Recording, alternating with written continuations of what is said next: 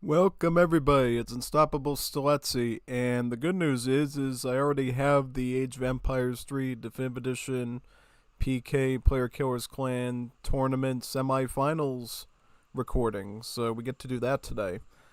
That's pretty good. Yeah, last week I had to wait till like the middle of the week, right, to do it. This time, no. Get it done right on Monday, because I know how much you people want to see some of these series here. Now we're down to pretty much the best of the very best, I would say. JulianK versus Revnak, and then we got Phoenix versus Psionic. So, some of the best AoE3 players you're ever going to find anywhere on the globe. It should be pretty nice. Oh, it's absolutely great. So, yeah. Hopefully you enjoyed the show. After we're done with the casting, I'm going to be playing D on this stream for the rest of the night, so stick around, have some fun. Watch me do some D games. Should be a good time overall. Yep, got a lot of plans for this week, and this is just the very beginning, so yeah. This is probably the most normal thing I'm doing this week for streaming, I would say, so it gets a lot crazier than this. I'll assure you that. So that should be quite good. Before we get started, though, I have to share the stream with the Discord servers so they all know to come on. As I've done with the previous showings of this tournament, I have made sure to pre-download and install the recordings. You can actually see them on the screen right there, right now. So you know I'm not fibbing. I'm being honest. You know, 100% honest on there. So that's good. Alright, so yeah, how you all doing tonight? It's a Monday, so I'm sure you're all pretty tired with your first day of working again, as anyone would be. But to me, it's pretty fine. Pretty alright. So, yeah. Hopefully you're all getting into the groove with stuff, as am I. And it looks like YouTube is finally figuring out how to insert the right thumbnail into the thing. That's a good thing, huh? Oh yeah, no. Pretty happy about that. Other than that, though, I really wanted to see these series badly. That's why I'm doing this today. It's not just about the fans. I'm a fan of watching them too myself. So I want to see them as soon as they come out so we can get some good battles in tonight between these people. And the JulianK versus Revnak one's going to be spectacular. I'm sure the Phoenix one will be as well. And then after that, we'll get to see what the finals series looks like. I don't know who's going to be in the finals, but I can tell you for sure. Basically, whoever gets in is going to do a phenomenal job. I can tell you that much. We're out of the part of the tournament where we're sort of weeding out the weaker ones of the bunch, I would say. So these people are definitely going to offer some unique opportunities for the most part. And, yeah. I'm just checking through all these Discord servers to see which channels I can copy and paste the URLs into. Let me go on to paste into here now.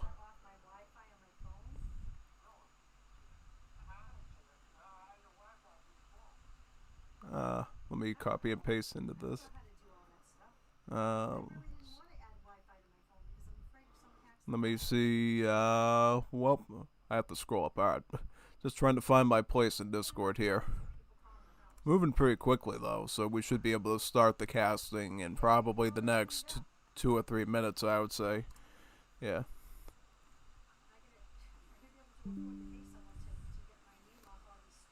Alright, I'll go on this channel now. Oh, yeah. Interesting news. I don't think I mentioned it on Saturday. They actually have a new mode for PvZ Heroes. I think it's called Trash Wars or Lawn Wars or something. It's a new ranking-based system where you win matches and you get trophies, and the people with the most trophies gets a special reward at the end of, I think it's a 6 to 8 week period. So it's a bit longer than ranked, like the normal ranked, which was up and down system. This one would be an all-up system. So if you don't win the match, you don't lose trophies, you can only gain trophies, and then the person with the most trophies gets a, well, not just the person with the most trophies, people within a certain set will get a reward. I think honestly the normal ranking system would be good for people that just want to get a reward consistently, but this one will be good for people that play a lot and can make things work. You know, it was a bit of a I think from what other people said, it's kind of a new system that rewards people for participating rather than just performance based. Though performance based is still going to be useful, you can technically do better just by participating and gradually, doing better. Whereas in the old system, you could get beaten down like in a really bad RNG amount of times and never go up in rank, which could be bothersome. So for some people, this system would be better, and for others, not so much. We'll see how it is, though. I think it's gonna be great. That's at least my opinion about. I don't know about you, but I think it'll be quite good.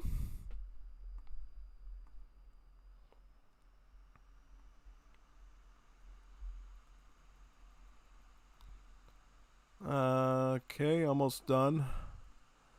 Move through this list. Wow, very good. I'm getting better at this over time. Yeah, no, I'm getting better at this over time, I would say. Because it used to take me forever to, grind through all these, Discord servers and copy my stream link in, but now I just do it, so quickly that I can get to the fun stuff right away. Yeah.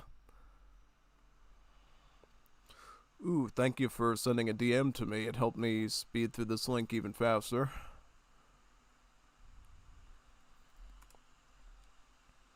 Let's see where we're at.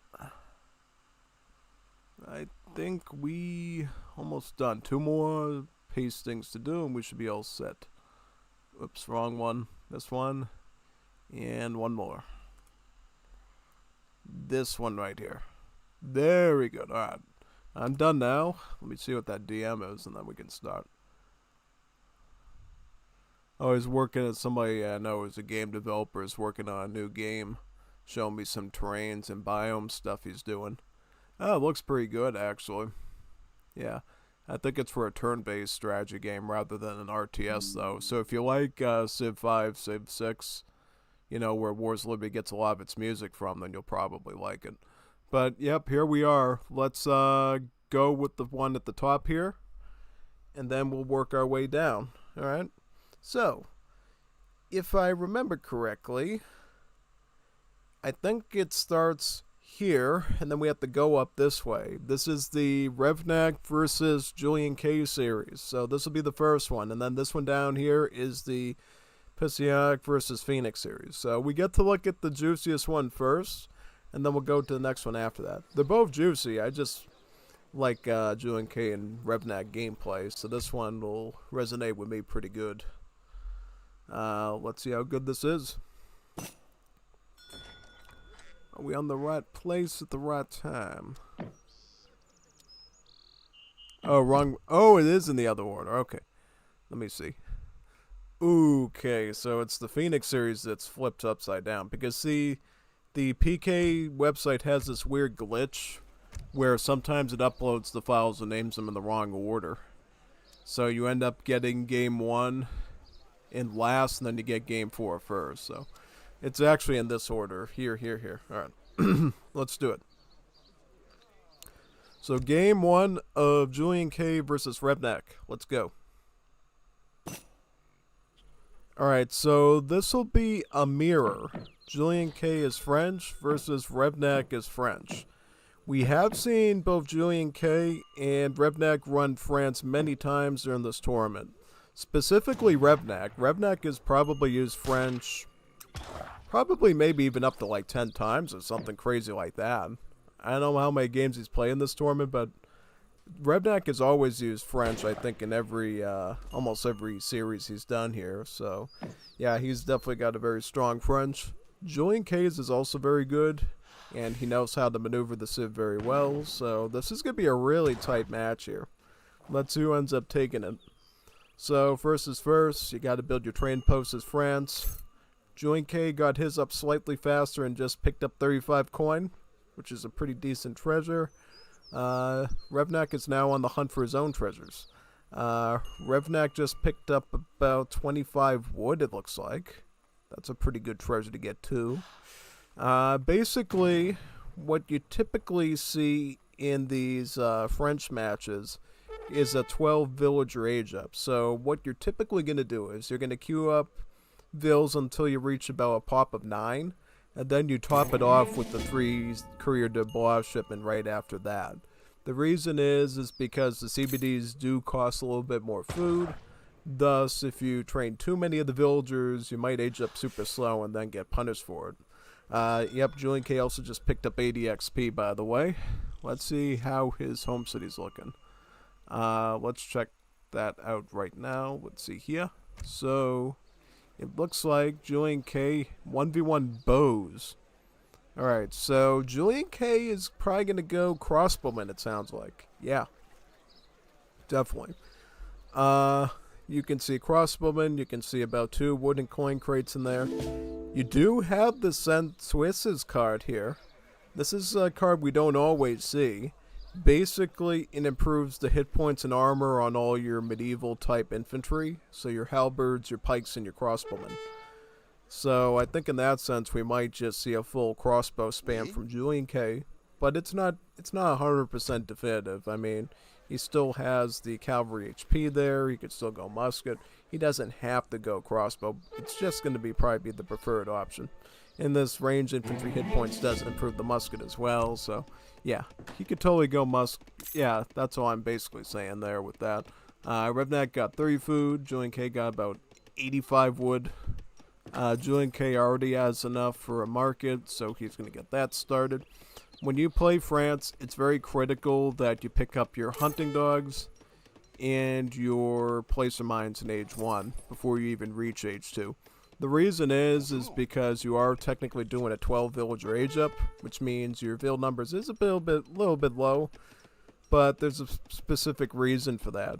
Basically, once you pick up your hunting dogs and placer mines, the CBDs have a higher base gather rate than a standard settler, thus the more expensive food costs, which means that hunting dogs has a better effect on them and thus, evens the score economically against other civs. So it's really good that you pick up your placer mines and hunting dogs right away whenever you're playing France. And that's why we see both of these French players here with the market already set up. They're going to try to go for both of those techs right away. And then once you reach age 2, your next priority would be to go for the steel traps then. That's typically what you're going to see. Revnak is already in age 2. And he is going to open up with 3 Hussar shipment. Interesting. And he went with the Quartermaster, which means he already has about 400 wood to work with. He can put a barracks down, a stable. It's really up to him. What's going on here? So he is trying to harass JulianK a bit. He's got his native scout in there.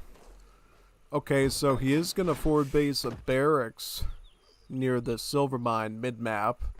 Looks like, in this sense, Revnak is going on the offensive before JulianK does. He also has his 3 Hussars already coming in to raid him with. And queuing up about 2 muskets already.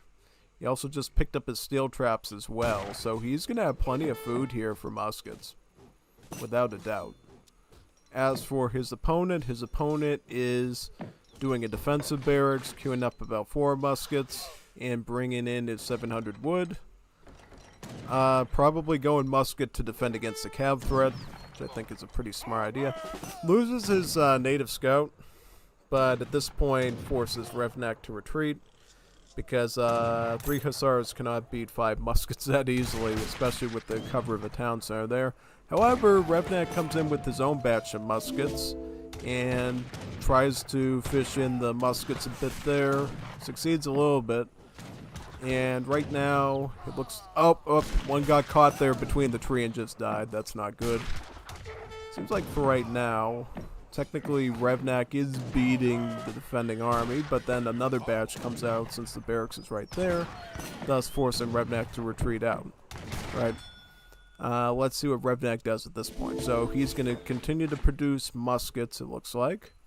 It's getting down to the wire at this point. It's going to come down to unit, I feel like. Yeah. Technically, right now, Revnak has the larger army, but JulianK is the defender, which means he has the advantage of the town center's defensive fire whenever he garrisons his vills inside there. That's something that Revnak does not enjoy during this battle. Also, what treasures does he have? He has the El Pollo Guapo HP one. That's kind of useless here. But he does get the 210 XP treasure nearby. This should be a pretty nice boost for Revnak. He is shipping in the 8 crossbowmen. With that XP treasure, he should be able to get a batch of resource crates as well to complement his crossbowmen there, which should be pretty good. Let's see. Oh boy, JulianK has already swapped a crossbowman as his deck already said he was going to do. Crossbowman is definitely going to have an advantage over muskets, especially in larger numbers. The main advantage is that the crossbowmen have 16 range over the 12 on the muskets. So the crossbowmen can maneuver pretty well around these muskets and cause them a lot of pain. At this point, Revnak takes out the treasure guardians there for the treasure I mentioned before. And JulianK is moving on to the siege against Revnak's position. Muskets moving in right now to hunt these crossbowmen down. If he catches them in this bit of a skirmish there, the muskets do get a shot at trying to take some of them out.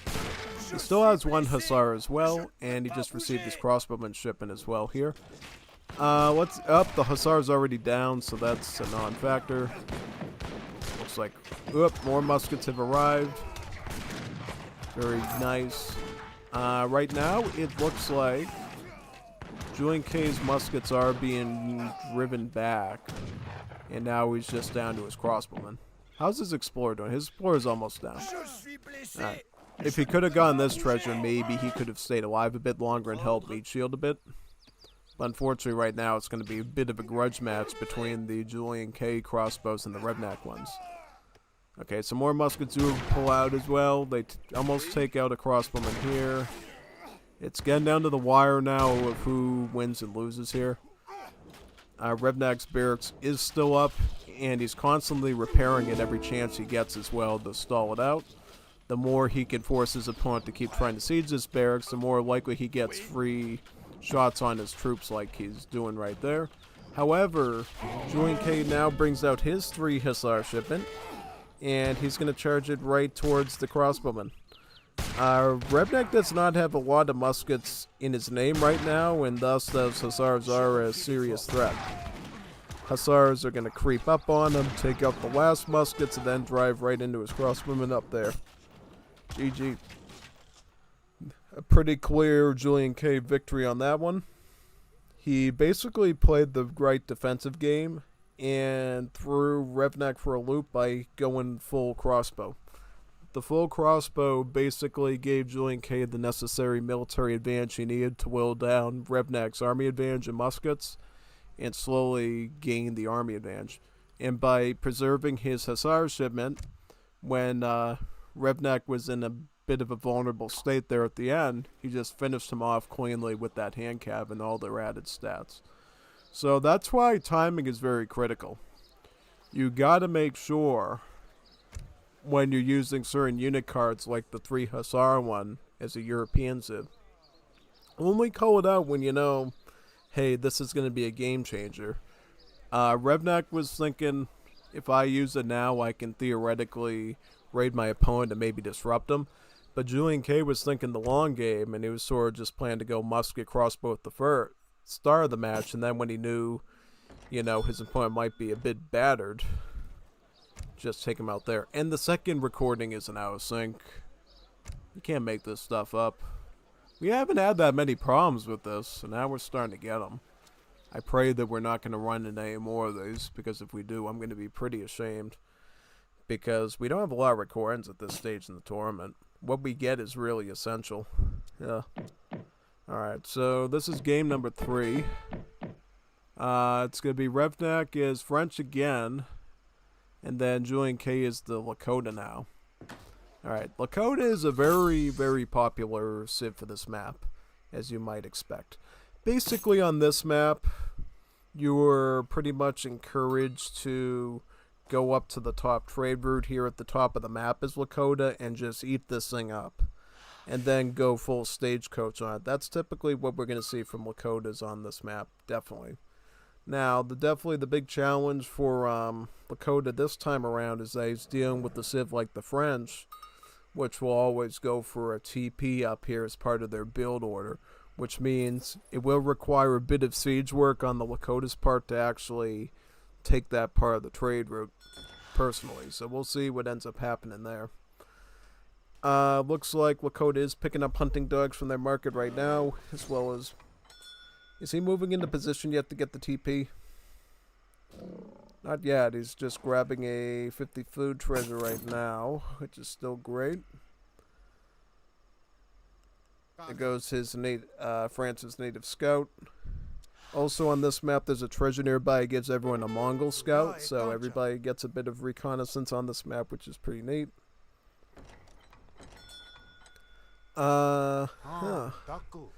Okay, so it looks like JulianK is not going to go with trading posts, at least not yet. I don't see any wood in his stockpile at all, and he's just sort of fighting the native scout. Deletes the herdable. Very interesting. Yeah, basically on this map, there's a ton of yaks on here. Oh wow, Revnak also got 75 coin. Great. On this map, there's a ton of yaks.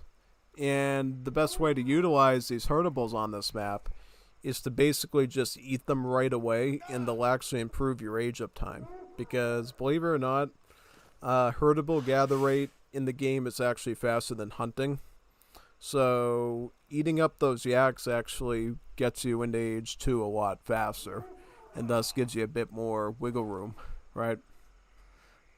In particular here, JulianK is going with the Chief, which is more or less a quartermaster variant, so he gets about 400 wood with that age up. Thus, that's why he sort of wanted the speedier age up there with the herdables, is because he knew if he didn't eat those herdables now, he might end up stalling his age up time, and thus making it more easier for Revnak to fight him in age 2. I imagine he's going to probably, I would assume, use some of that wood for a TP, but I'm not 100% sure. Also, it looks like he did a really good job with this TP placement here, because he's encapsulating the vills down here and the vills up here. Basically, these TPs provide your units with a hit point boost, as well as the gather rate boost. So all these villagers are actually chopping faster and hunting and faster and using the tribal marketplace faster when they're near this TP structure here. In the Legacy game, they never had the gathering rate effect, I think, with the TPs, but that's something they added into Definitive Edition, which was definitely pretty neat. Okay, so JulianK with his wood chopping has already put down 1 TP, and he's likely to go after TP number 2 over here. Are we going to see much of a contesting of the trade route from Revnak? I do see his Explorosaur moving into that neck of the woods. And...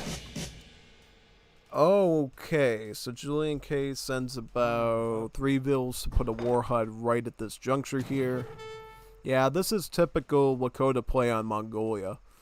Conquer the trade route, get stagecoach, and set up a forward war hut base right from the top mid-map here, so you can rush down towards your enemy, and you can also protect the trade route from pressure, since the trade route in this case is going to be one of your main sources of economy once you get the stagecoach on it.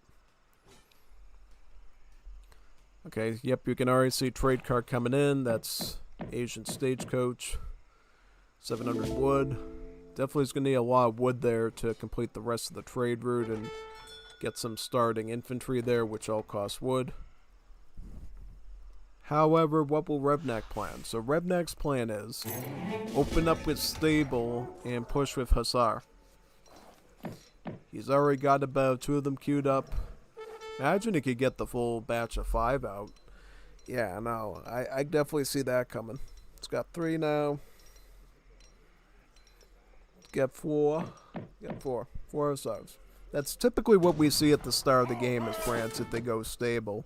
More often than not, because of the way the macro works with the Courrier de Bois, you're usually going to be able to afford 4 Hussars at the start, and then you choose if you're going to add more in later after that, right?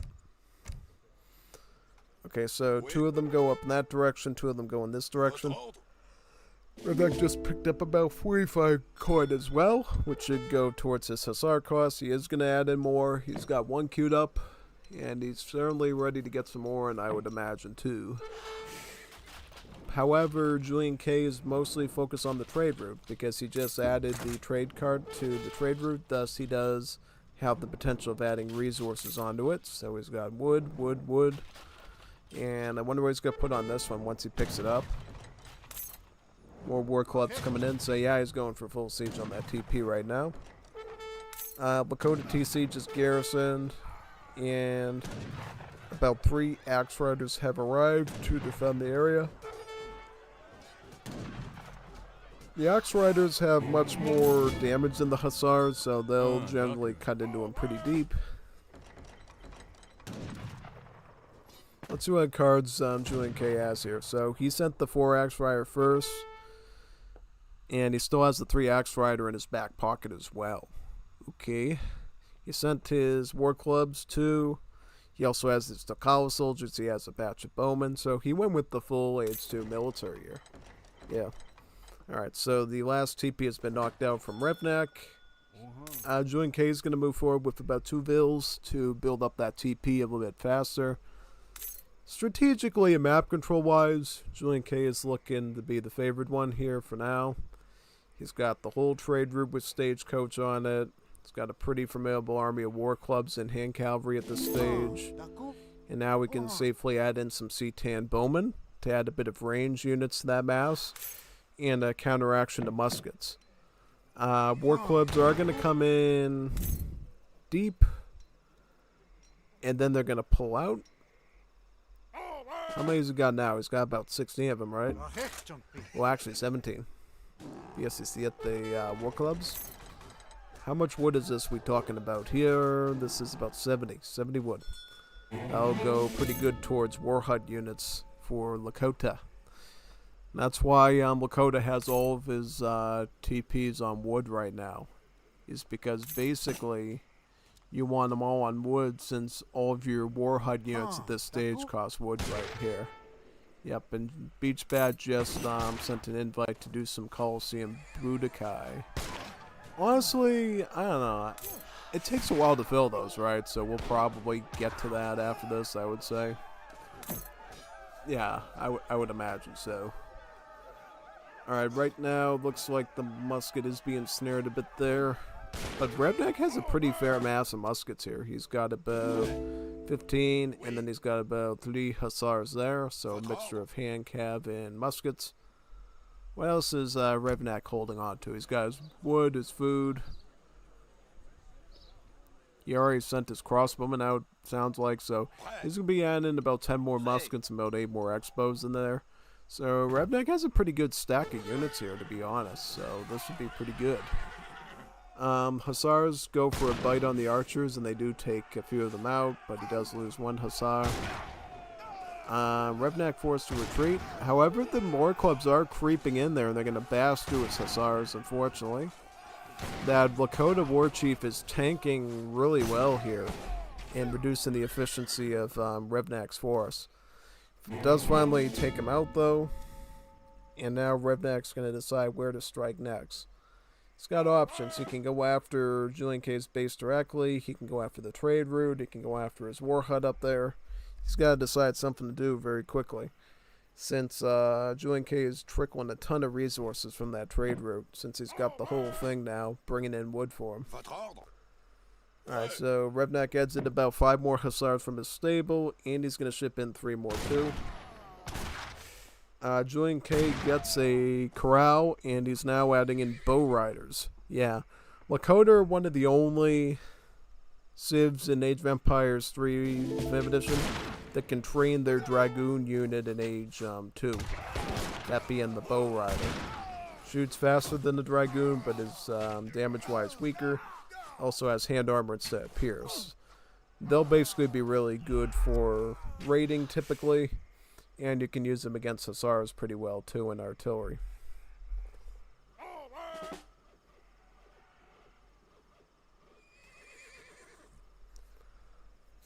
Oh boy. Oh wow, look at that. Julian K putting up a teepee there as well. Now whenever Revnak decides to fight on this area over here, Julian K's units will enjoy an HP boost when around the vicinity of that teepee right there. That effectively has been a pretty big jump in JulianK's map control, pushing it from the trade route all the way down to here now. Since whenever Revnak decides to pick a fight here, he's going to be dealing with a tankier army now than he was normally expecting.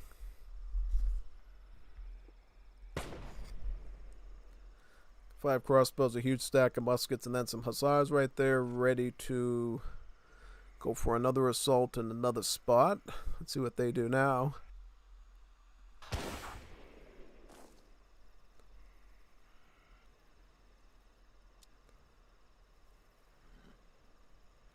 Oui. Votre ordre. Votre ordre. 29 muskets, 5 crossbows, and about 5 or 6 hussars. Also, you got the CBDs here too.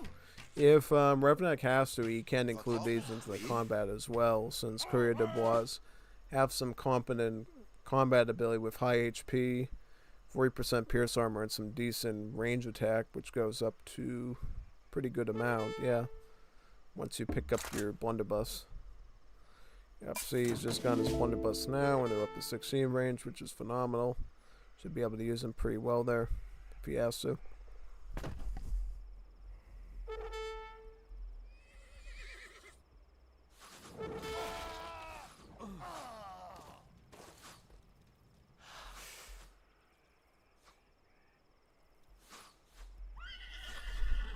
See Tim Bowman chasing off Revnak's infantry there, it looks like. Yep. 2 infantry down. It's going to push up there now.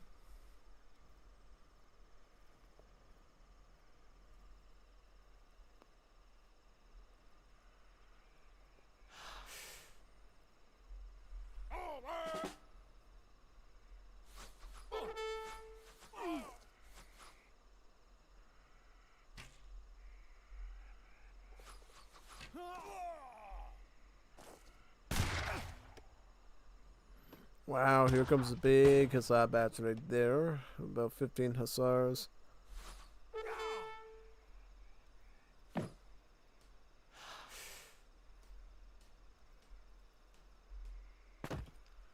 J'ai repris des forces.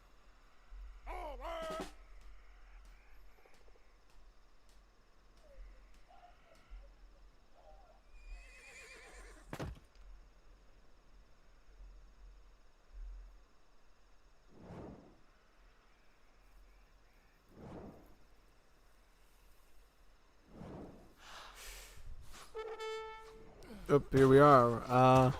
Looks like JulianK's Takao soldiers and hussars are making a move on to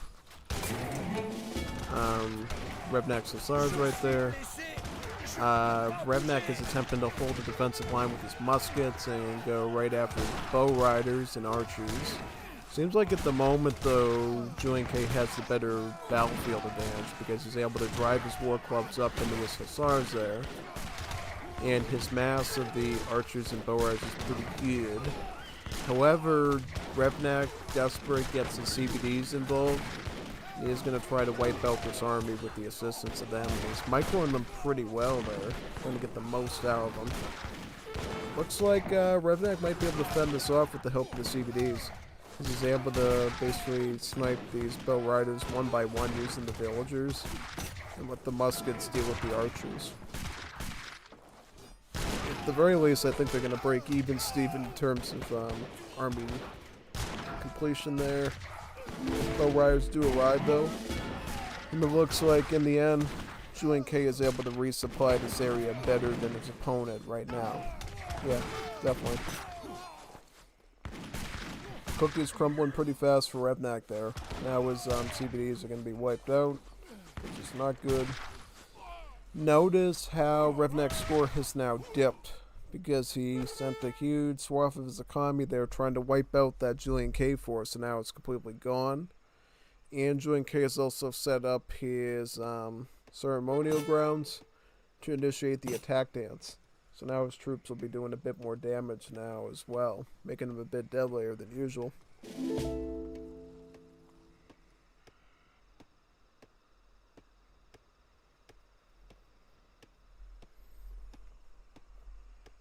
Alright, so crossmen there coming in to fight the war chief now. Let's see if they can do it.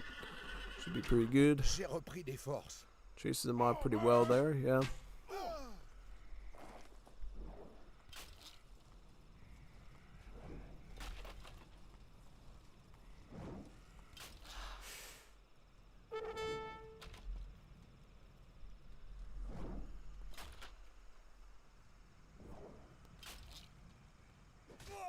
Okay. SR's there in a bad spot, especially when you have both strong hand cav and bow riders there.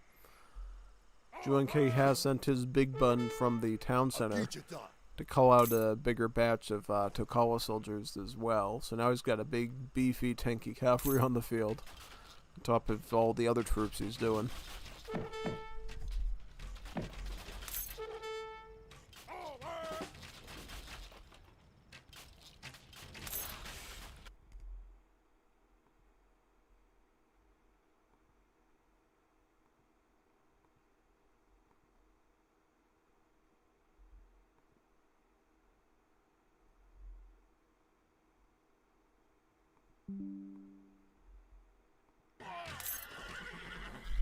So far, it looks like Revnak is able to hold the line, though, and takes out one of the bow riders.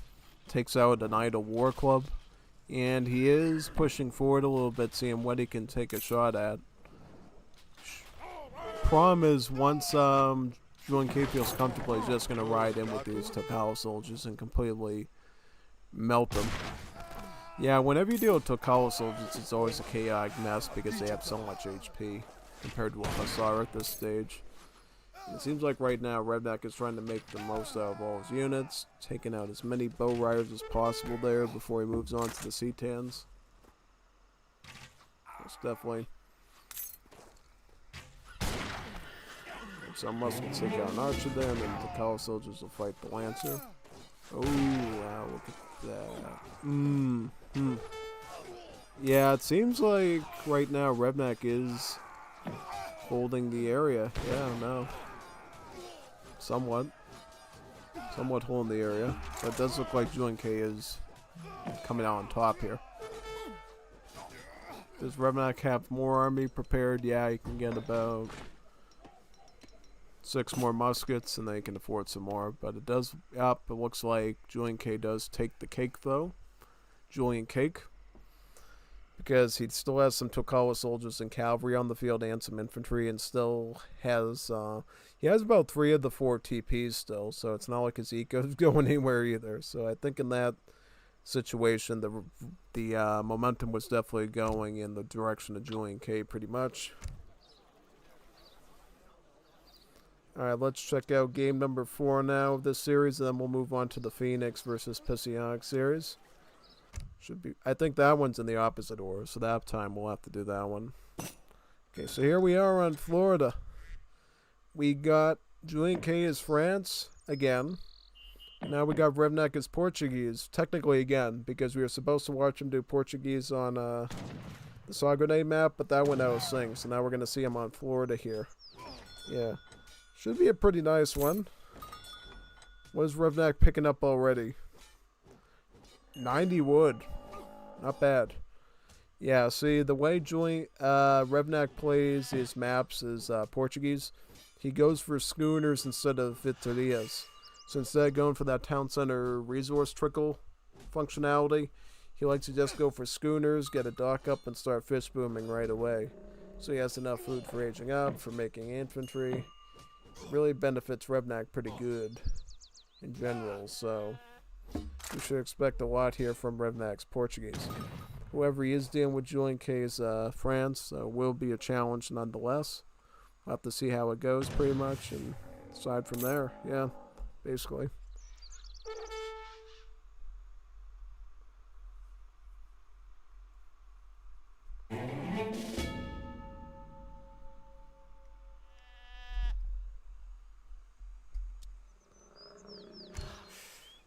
Yep, schooners first, right? Yep, schooners will be the first one he sends. Never a ship in the rise.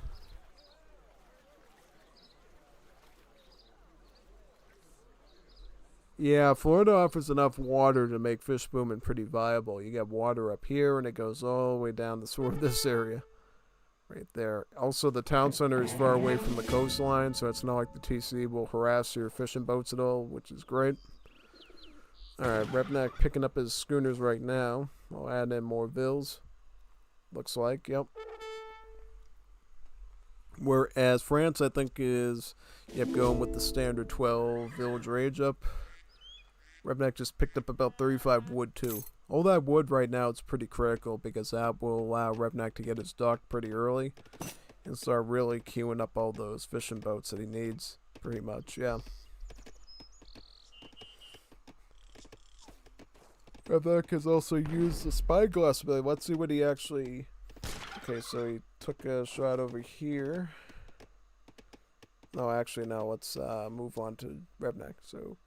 he's been scouting this general area so far, it looks like. Just so you know, perspective-wise. JulianK is already about halfway aged up with the Core Master, so he's going to be ready to fight very early on. Revnak now aging up with his Quartermaster, it looks like, yeah. As well as picking up gang saw for wood chopping. So definitely making some huge considerations there for his fishing boats, I would say. Definitely. Most definitely. Revnak also got about 40 food to go towards his infantry for the most part. Kind of curious if this would be sort of an Age 2 battle, or we're going to see some Fortress Age action as well. Should be interesting either way, I would say. Definitely.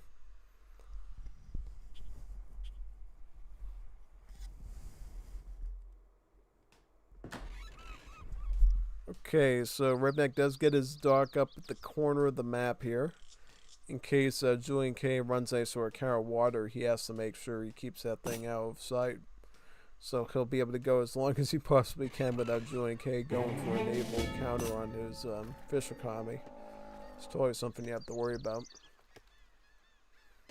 But tone from the deck, I think JulianK already knows what he's doing, as well as watching his other games from the tournament as well. He's going to go for a schooners base fish boom. Already pumping out fishing boats, or he has one out. Another one queuing in right now. Where's he going to put it? Okay, he's going to put it on food or the whale for coin. Going after the fish, it looks like, right over there. Revnak also picking up about 70 coin and going for a secondary dock as well, looks like. Going for a double dock fish boom on Florida is always a pretty good idea, I would say. Gives you some really good eco across the board.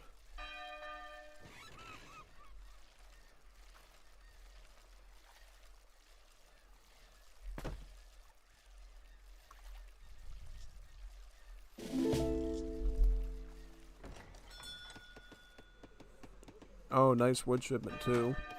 Looks like the TC has just gone up. Very good. Very nice.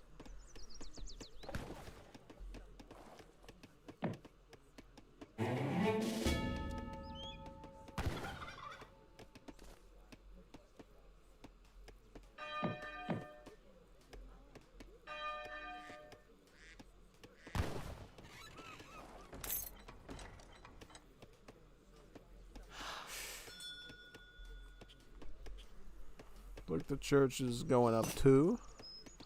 While being able to maintain 2 queues of fishing boats. The greed factor is on. The question is, what will JulianK attempt to do here to counteract this fish boom? Also, notice how Portugal is making the map less accessible by sticking a wall over here between the native site and the water. It's going to give JulianK's army one less means of maneuvering around without having to sit there and siege it and burn the enemy in the process. Also makes cavalry movements by JulianK potentially more difficult if he goes Hussar at all here for raiding.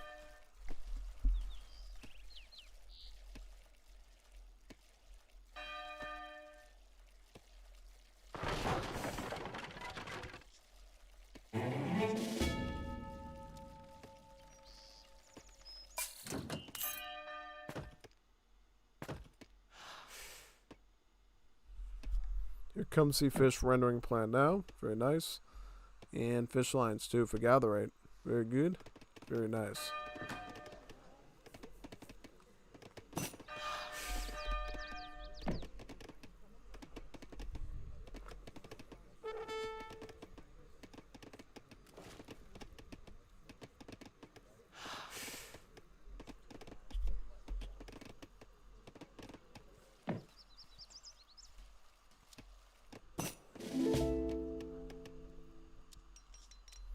Alright, so France actually went H3, and they're queuing up a culverin. Anti-artillery. Looks like he's already preparing for organ guns, it seems. Yeah. I think that's a pretty fair move, since we've seen this Revnak Portuguese be very serious before in holding ground and pushing. So, the fact that he's already getting a culverin. He's also going counter water, too. Yep, he has put a dock here.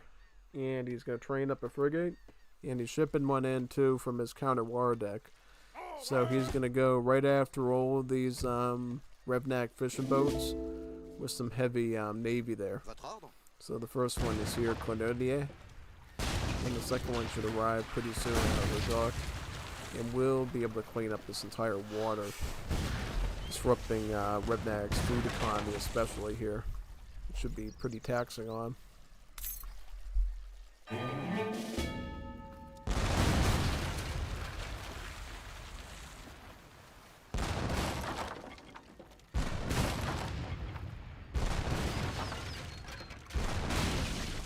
The France is picking up 1,000 coin.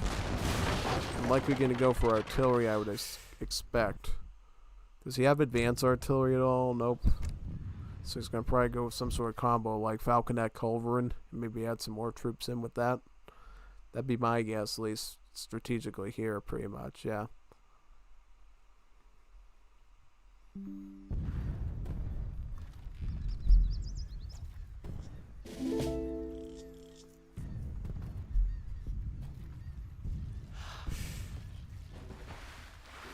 Looks like Revnak's still stuck in H2, had to rely on his 2 Caravel cards. It's definitely a lot weaker than the heavy ships that JulianK has at this stage.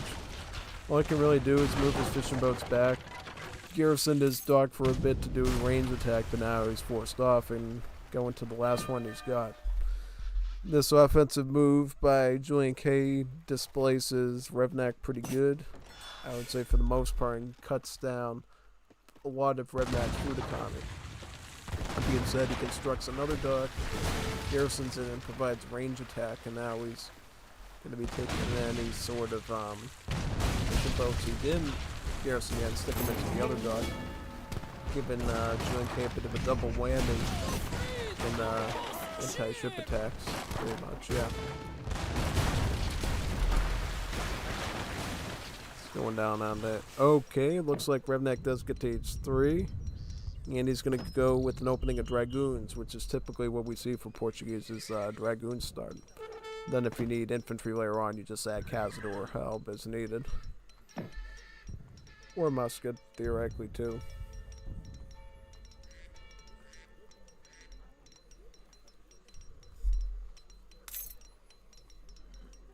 See where this GC is going right there in that spot. Not bad. Bad at all.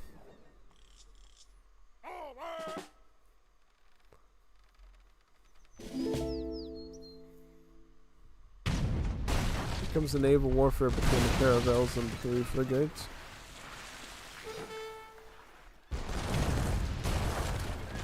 Definitely in this situation, the French Navy is looking a lot better here, I would say.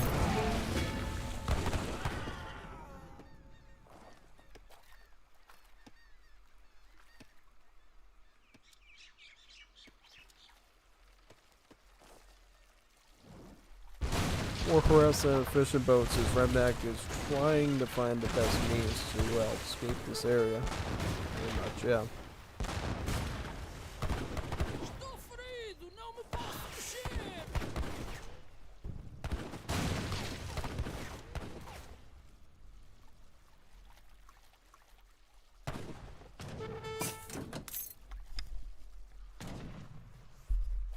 Also going to be adding in the advanced warships as well, the improved warships, to statistically improve his frigates even more. Very nice. Yeah.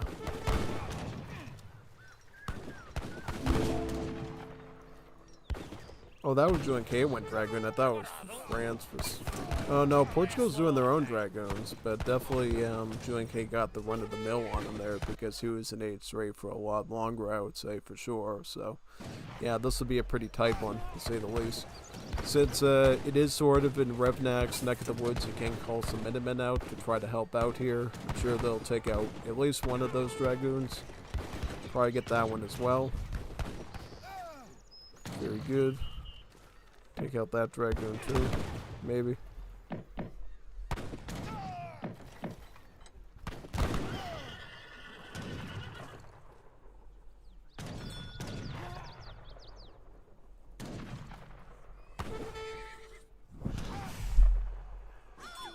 Oh man, look at the Dragoons there attacking with their range attack.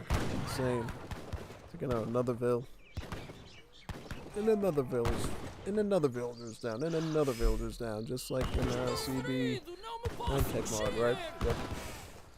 Yeah, these madmen don't stand a chance.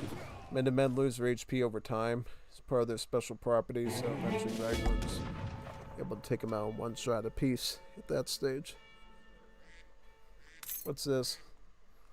1,000 wood? Alright, for Portuguese, right? Definitely gonna need it here, I think. Most definitely. Does Revnak have any fish they can get? I don't think so reliably, based on how many ships that JulianK was able to commit to that water.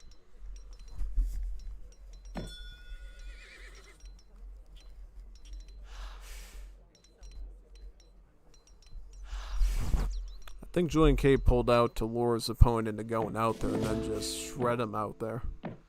Yeah, because see, Revnak still has about 17 fishing boats. So I think he's going to try to milk it as best as he can and get the most resources possible here from this water until JulianK inevitably comes back and tries to disrupt him. But as long as he's being calculated, I think he can avoid trouble. He is making his own navy now. He's on a frigate of his own. So he'll be able to use the broadside attack and regular attack on that to try to hold the area. Hopefully get more of the resources he wants for food and gold out of that sea. But we'll see what happens there.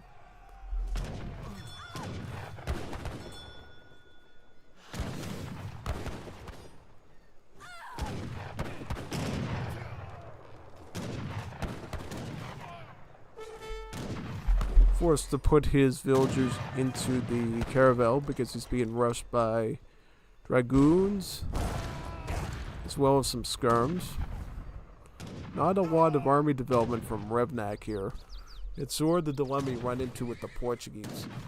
They're very good at booming, but early on they just don't have the army infrastructure to get much done. So yeah, basically Portugal is going to try really hard here to try to defend this. It's not going to be easy at all, so we'll see what happens.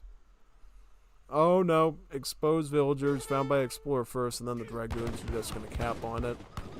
Yeah, no, 3 settlers are gone now. That's not good. Not good at all. Definitely don't want that.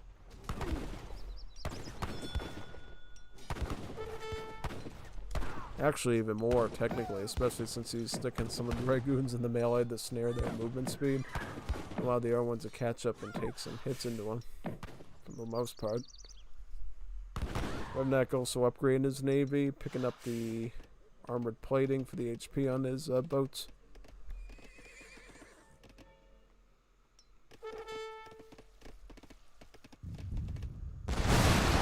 All the navy. 2 frigates and 2 caravels. Currently, it seems like Revnak has an able advantage because the JulianK ships got a bit battered by Revnak's defensive docks. So now Revnak can take advantage of that and try to wipe this navy out now. They can secure a longer future on the water than this match.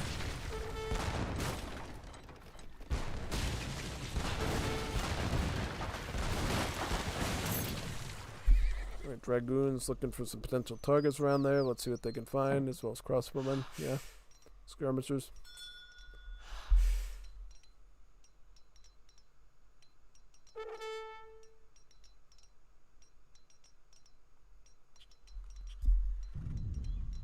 What's going on over here? Oh, Revnak, watch out. You gotta micro your boats, man. You're gonna lose another vessel. That's not good. Things are pretty costly. You can't afford to lose them, man. 500 wood and 500 gold. That's not a cheap cost, so make sure when you're going naval, you definitely keep those big, bulky boats moving around so you don't lose them at all during the naval skirmish. It's very essential that you do that. Otherwise, you'll run into some big, big problems there, which you definitely don't want. Absolutely don't want. Some more frigates coming in from Revnak, picking up economic theory. This is a beautiful card for a fish boom because not only does it improve the villagers gather rate by 10%, it also improves fishing boat economy by 10%, so it really helps Rico across the board. Yeah. However, JulianK does reach industrial age. He's going to go double factory, pick up his armor plating, and now start to train some mortars. So this is going to be a bit tense here. If I was Revnak, I'd begin some ground military right now. Here's the thing, those mortars are going to be a long-range siege nightmare, ripping through your fort, your town centers, you name it. So you gotta find something to deal with those mortars right now, just so you can hold on to your base while still maintain the water. Because obviously those mortars right up against the coastline, it's not good either for your fishing or other economy stuff.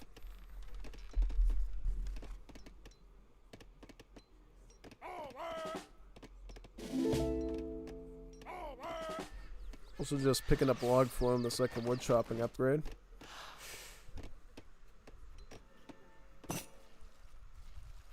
Sing.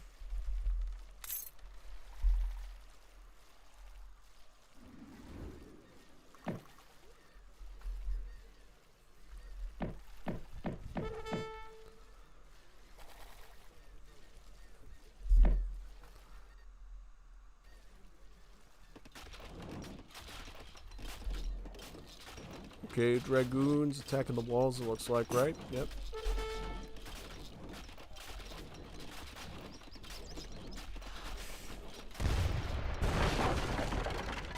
Blast his way through there, and that's why Revnak built that wall there in the first place, just to slow down his opponent, because he realized playing as Portugal, the enemy's going to be riding you like a bronco to wipe you out, because if they let your multiple town centers and docks stay there for too long, Portugal will just win easily.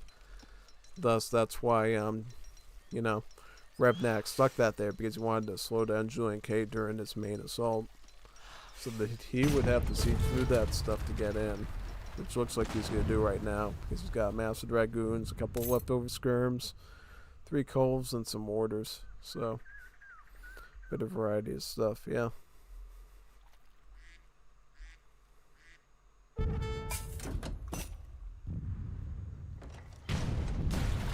Oh wow, using the culverins to take out Revnak's navy there. You gotta watch out for that. You gotta watch out for that, because if you know anything about risk scenario in Age of Empires 3, culverins are good at nuking ships. Like if you look closely here, a culverin do 50 times 15 against a ship.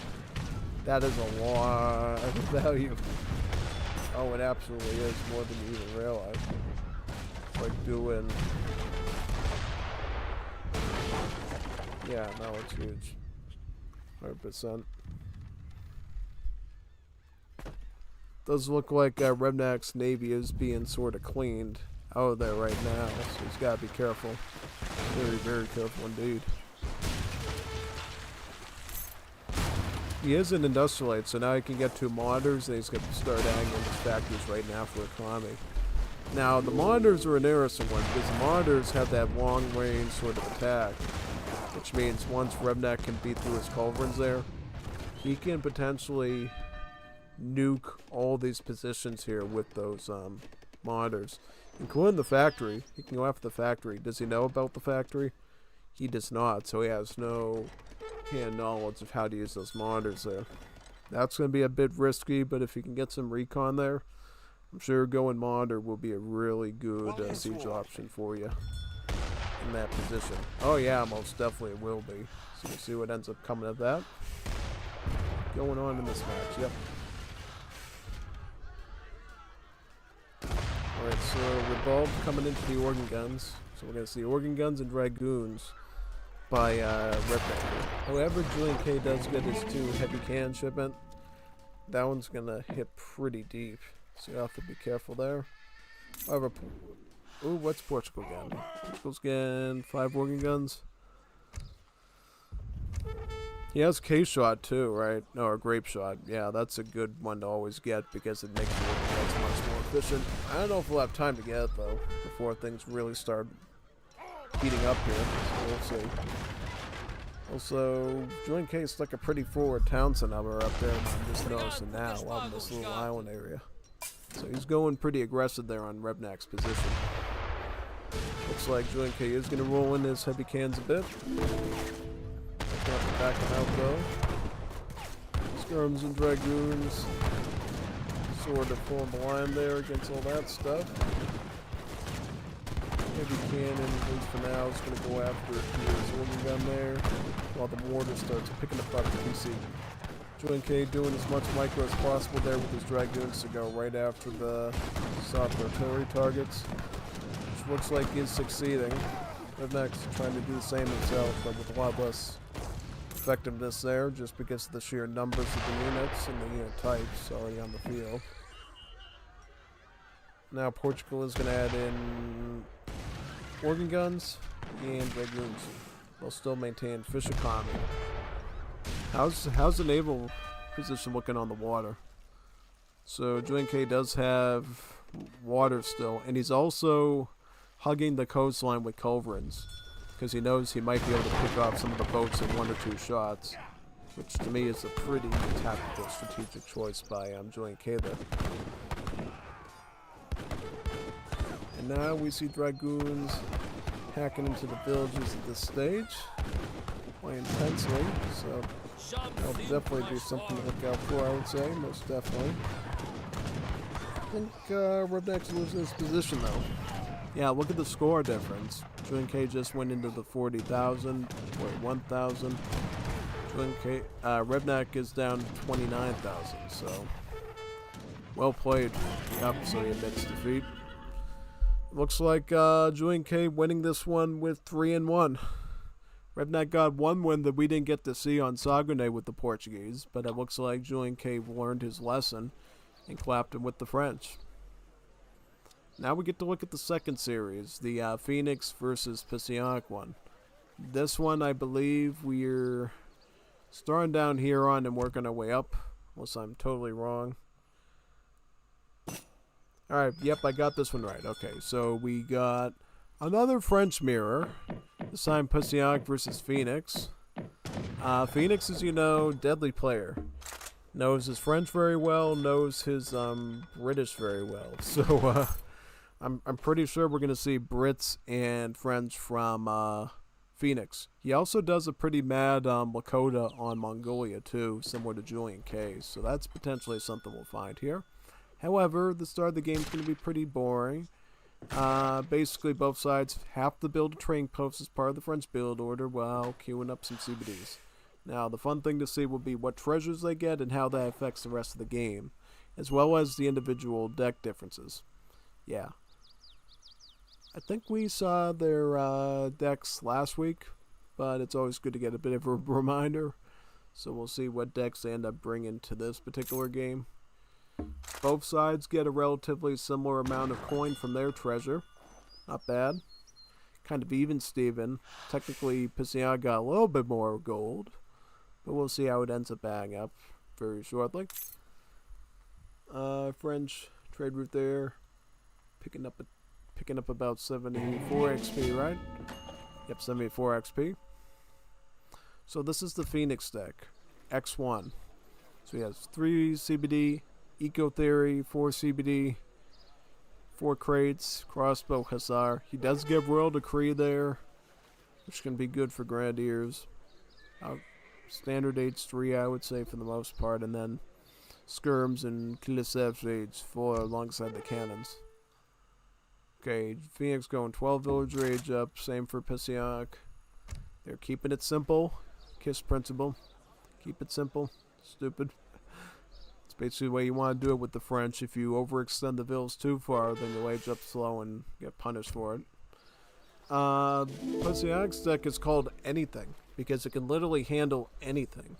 You know, he does have the Pioneers card in there to beef up his CBDs in event of emergency. He does have the added Jaeger shipment in there for mercenaries in case he needs an elite skirmisher to clean things out right away. And he does include the 4 culverins in Age 4, so if he needs a quick answer to an artillery problem, he can sweep it under the rug. So, yep, that's sort of the flexible unit shipment way of playing the French, as well as having the Pioneers there. Because once you add Pioneers to CBDs, they become even tankier than H2 Hussars, so that's definitely something you want to consider there. Depend on your situation and your overall army and eco size if you can consider going with the push of CBDs alongside army. Definitely wouldn't recommend you rush home with just CBDs, though. You definitely want army to be there, but they can definitely be a great support, or can use it more defensively as well in the event that you're raided. Both sides are going to probably pick up Core Master 400 wood, right? Psionic is, and Phoenix is. Both sides also picking up their market, adding in hunting dogs and place mines. Those are the most essential techs to get at the start. French CBDs, as you know, have a higher base gather rate, so they really benefit from those techs quite good at this stage. The question is, who's going to be the attacker and who's going to be the defender? We saw last series, it was Revnak who was the attacker, but he ended up losing. Who will be the attacker this time? It looks like it's going to be Phoenix. We see the CBD going forward, more or less around the same spot Revnak went into near the silver mine. And we're going to see likely a barracks go right over there. Okay, so barracks right in this spot. I noticed he put it back a little bit further back. Yeah, no. Probably wants to play it safe, right? Yeah, definitely. Most definitely. So, yeah, absolutely. Definitely gotta, check yourself before you wreck yourself on that one. So that's good. Gotta be super smart. Super smart with that one. That should be good, right? Yeah, most definitely.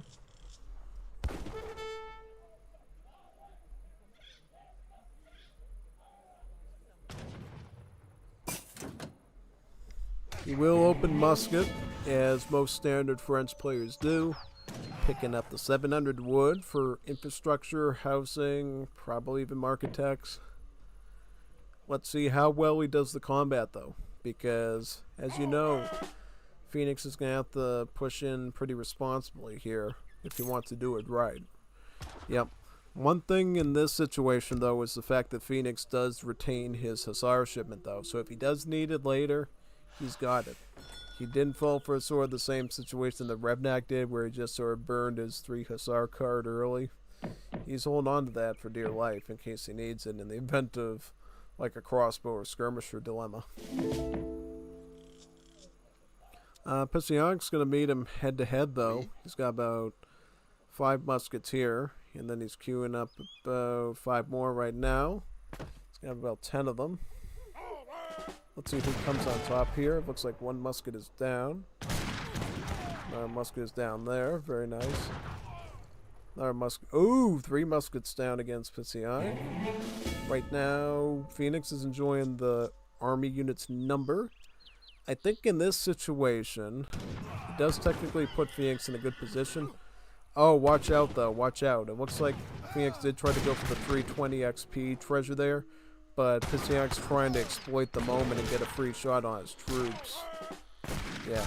But thankfully, though, was able to scare off Psionic just enough to prevent him from stealing the treasure, and takes out a musket, too. So right now, I think Phoenix is looking really swell. He's able to get out his crossbowman shipment with that extra XP, followed by a resource crate. He does add in stable now, so he's going to start adding in some Hussars with his muskets too, plus have the crossbowman there. bit of a 3-unit combination there that always goes pretty good. Musket, crossbow, hussar. Quite nice. Now picking up the settler treasure. The settler treasure is quite good too. This will give him some much needed eco. Let's see what comes of this. Comes the settler right now. Beautiful. Now he sends his 3 hussar shipment in to reinforce the ones that he's queuing up. So I've about 5 handcav. Pretty reasonable stack. Plus the crossbowmen coming in from the top there too. That'd be a really good range support there for the established musket army. Let's see what ends up coming of that now. Yep. It's definitely. Let me check Phoenix. Psionic actually. Is Psionic preparing for some sort of sneaky age up? He is. Or at least he's trying to. He does have a musket queued up in case of emergency, and he's also picking up his blunderbuss now in the likely event that he's going to have to use his CBDs here. He also added on his church, so if he needs Royal Decree Grenadiers, he's got that option too. He's going to be sending in his crossbowman shipment now, so just so he can match up to what his opponent's doing. Takes out a Psionic house, housing him for a bit. But then he builds 2 more houses, so now he has another 11 pop to work with. Now 12 pop, so that's quite good.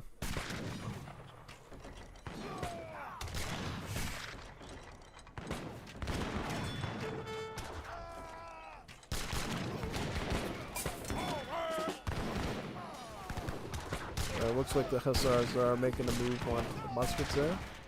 Yep.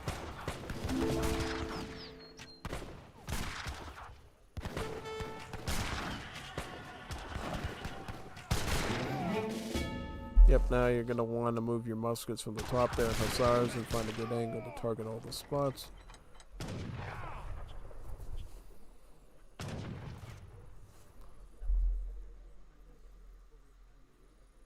Votre ordre? Musket army right here, positioning towards the barracks. And what's Phoenix got down here? He's got his hussars going in for another raid down there. It's going to force Psionic to take a defensive stance against that. Let's see what Phoenix can pick off exactly. He can pick off a CBD. He's going to try to, but misses. Tries to cut into another. Ah, he gets one. Gets one. It could have gone to another one, but just got a bit unlucky there with the timing. And now Psionic has his hussar shipment ready to go. He's going to go for an age up now with the Exiled Prince. He's really going to be counting on his skirmisher and dragoon shipments.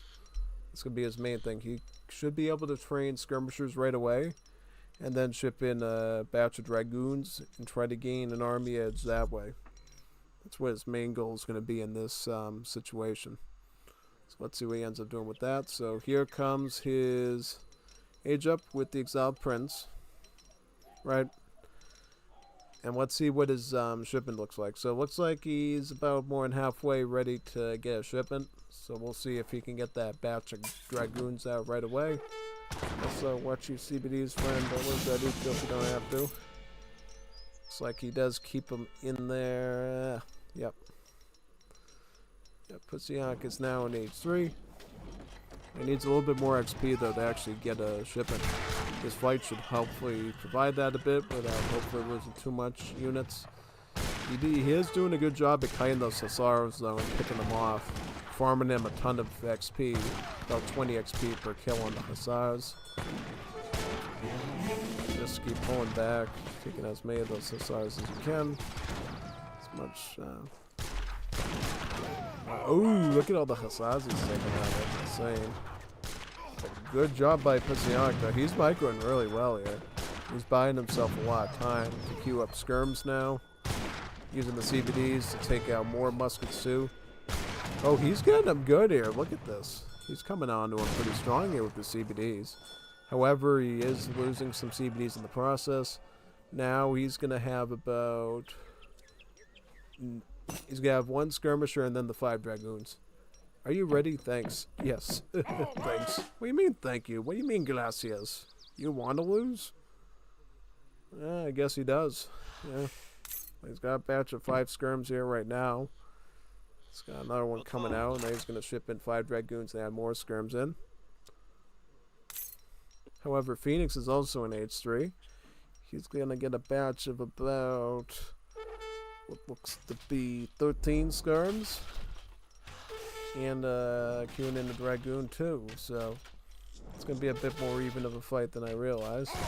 Oh, skirms went a bit forward there, unfortunately, and now the musket's going to take advantage of that. Phoenix's Hussars getting into position there to try to disrupt the musket formation. However, the Dragoons have arrived, so it's not going to be that simple. Dragoons doing their best to target the Hussars first. And now they can try to engage with the Phoenix Hussars there. Native Scout threatening his position. Oh, wow. Phoenix actually winning that one. Again, the leg up on there. Look at that. Not bad at all. Yep, you can tell from the resource reserves there that Phoenix was in the winning position. And the fact that he also had another shipment ready to go. Probably the 5 Dragoon one or maybe even the Falconets. So that was a good win for Phoenix. Let's see what we got in game number 2. We got Saguenay. We got Phoenix as the British. And Psionic is the United States. United States. I don't think we've seen that this far into the tournament yet. Really. Kind of wonder what Psionic's going to do with the United States now. Especially on Saguenay. When I first started casting the 5th edition, I definitely saw some pretty strong Scottish immigrant and outlaw builds being done on this map. So I wonder if we're going to see that here. I'd be pretty shocked if, we saw a Scottish immigrant push beating out Phoenix. Because here's the thing. In the past in this tournament, we have seen Phoenix come up against Scottish immigrant build order United States, but on the Great Plains map. I wonder if you do it on this map, if it makes much of a difference at all. Really. But this map did load out with the 4 trading posts set up, so that's definitely something to consider as well. However, it looks like the United States is going a bit of a different route. They are going to ship in the French immigrants. Gives you 3 Courrier de Bois. And it also improves your villagers in combat, making them more similar to CBDs statistically. So that's pretty good defensively, and it's pretty good economically, since it is indeed a CBD shipment of those villagers and not just any regular settlers. Yeah, and since your villagers for the United States are settlers and cost only 100 wood, not 100 wood, 100 food, you can still afford to go with your sort of 15, 16 villager age up without being punished in age 2 at all. So that's exactly what we're going to see here. Looks like, yeah. See some more settlers coming in, right? Very good.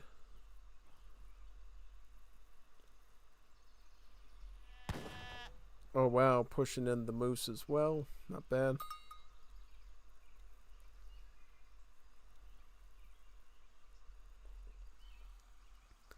Gonna go for a 15 village age up. Is that right? Phoenix going up with a 17 village age up, I would assume. Of course, with the Brits, you always gotta look at how many manor houses they have to determine how their win condition's gonna be. With Brits, every time they build a manor house, they get a free villager. So, yep, pretty much every time one of these houses goes up, always assume that their economy is going to grow exponentially. If Phoenix can get his manor houses up very quickly, which he typically does, like by age 2, I think he usually has up like 5 or 6, maybe even 7 manor houses, depending on how he plans it out with the treasures and everything. He should do pretty well here, you know? Have a pretty good economy to go up against the United States with. Especially since United States is kind of going an alternative route. What does the deck say, though? So the deck has 700 coin, Virginia Assembly, Advanced Saloons, and Pioneers. Most of his stuff is in Age 3, so I'm thinking this is going to be Fast Fortress. Where he's then going to go for Gatling guns, Carbine Cav, possibly a Ford, and then the Russian-American company for the blockhouses. Yeah. But looks like least to me. I don't think we'll see Age 4, but we totally could with heavy cannons and the specialized Kree trackers and Magyar Hussars. But we'll see though, we'll see what happens. Aging up with Virginia. Virginia has a very powerful card that allows you to send a shipment, right? And then you get 2 shipments back. So you'll get your shipment back that you just spent, and then you'll get another card too. So that's pretty cool. It's this card over here. The Virginia plan. This is the one pretty much. Looks like he uses his wagon to build a saloon called the Daily Dance. And now he's going to ship in his 700 coin for a fast fortress. That's as predicted. Going with the saloon is obviously for the coin trickle to help facilitate the fast fortress even further and allowing you to put more of your bills onto the hunt to get that timing out right. And then going for Virginia Assembly so you can get access to an early state capital and research a tech from it for free. In this case, it'll be the statehood technology, which allows you to age up faster for the given age that you send it in, effectively being like a little mini exile prince that you pay a bit of gold for, and it is a side bonus, gives you extra XP crates in that age up too, so yeah. Cool stuff, yeah. Now, Brits are going to be playing tempo here and opening up musket, right? Well, he's got the outpost ready. And he's already putting forward manor houses like the Brits typically do there, so they can spread vills out onto the map like silly putty. Silly putty, yeah, like silly putty. So they can control a lion's share of the map and start going on the offensive there, I would say. Yeah, most definitely.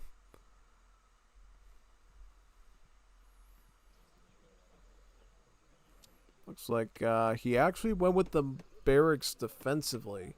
Probably looked at the deck and realized United States is going to go for a fast fortress, so they're going to hit pretty deep in H3 with some Gatling guns.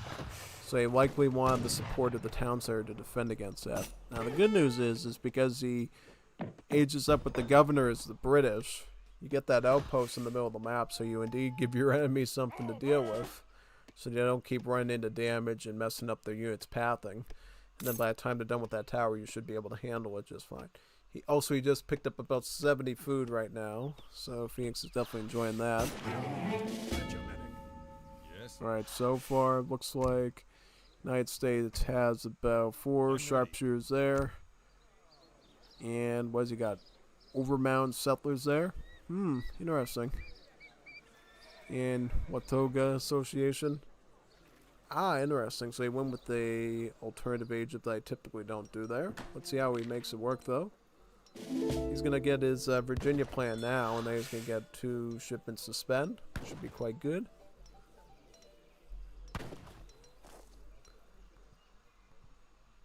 Also, he's got his inspiring flag right there, so he's already sort of thinking about going on the offense against his tower.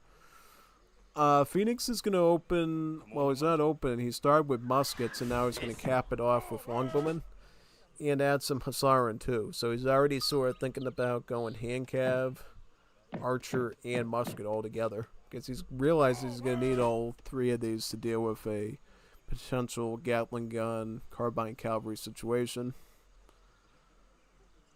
All right, Virginia Company coming in. Virginia Company, no, that's so funny, because the Virginia plan is literally a British card, but United States literally just aged up its Virginia as well, so there's Virginias everywhere, basically. Alright, so here comes, what card is that again? The Overmound Settlers to give himself some free vills, and allows them to gauge in range combat better, and improves their gather rate on natural resources to the point that they have better yield. Which means when there's more yield when your villagers gather on a natural resource, it means that they can gather from that resource for longer while still maintaining a good gather rate, basically. Yeah.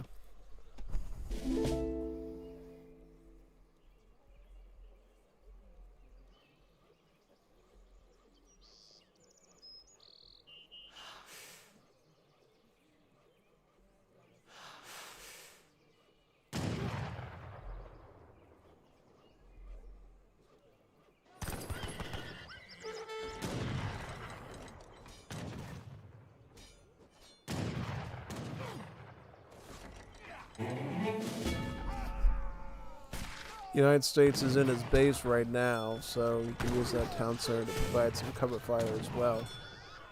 Also, he just upgraded his villagers with basically 2 villager upgrades so far, so he can effectively turtle out here for a while now. At this point, if I was Brits, I would try to use the extra range on my longbowman to engage with these vills, because otherwise he's just going to take hot shots at him with them. Oh man, look, he's got 3 town centers now, and he's using each one to keep popping vills out like whack-a-mole to attack his stuff. That's so crazy. What are the stats on him? So the CBDs have a range attack at this stage of like 28, and settlers have a range attack of 18. Is that right? And I don't think he sent frontiersmen in yet, right? Has he sent frontiersmen in yet? Because I think it goes up even higher than that, if I'm correct, right? Yeah, no, the CBDs have more range damage than an H2 musket, right? And then if there is another tech that he's missing there, they probably go up to like the range damage of an Imperial Age skirmisher, I would bet. Oh, he just sent the levy out to a Minuteman. And he's also trying to preserve his carbine cav here to cook the hussars too, to boot. Yeah. Oh wow, look at that, taking all the hussars. Yeah.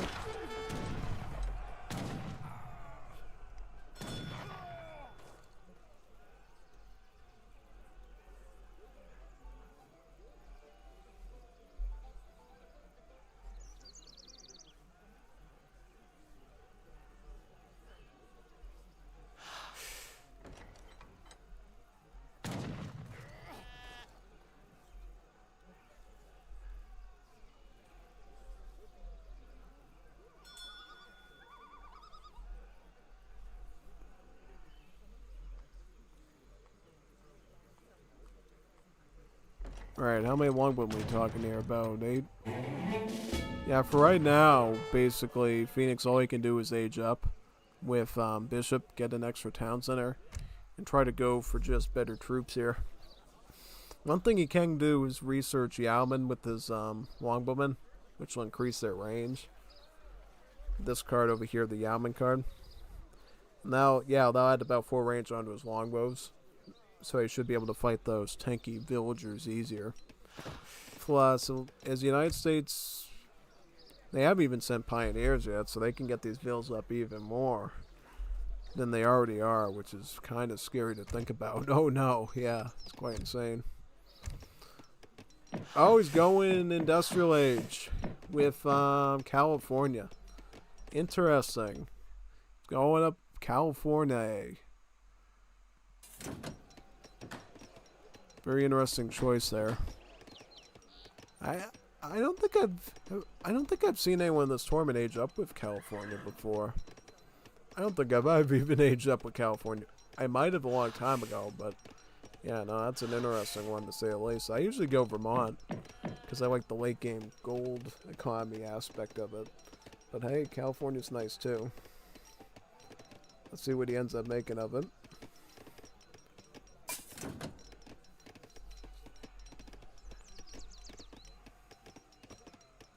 Settlers, very nice. At this point, Phoenix has just been massing, going hussars, muskets, and then he ships in 2 falconets. He's got the muskets up the veteran now. I'm assuming he's going to get the hussars up the veteran soon as well. He is going to pick up the Cree tanning first, which adds HP on all his infantry and cavalry, which is good.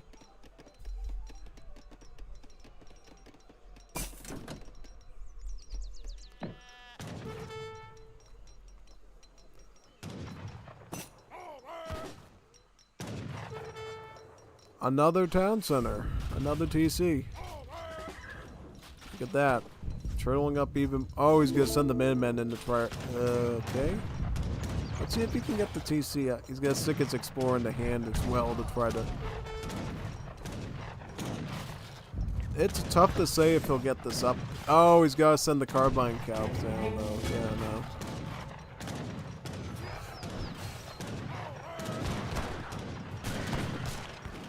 Saves the town sir, but barely. But look at what's going on up here. Look at the assaults going on up here. Plus he's picking up his Coldstream guards, which add stats of HP and attack onto the muskets. Okay, so since he's in Industrial Age, that means that Psionic can get heavy cannons here. And what else can he pick up? He can also go for his first Michigan Volunteers to get the Crees as well. That's another option, yeah.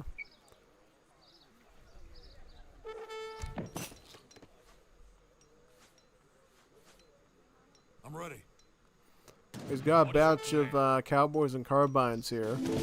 He's going to send forward on the enemy. Yeehaw! Right over there. Let's see what he does with that. There come the heavy can now. Right. Squeegee him right in the middle there. Right, perfect. Right in the hole. I can get him in the bombard attack right up against. Okay. Alright. Wonder what the next step is for USA here. Yeah. Heavy can takes out the Explorer too, which is great.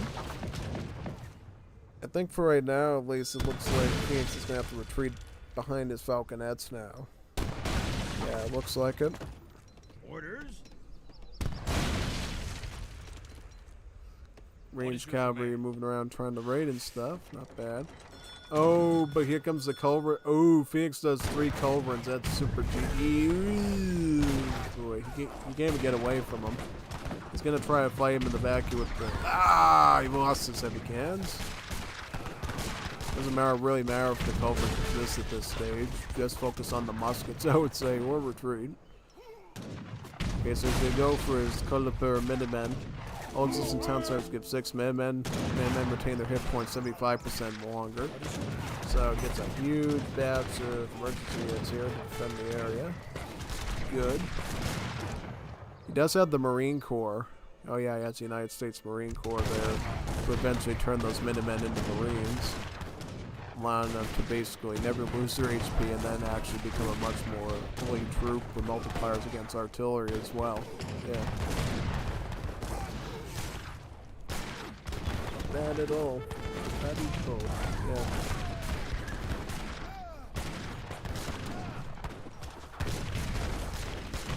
Now he's gonna have to retreat away from those muskets. Yep.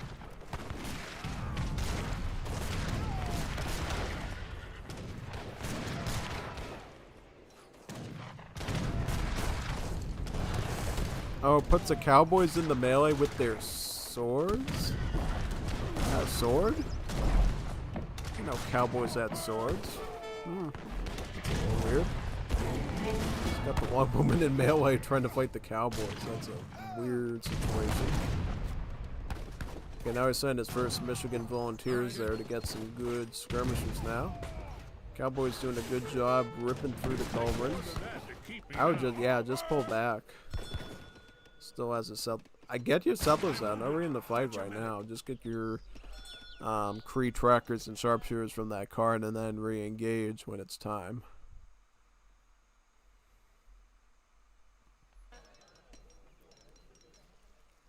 What you need?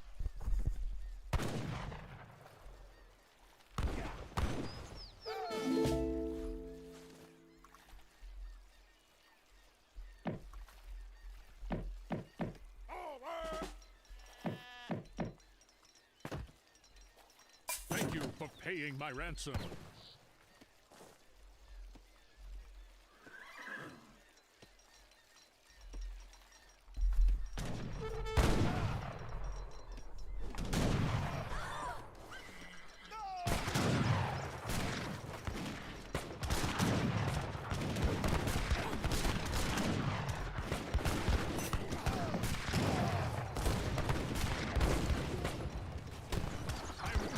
Oh man, he's got falconets there too. That's not good. He's losing so much troop matter though. So what's his ultimate plan, United States?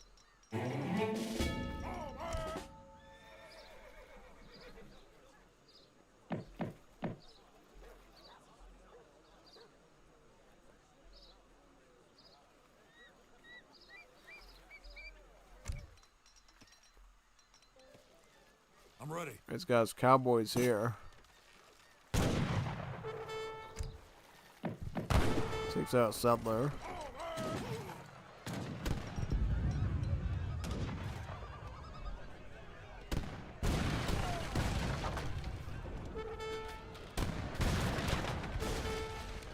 It'll take more than that to keep me down. Oh man, yeah, he's gonna use the high damage on Bills to like blast those Falconets, which is a pretty smart idea. And then garrison in the TC. Still holding out, takes out a Culverin too. You can do it with the Explorer, I think. Yeah, yep, takes that out. He's doing a good stalling job here. I think he's trying to get to the magic number of food, wood, and gold so he can turn them all into Californios. Effectively, basically a Dragoon unit that has Splash, somewhat to the Quatreros. So, that's basically what he wants, I think.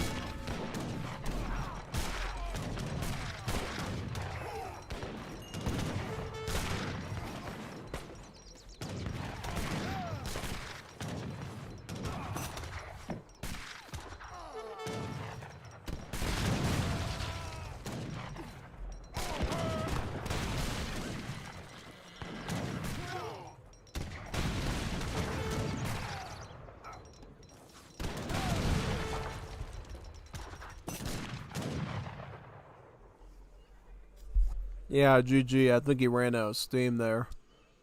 And of course he's dealing with the Brits, who at this stage have about 82 Vils plus fish economy. Yeah, Brits mana boom like crazy, and once they get to a certain situation, it's kind of impossible to deal with them, I would say. So yeah, you definitely gotta be careful with that, for sure. Pick that one up now. Let's go on to the next one, game number 3. See what we got here. Game number 3. Let's load it.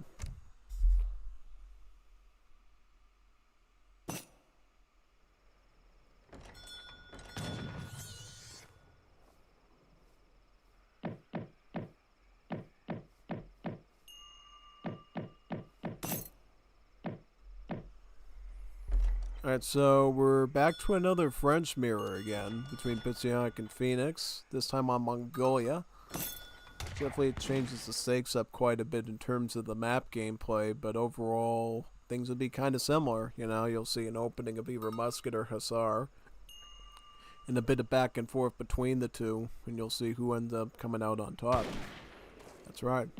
And it seems like, based on the first French mirror that we saw, that both players clearly are competent with the French, so I think it's going to be down to the wire of who ends up, you know, doing the best here, honestly, but we'll see. See who ends up doing the best. Both players have built their trading posts up there on the top of the map, as you can see, right here and right here, respectively. Let's see what sort of treasures they can pick up as well on this map. Should be a good indicator of how things go here, I would say. Most definitely.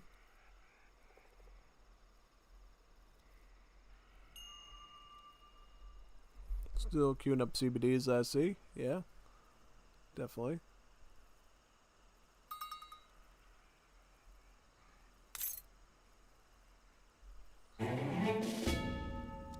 You got both sides. I'm assuming that you do the 12 village raids up. Keep it standard and basic. What treasures though? That's cavalry speed. This one's 115 wood. Yeah, I feel like some of the treasures on the Asian maps are a little bit not my cup of tea. You know, I don't really care for those types, the ones that focus on like cavalry speed and stuff. Yes, they can be good sometimes, but it's never, I feel like, a deciding factor, I think, in a game if I end up picking it up or not. Just saying. Yeah. Unless you get like 100 of them or something, you know? Yeah. Oh wow, Phoenix gets 45 food. And Psionic gets about 50 food. So very similar treasures. Both sides raging up relatively the same time, I would say. So that's good. The timing's about the same. Let's see what happens next. We'll see who's the attacker and who's the defender here. Yeah.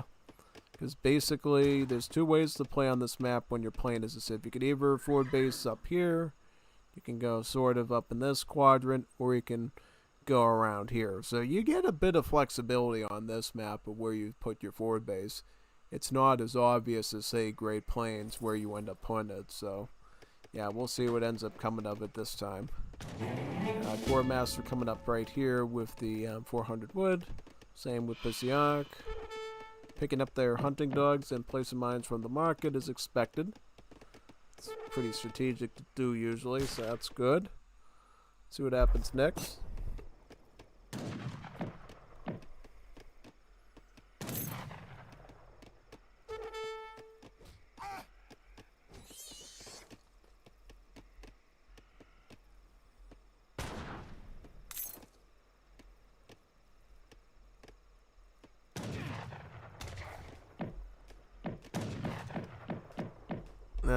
Putting up a house here. Yep, this is typically what you do when you go the 12 villager age up with France. You'll build your house in the transition between age 1 and 2 just so you don't get house once you age up. You can maintain a consistent economy, which is very, very important. Yeah.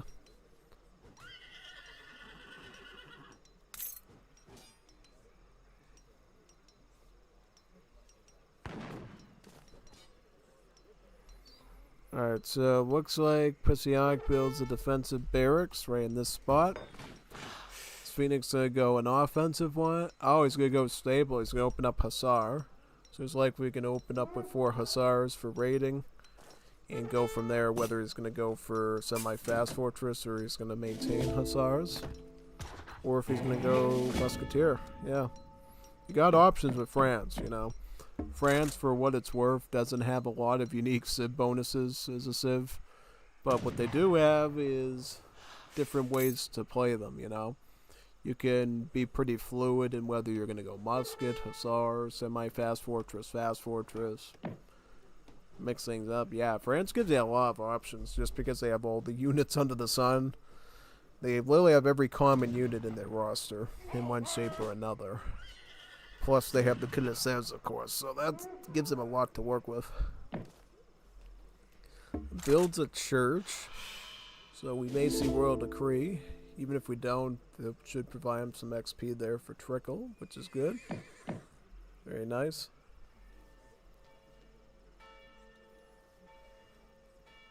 Most definitely.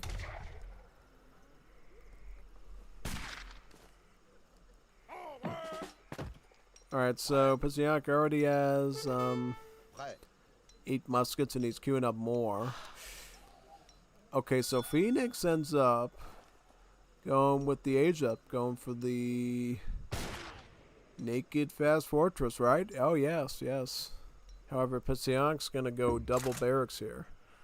So I wonder what's gonna happen now. Yeah, definitely an interesting situation because right away Phoenix should be able to go skirmisher if he can get a barracks up. Looks like though he's not going barracks, he's just going stable right now. So what would that mean? He would open up Dragoon, I'm assuming? Yeah, he might be opening up Dragoon here and then ship in skirms, which I think is pretty fair to do. We've seen that a lot and it generally looks pretty good with France. Yep, alright, so he is going to open Dragoon. About 3 of them. He's probably going to add in another Ville and then he can ship in the 8 skirmisher shipment. That should do good. Oh, Psionic doesn't notice his opponent attacking him, so he ends up trying to bum rush him with a couple of pikemen to siege him. That's an interesting choice. Sometimes if you want a little bit of extra kick in terms of siege, hanging in about 4 or 5 pikemen can be very good for that. So I think that's a pretty good idea, I would say. Quite nice, so we'll see what ends up coming of that, right? Most definitely.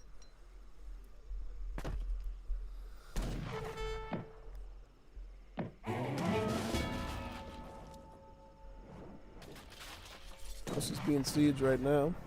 Very nice. Fun. Okay, Minutemen and Dragoons on both sides sandwiching Psionic's forces in, but now he's got the pikemen there. He's going to break right through this line. Are you ready? Yes. Okay, lend the Minutemen take the pikemen there. So has one piker left though. Alright, now it's gone. Also, Psionic ships in the crossbowmen, so he does legit have something to scare those dragoons with, so it's not that simple. Alright, 8 skirmishers. Dragoon also queuing in now. He's going to try to distract as much and obstruct as much as he can with the CBDs. Which he's doing a pretty good job at, you know. He's definitely distracting him pretty good there. Also run in with the Explorer. Here comes the skirms now. He's going to pull them back and try to pick off mainly the muskets here. But he does have a few dragoons left too, so he does actually have a way of deterring the hussars as well. Because normally the hussars should be enough to deal with the skirms, but not if he has dragoons established. Still they're snaring him though. And that can be just enough to cause him some problems there. Good boy. What now? He's got 7 skirm, right? So he can still get another batch of skirmishers. Psionic has to stay in this base and keep his opponent from growing. Because if he lets him get like another house of population, things could go really bleak pretty fast. Phoenix is also going to take an opportunity to grab some herdable there. So he can afford, you know, a little bit more. Oh, his house now. That's great. But he did get his 7 skirmisher shipment in time though.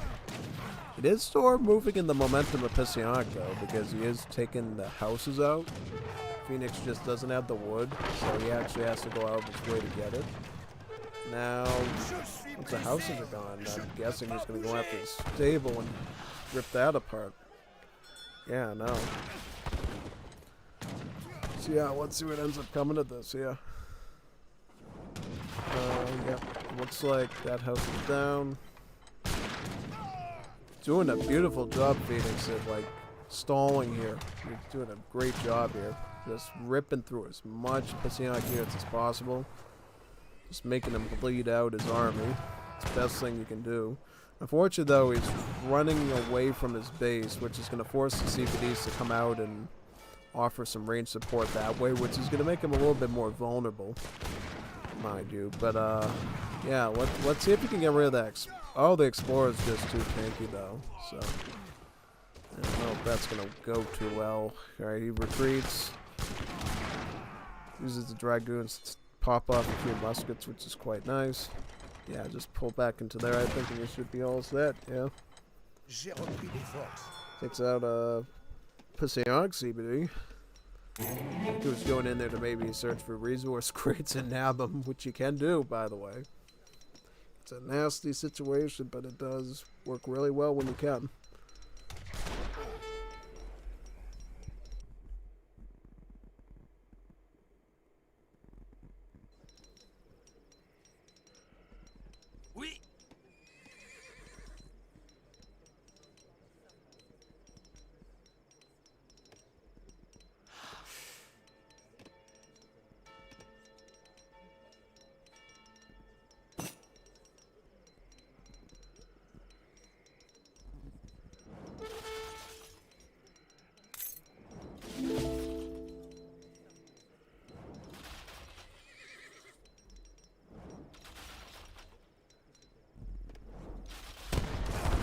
As the Falconet's in bombard mode and blasts the muskets pretty easily there, and he's adding dragoons right now.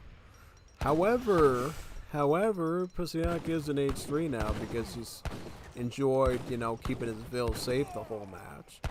That means now Psionic can get his Fortress 8 shipments, including his Falconets and his dragoons and all the other ones, which technically means Psionic can gain a pretty good initiative here if he can hold on to his stuff. Obviously, if he burns through all that stuff, yeah, it's going to be an even fight, but he has a real shot at beating Phoenix here if he can get the right shipments at the right time and maintain army. Absolutely. So let's see what happens in this situation. Alright, so it looks like right now Dragoons are going to come in deep. Start targeting on them there. That's right. Oh yeah, definitely. Got blast right into the troops there. Yeah. Big time.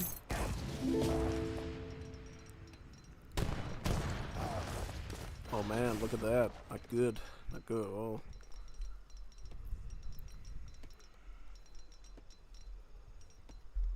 You're on the TC too, right? Yep.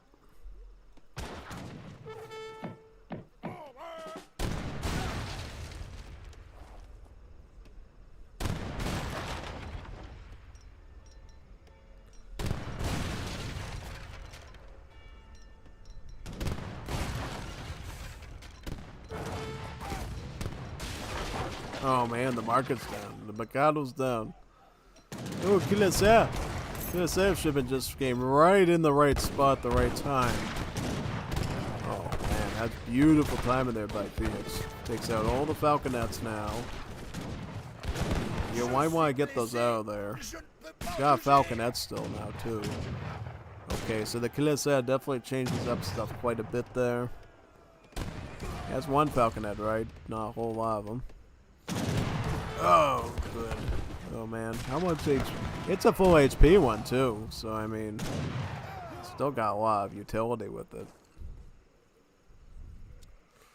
Alright, Phoenix is a little bit starved. Where's his? How many bills has he got? He's got about 22. Okay, fair. And he still can add some in, so he's not completely dead in the economy. That's a good sign. Oh yeah, no, it's wonderful actually. Still maintain some eco there, beautiful. What we got now? 8 dragoons, right? See where he goes for now.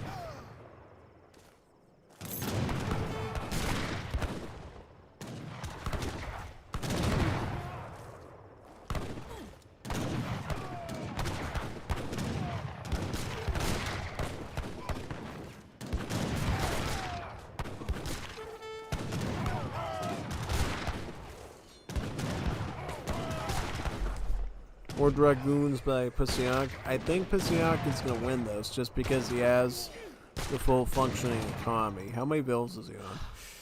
Bonjour. 35. Yeah. And then he's got the killer cells coming in. Killer cells will be a huge problem because CBDs don't have any hand armor. So they'll just go Shazzy! Whip him out, yeah. Alright, nice. Let's go to the next one now. Let's load her up. See what now this is going to be the last game. Let's see who wins this one. It's safe to assume that anyone could win it potentially because, well, it's always possible recording out of syncs or something, you know? You never know, so yeah. Alright, so we got Phoenix as France again. But now we got Psionic as the Spanish. A Spain versus France. We saw this last week where Revnak was going Spain against the France with only bows. Now, if the Spain plays really good, the Spain can absolutely destroy France. So this is anyone's game. I mean, I'm not going to say anyone has a civ advantage here at all, just because they don't. All right. So one thing we'll notice right away, though. So right away, Spain goes for a middle TP right here. Very, very interesting choice. This means later on, if they have enough wood, they should be able to go for the back one a lot easier too. It's definitely something to look out for. Other than that, though, rest in peace, my undefeated prize pool. Undefeated prize pool. Hey, you're doing quite well, man. If you can get into a fight next week with JulianK 1v1, it's pretty good, actually. Most definitely.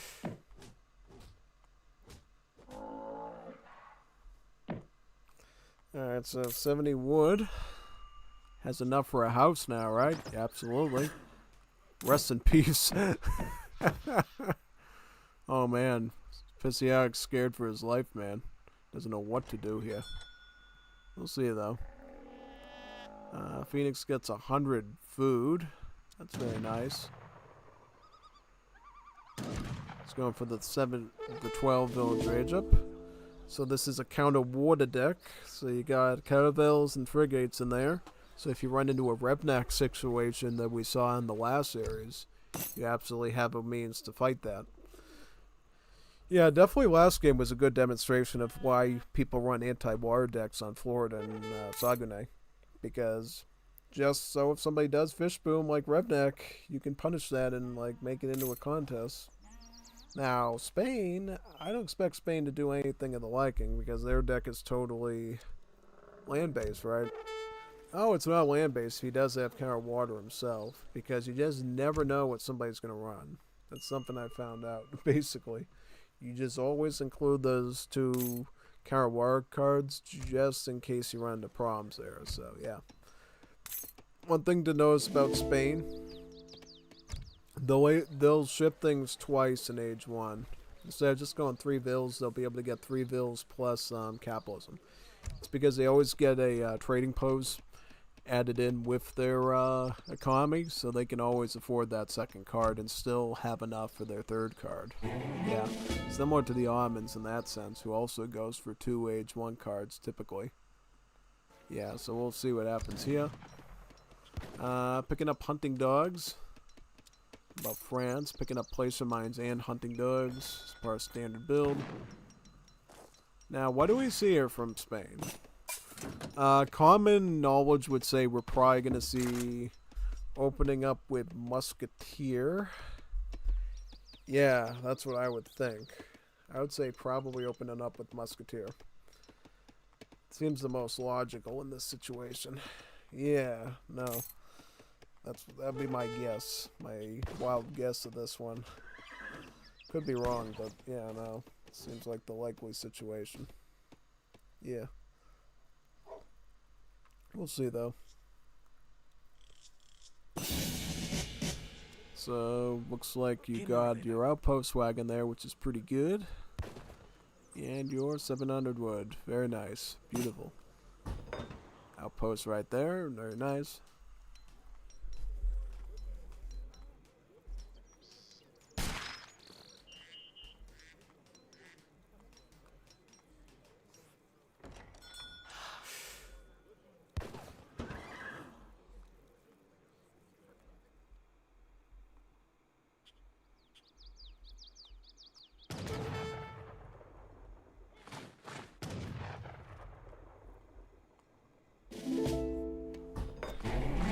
A coastal barracks.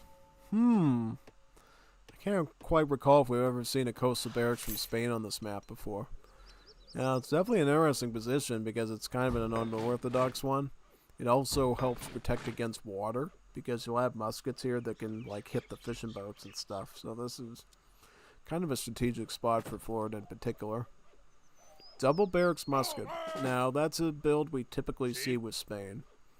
Start queuing up muskets out 1 barracks first, and then they follow it up with another barracks, and we'll queue them out 2 barracks. Yeah, it's because typically, because you get so many shipments with the extra XP bonus that Spain gets, it's very easy to tack on 5 settlers, so their vill count is big enough that they can actually get it once they pick up the steel traps, which they're doing right now. So, yeah.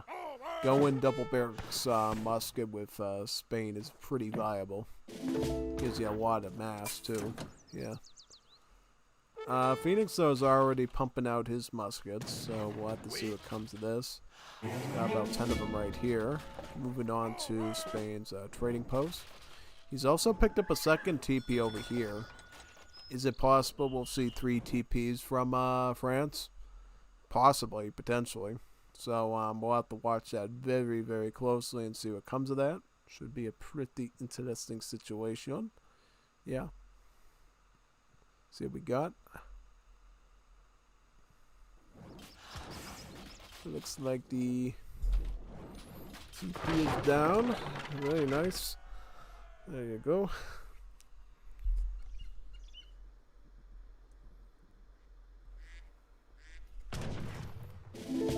And now we got 15 muskets pulling this way, and then we got a huge army of Spanish muskets coming right for him there. 16 plus the war dogs. And Rod shipping in too. It's got Roderos. See what Phoenix is doing though. He's putting his muskets into a closely knit defensive formation. So it's going to be harder for Psionic to like take out his muskets. It allows Phoenix to be much more tactical and strategic with his smaller army, so it can go boom, boom, boom on everything. Oh, wow, you missed that one. But see, that's the idea. You just have them in a close clump, and then they can one-shot stuff together very easily. Watch out here. He's got muskets on both sides, plus the war dogs snaring him. So this is a real kerfuffle. And then he's got rods snaring him too. So this is not good. This means that Psionic is probably gonna clean him here pretty easily. Yeah, no. And he's gonna go for more muskets now, plus ship in the pikemen. Yep. Quite a deadly situation. France at this point has double barracks themselves, so they can actually start counteracting this too somewhat. Rods and dogs moving into the CBDs, giving the muskets some ample time to take some of them out. Spain's going to want to take out as many of these CBDs as possible because it completely stomps the French economy. But he doesn't want to stay around too long though. Nah. He wants to get done just enough damage here. He's also taking some muskets out. But Phoenix isn't going to let him leave so easily. He's going to, force these fights onto him. He's going into melee with the muskets too, trying to do as much damage. Plus he got his 8 crossbowmen shipment in. So now, basically at this point, Spanish muskets have to get out of there. And now we see crossbowmen coming in. At this stage, Phoenix has turned the table, and now he's got the superior army. Okay, we got a rod shipment coming in from Spain, 6 rods. He has his pikemen still, right? Or did he... No, he's using that on the trade. He's rushing the trade now. If Psionic can't have trade, I guess Phoenix can't either. Which is great. Rod just missed the Hussars, unfortunately. Could have used that against him. Alright, pikemen are going to distract the muskets a bit, whereas these ones are going to take a bit of hits on them, as well as the Roderos coming here. Very nice. Oh wow, hitting the crossbowmen. That's pretty good too. Yeah.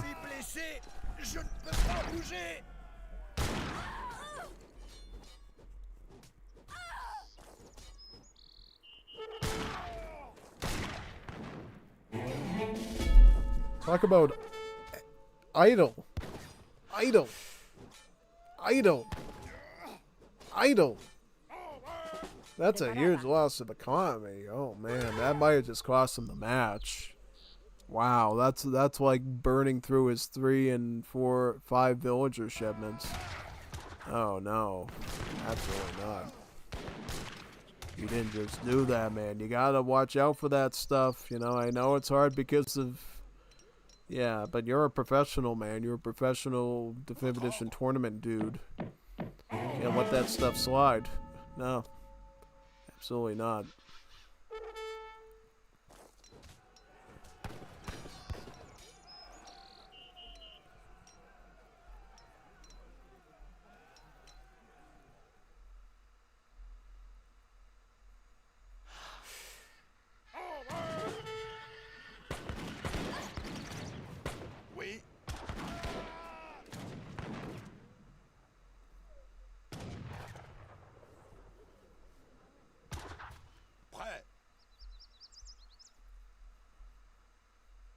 Yep, can't make that stuff up, can you? No, definitely not.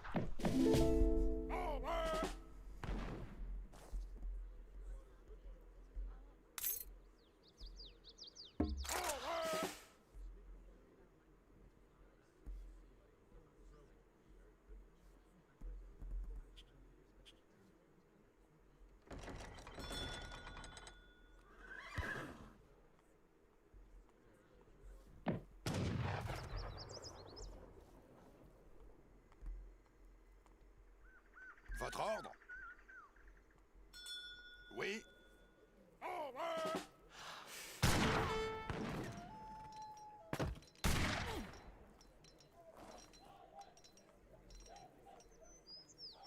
J'ai repris des forces. See?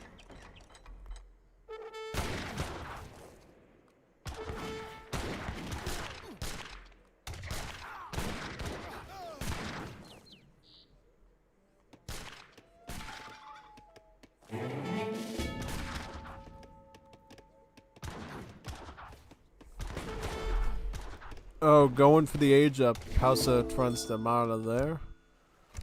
What would his age up cost now?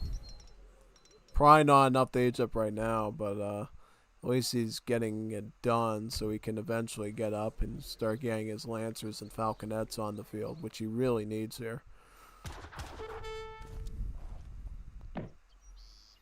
At this stage, Phoenix... Oh, interesting. So he could actually get his caravels right here and rush his barracks, too. A bit of multitasking. Yeah, no, that's probably a pretty strategic idea at this stage. Oh, yeah, absolutely. That's definitely what you'd want to see here if you're the French. Most definitely. So we'll see what ends up coming of that now. Should be quite good. Absolutely. Quite good, actually. So let's see what happens there.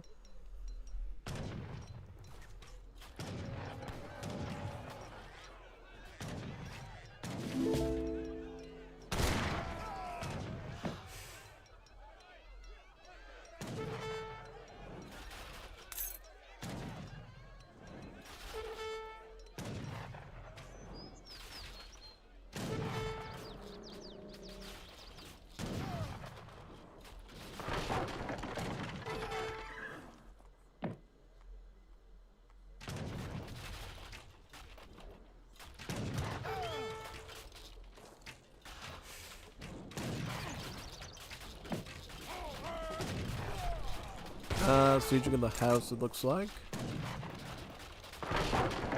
What does Spain got? Do they have any resources left? Are they... Okay, he's actually aging up. He's going up with the adventurers, so he's going to get some crossbowmen, right? He's just going to try to hold out here and get some lancers. Got 8 crossbows there, not bad. Let's see if he can stall long enough to get a lancer shipping in there. Yeah. All the while he's losing his barracks right now to the Navy there, which is not good. Yeah, no, he's getting pretty overrun here. And he definitely doesn't have enough XP to get Lancers just yet. Even so, you'd have to deal with a ton of muskets, and that might not be a surefire defense. Definitely not. GG, well played. Alright, so, from the looks of it, it's going to be JulianK versus Phoenix for the finals that I'll be casting to you next week. Alright. Not bad. Not bad at all. It's pretty good. Oh, wow. JulianK versus Phoenix. Some pretty dangerous opponents. Yeah, I know. So, I guess what we get to do now, I get to do some Definitive Edition games with you. Or with whoever's online. Let's see if we get some good people here, yeah.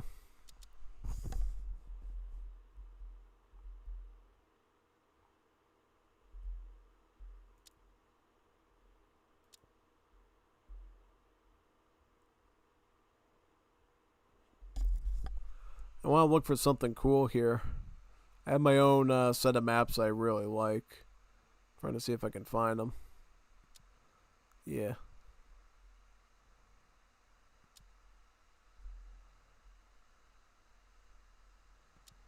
Oh, I'll do a 1v1 loss. It's a treaty, right? Yeah, it's a treaty.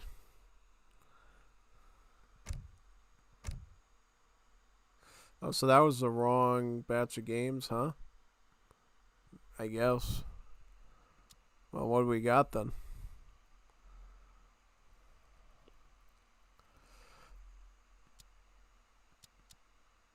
Ooh, Risk.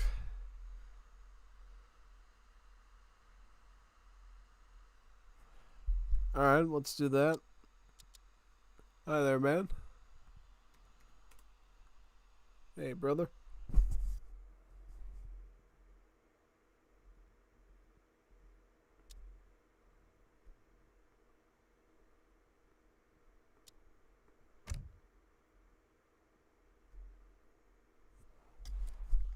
I'll go USA. USA. I think USA works on this one, right? Yeah, I think so. See how many people we can get here. It's funny, I'm going like the inverse side of the map is lemons. Yeah, it's a pretty smart idea overall, I would say. So yeah, should work pretty good. Yeah.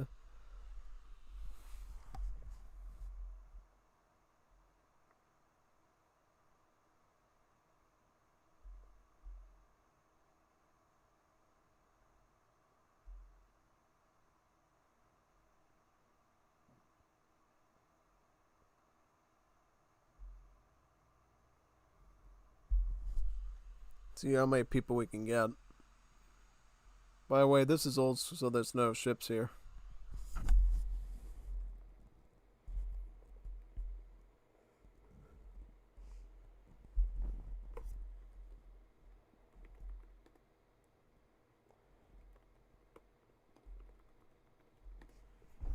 No Brit lateness, yeah. It's always a bug when you do really well in Risk. When you do really well in Risk, and then what happens is basically the Brits just lame you with their navy. I have been in that boat so many times playing Risk over the years. It's like you do all this work to like get Ottomans, Russians, Germany, Netherlands, France, Italy, Portugal, and then the British just destroys you with all these big bulky boats, and they just like nuke your entire force. Oh, yep. Navy. If you didn't know, the boats in Age of Empires 3 are huge lag creators. And in scenarios like Risk, where you can have like very large navies of boats, it creates a lag storm. Once you get the boats out of the equation, lag goes down substantially, and you can afford to have much larger armies of land units. Ships is what mostly creates. Yep.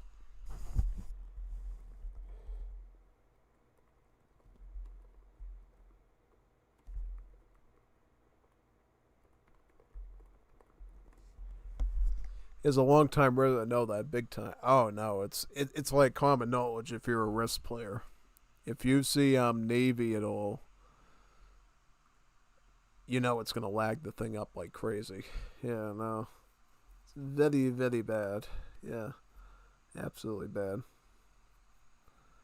big time.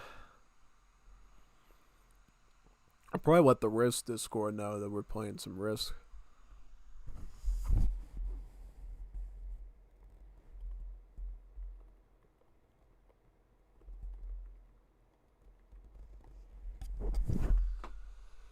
Very nice.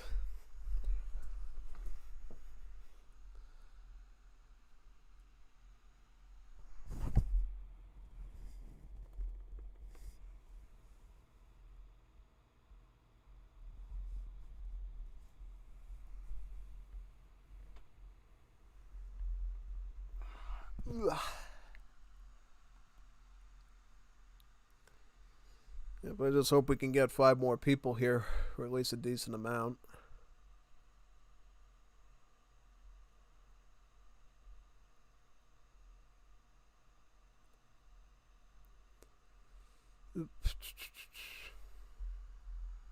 I'll be back in 1 second. I'm definitely gonna want to take a trip to the throne before we do this because I can already feel something coming. So let me do with that now, and then we can know that we don't have to do it in the middle of the match and lose.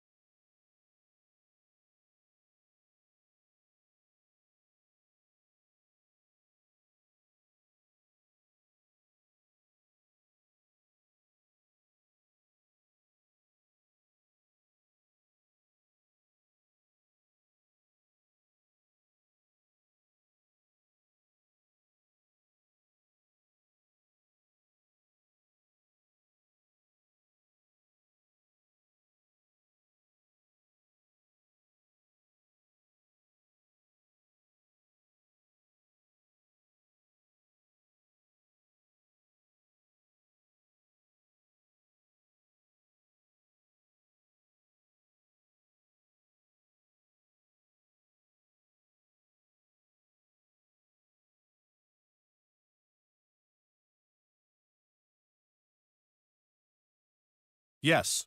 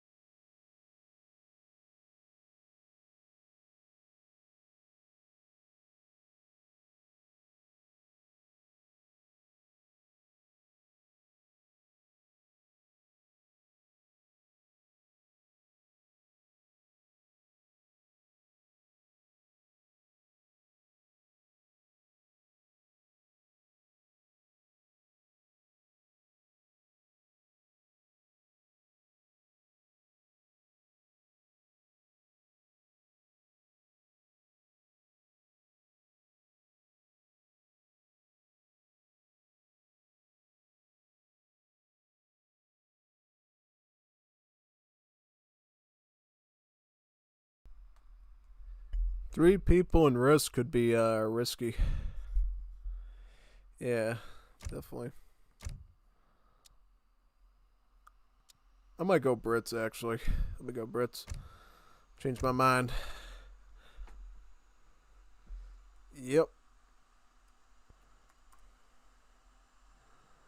Yeah, it gets real gnarly if you do three players. It just doesn't add up usually. Yeah, no, definitely not.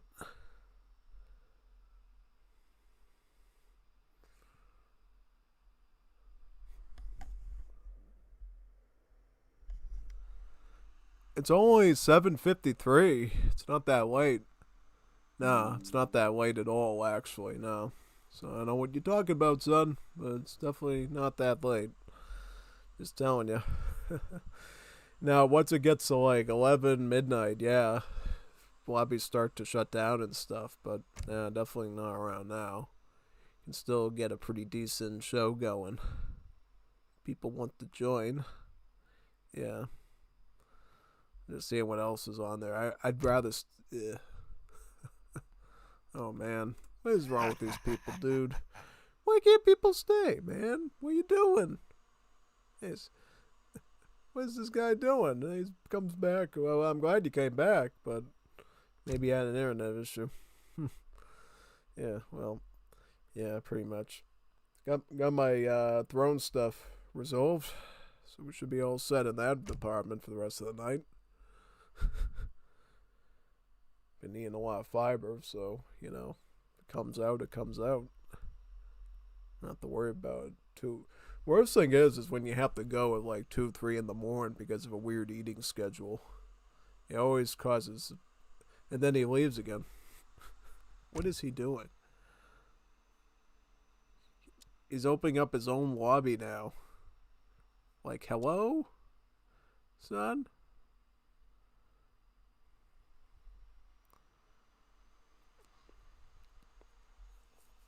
What's this? AI survival? What's that? Never heard of that before. AI survival. That's a weird one. I don't know. That's all I'm going to say. Oh, well, hopefully you enjoyed those games tonight from the PK tournament. That was fun. Now, I want, one thing I will say critique-wise. I think that the Phoenix versus JulianK series should have been the best out of 7, but they have it listed as the best out of 5. If it's just going to be two people, it should be a best out of 7. Because the problem is for a streamer like me, the content of the tournaments could be just so small then. Especially if one side beats the other one outright. It's only like 3 games. At least in a best out of 7, you at least get to see 4 games, and then if it goes even, Steven, then you get to see 7 of them. I would even consider a best out of 9, but I don't think they have time to do that. Because they have quote unquote busy lives. Yeah, definitely.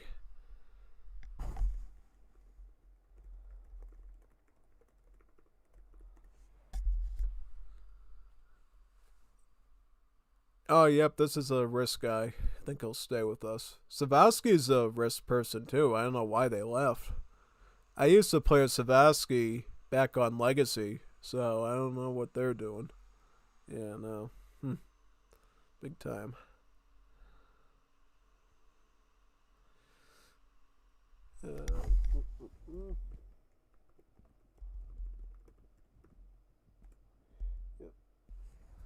That's the name of it right there. Should be able to find it pretty easily. And then he leaves. Oh, I don't want to be streamed. I don't want people to see how bad I am at Risk. No, I'm sorry he's great at Risk. He probably was, I don't know. Skibbity toilet. Skibbity toilet. Yeah, that's all I say today when people just leave. It's like they got, something's not knocking upstairs. They just going from lobby to lobby, just waiting around. And, Yep. Yeah, well, I'll give you my plans for the week for streaming if you want them. So Rex wants to do another Divine Edition session. He told me that he worked on the Wonder mod, and he'd like to do another session with me. I don't know when we're gonna do it, but he said that's something we could get together the plan. Absolutely, I think it'd be a great idea. Getting back into Age of Mythology again. I'd love to stream Age of Mythology once a week.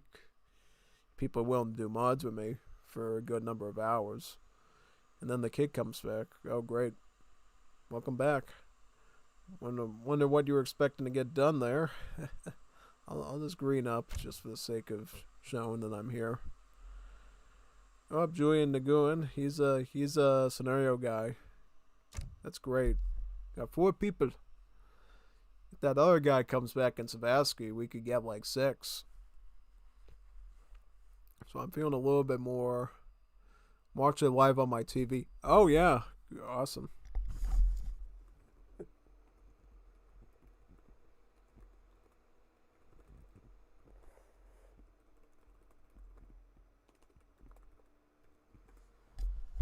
Yeah, I did it back in the old days before it got popular. It's kind of funny back then. I used to watch YouTube live on my Nintendo Wii and like to watch gameplay there, but years later, sure and behold, it ended up becoming a thing with the YouTube TV and the YouTube Premium platforms. I was trailblazed before people were coming up with that stuff. It's still a little small. Yeah, just get a little bit more people. at least 6 or 7. Because here's the problem, Houston. If people have internet problems and they disconnect, things will definitely not be good. Because then there'll be too little people and then we'll run back into the same boat as before.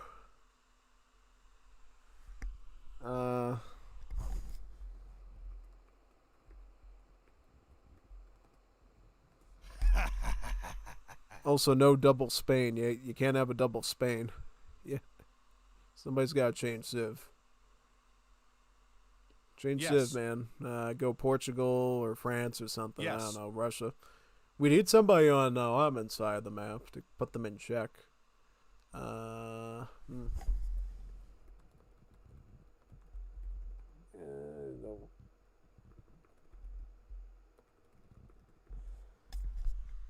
Yeah, Russians. Try Russia or another one.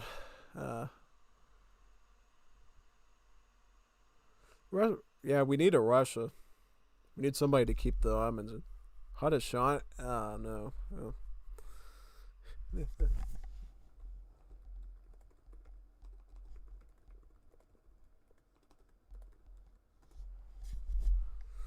Only Euro works here, I think.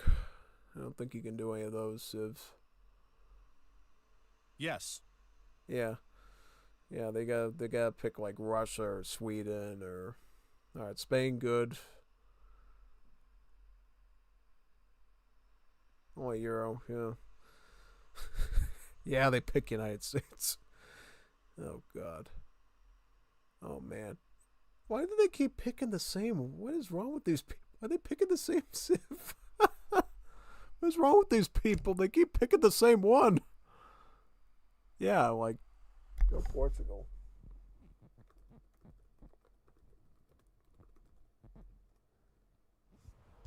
I think Italy.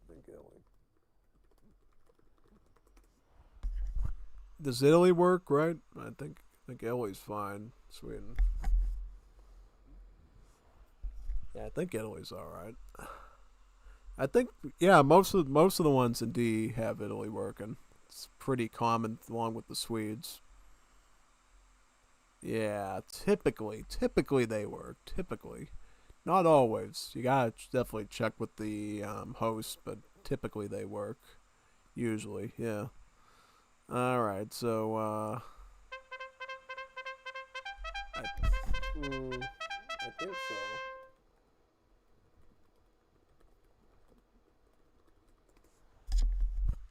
Yeah, does Sweden work or? Yeah, just trying to think. Oh, the box here.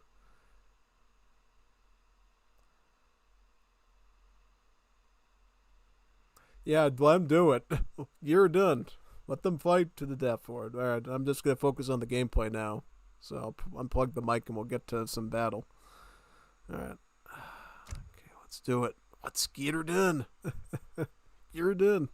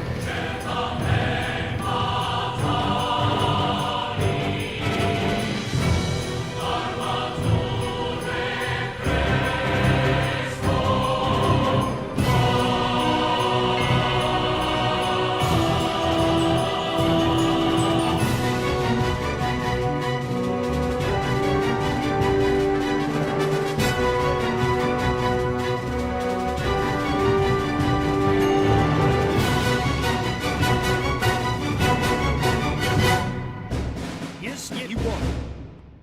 Right. Yes, he won. Come on. Yes, he won.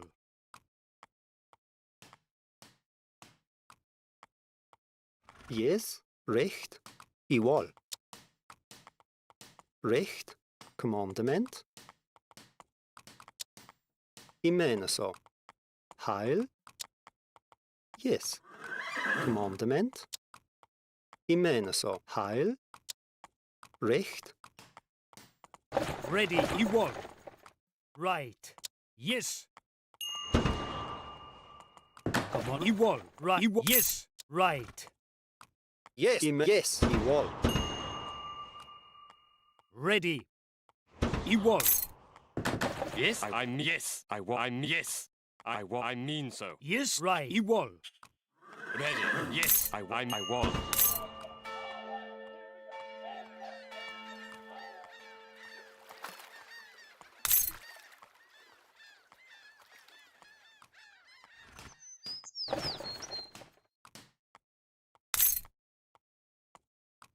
Ready. Yes. Right. Igual. Right. Igual. Right. Yes.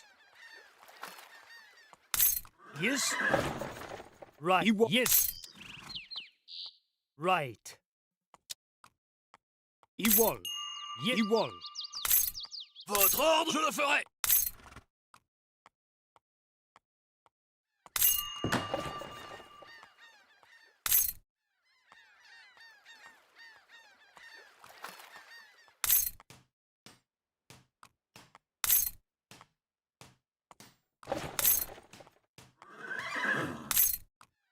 Come on. Right. Right. Yes. Igual. Yes. Igual. Yes. Right.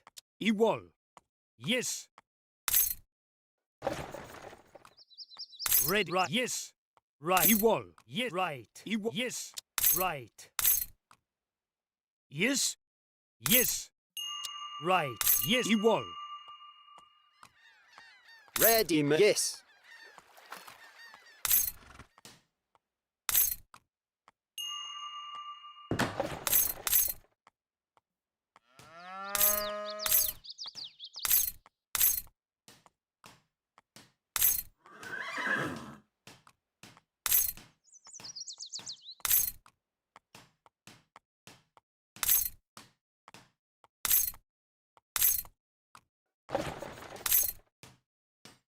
Ready.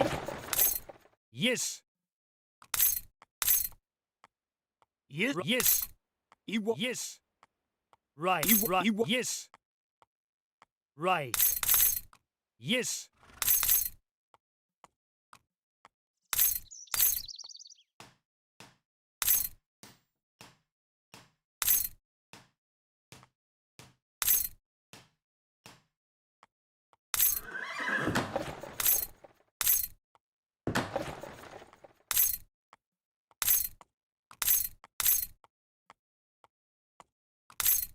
Come on. Igual. Yes. Igual. Right.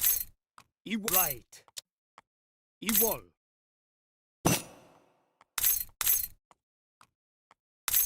Ready.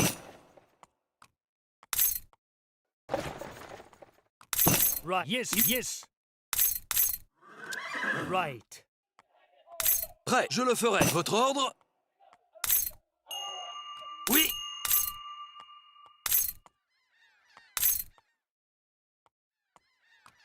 Yes. Right. Igual. Yeah. Right.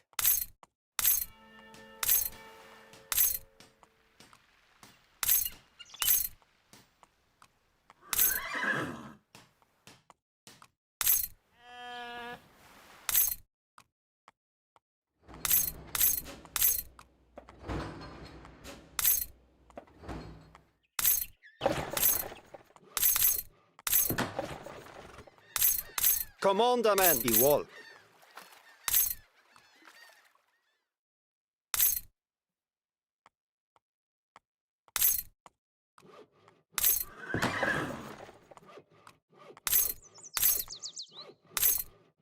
Ready. Yes. Igual. Yes. Ready. I mener så. Yes. Yes. Right. Yes. Right. Igual.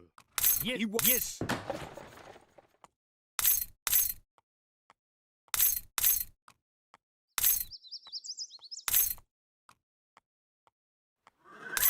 Come on. Right. Yes. Right. Igual. Yes. Right. Igual. Right. Yes. Yes. Right. Ewol. Prêt. Oui. Très bien. Oui. Ready. Yes. Oui.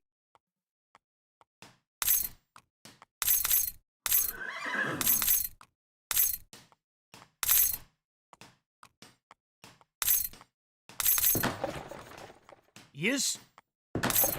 Ready. Yes. Commandment. Right. Right. Yes. Right. Ewol. Right. Ewol. Right. Yes. Ready. Got that? 卡住係。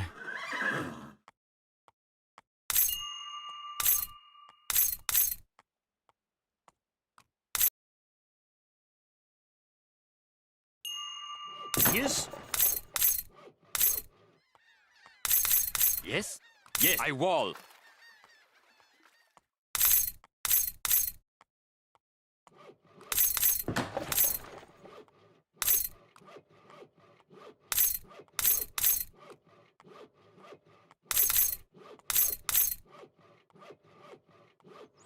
Ready.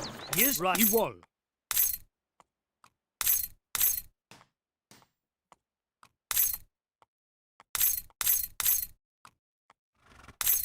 Prêt. Oui, je le ferai. Oui, très bien. Okay. Katanyoge. Commandment. Yes. Right. Ewol. Una hoden. Dowa katanyo. Dowa dowage. Red. Right. Yes. Right. Ewol. Yes. Ewol. Yes. Right. Ewol.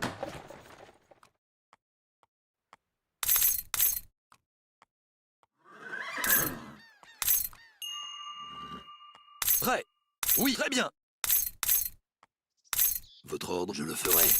Prêt. Je le ferai. Yes. Right.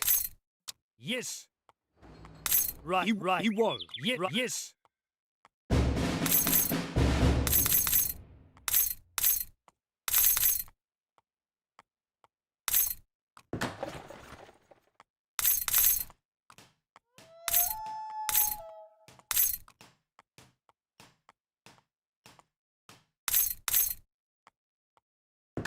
Commandment.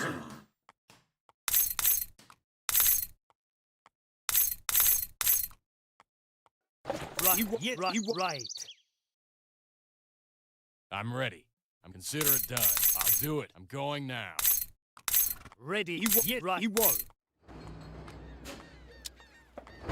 Yes. Right. Yes. Right.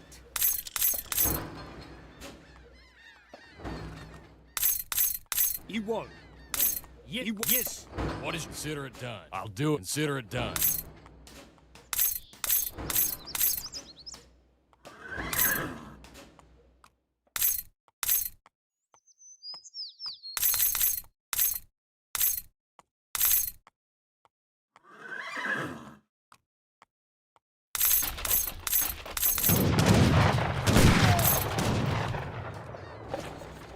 Yes. Right. Ewol. Right.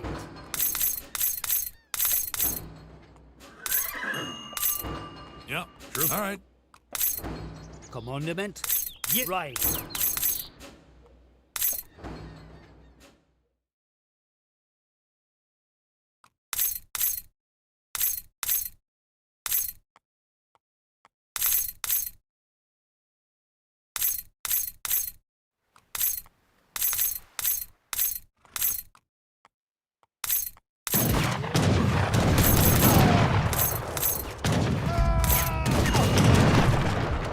Red. Right. Yes.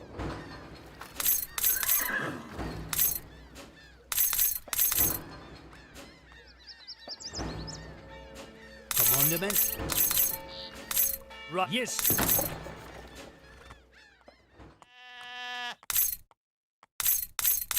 Ready. Commandment? Yes, I mean so.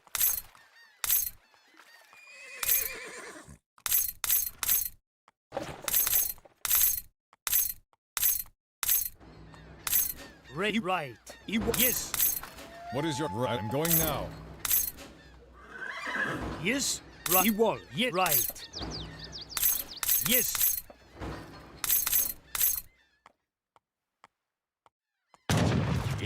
Yes. Ready. I mean so. Yes. I'm yes. Oui, je le... Oui, très bien, je le ferai. Oui, oui. Commandement. Yes. I will. Lay on. Yes. Yes. I will. I'm lay on. Lay on. Commandement. Votre ordre, je le... Oui, très bien, oui, je le ferai. Très bien, je le ferai. Oui, très bien. Je le ferai.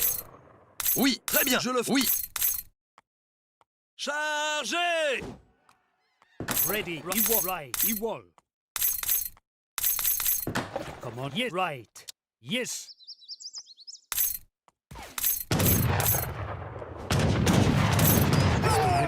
Ready. I mean so. Yes. I mean so. Yes. I mean so. I will.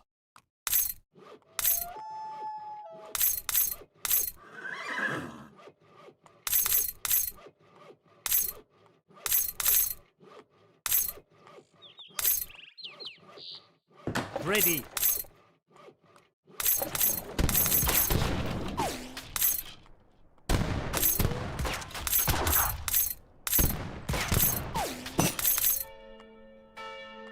Yes, you right. You wall.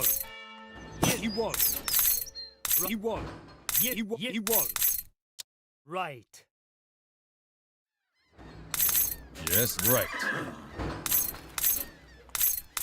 Yes, I'm right. Come on. Yes.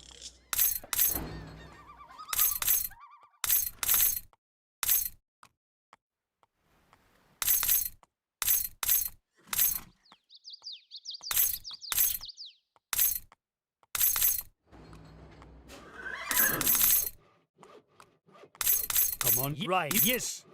Right. You wall. Right. You wall. Yes. Right. You wall.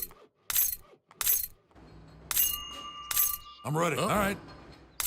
Sure thing. Right. I'll get. All right. Yes.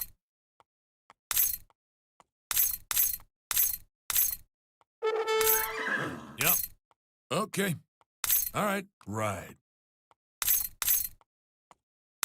Ready. Yes. Right. You wall. Yes. Oui, chargez! Come on. You wall.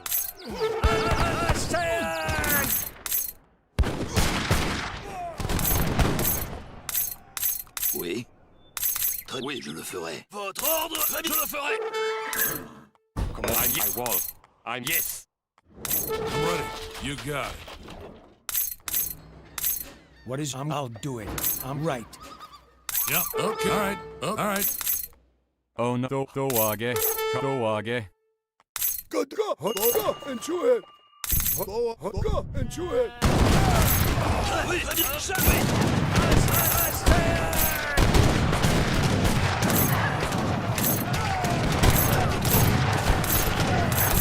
Ready. Yes. Yes. Amen. So. Yes. You wall. Commandment. Yes. You right. Yes. Right. You wall. Listo. Sí. En sí. Listo para pelear. ¡Viva! Sí. You wall. Yes. Attack. Yes. You wall. You yes. You wall. Yes. You wall. I'll do it. Right. I'm going now. I'm ready. Okay. Commandment. Ready. Yes. Yes. You wall. Right. Yes. Man, viva! Sí. Comandante. A la marcha. Attack. Commandment. Ready. You wall. Right. Okay. Come on. Yeah. I mean so. Ready. Attack. Attack. Yes.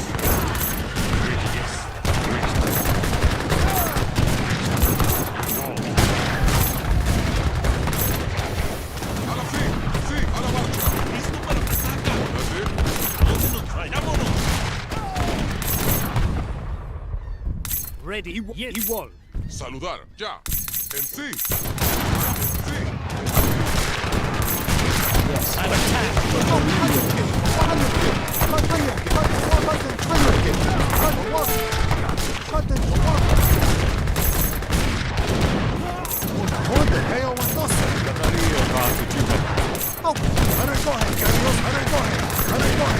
Yes, yeah, right, yes. You won.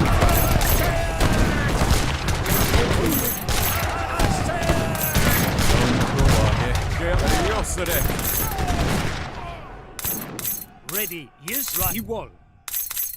Right, you, yes, you won. What you? All right. Okay.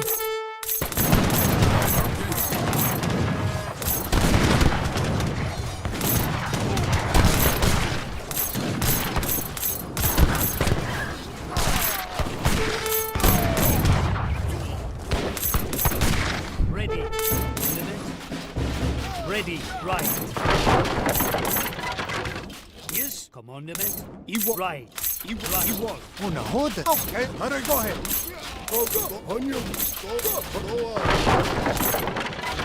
Ready. Right. You won. Right. You won. Yes. You won. Yes.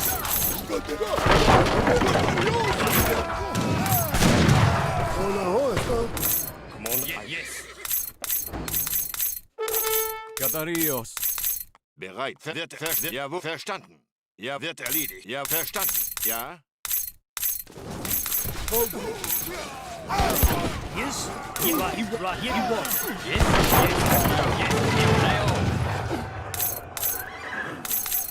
Ready. You won. Yeah, right. Yeah, you won. Entendido, mi comandante. I'm ready. All right. All right. What is your command? I'm going now. I'm ready. I'm going now. I'll right.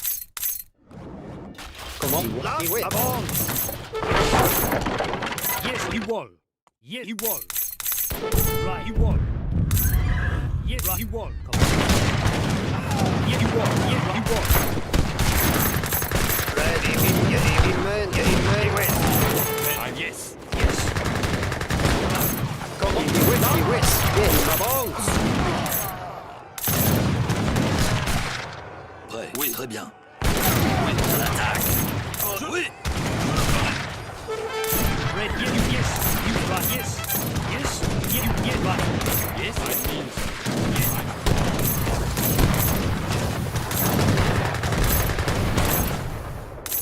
Commander, I mean yes. Ready. I mean so. Yes, come on. Yes, lion. Yes, he went live. Come on. Commander, man.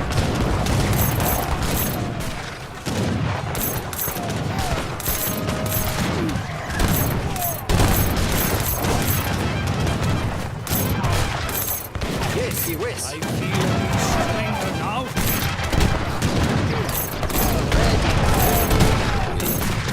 Commander, man. Come on.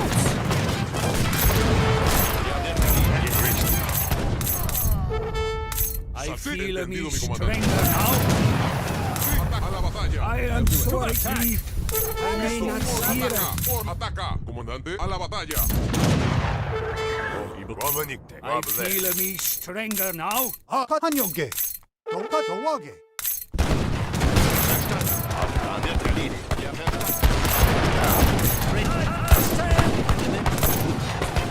Yes.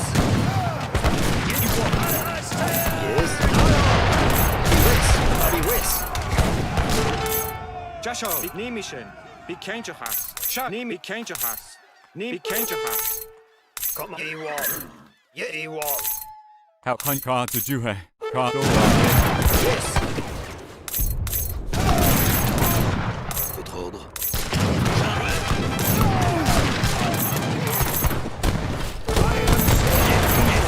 I may not steer. Yes. Feel me stronger now. He wins. Ready. I am sorry, Chief. I may not steer. Right, right. You won. Yes. Saludar. Ya. I feel me stronger now. I am sorry, Grief. I may not steer. Right, I'll do it. A la marcha. Ahora sí. Ready. I feel me stronger now. I am sorry, Yes. please. Yes. I may not steer. Salvar. A la marcha. Listo. Sí. A la marcha. Comandante. Stronger now. I am sorry, please. Yes, I'm ready. I may I'll do not it. steer. Commandament. Yes. Oh, una volta. Yes.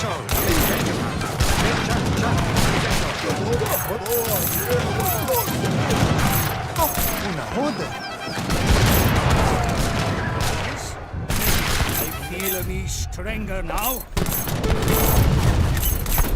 I am sorry, please. I may not steer. Yes, yes, right. You won't. Votre ordre I du voyage à feel me l'attaque. stronger now. Yes, right. You won't. I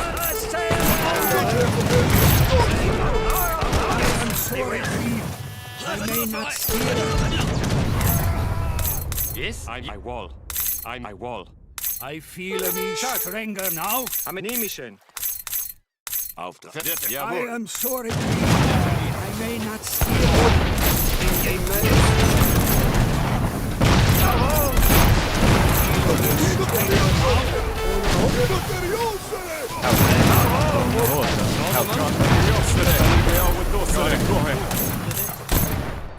Yes, yes, right. You go. Dato Ametikche. Amenemischen. Ready. Yes, I mean so. I mean so. Red. Yes. West. Arms. Ja, in den Kampf.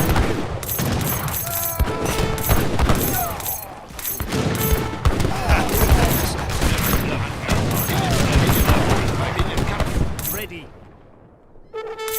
Yes, you won't. Right, right. You won't. Yes, right.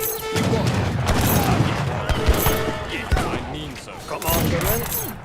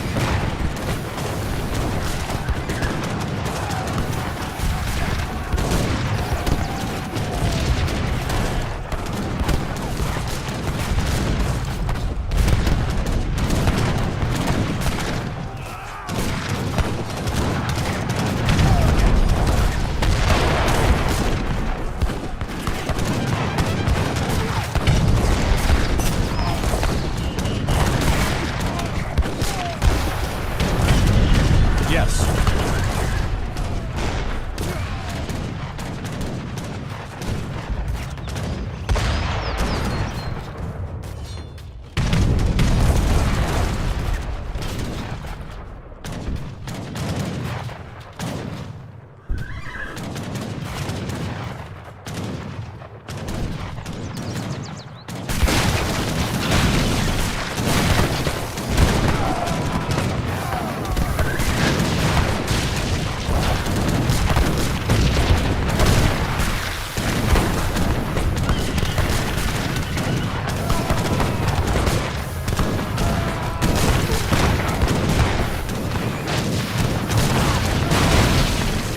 Ready?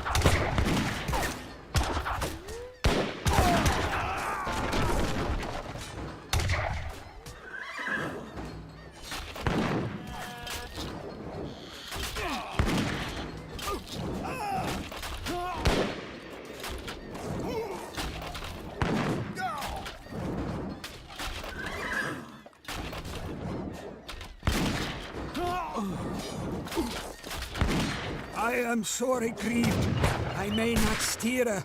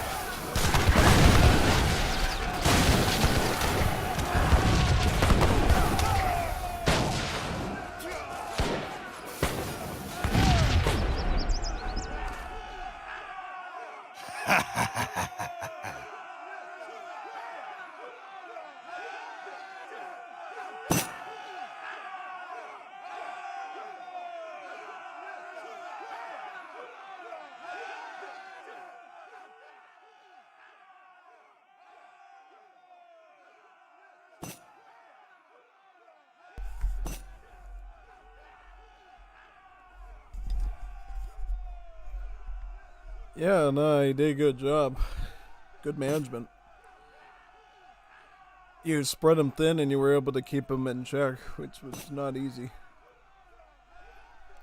Yeah, he'd even have his great bombard trading post, which I was like, whoa. He really should have had that, man, since the start. It's like fighting with your hands behind your back almost. Yeah, he I was like, why didn't he go to Egypt to pick up his great bombard?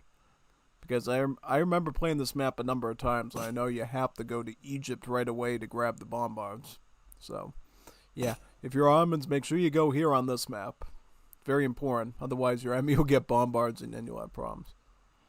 Time to eat, I guess. I already ate before the stream. And I ate during the stream, too. Not like real food, but... Yeah, let me see what we got here. This is obviously outdated. Let's see what we got for lobbies. We got some good content here. Cookie-edo. What's a cookie-edo? Oh, man. Let's see. Free for all on Black Force, nothing. Yep, that's what I'm doing. That's what I'm definitely doing there, man. Yeah. I'll play Mexico. I want to try doing a Mayan revolt in this somehow. Yeah. I want to pull it off somehow with this.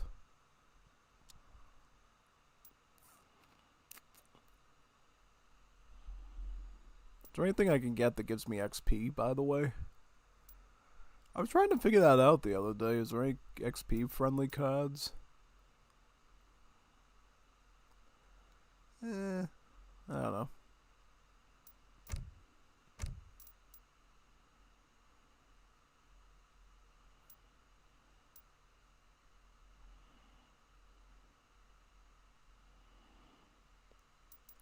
I have no idea.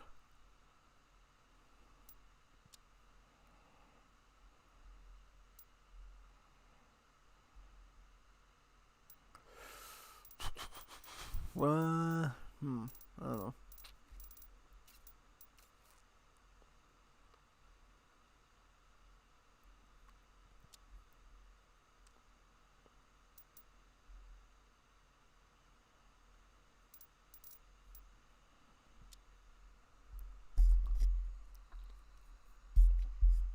Yeah, I think I got everything I possibly can for that, at least, yeah.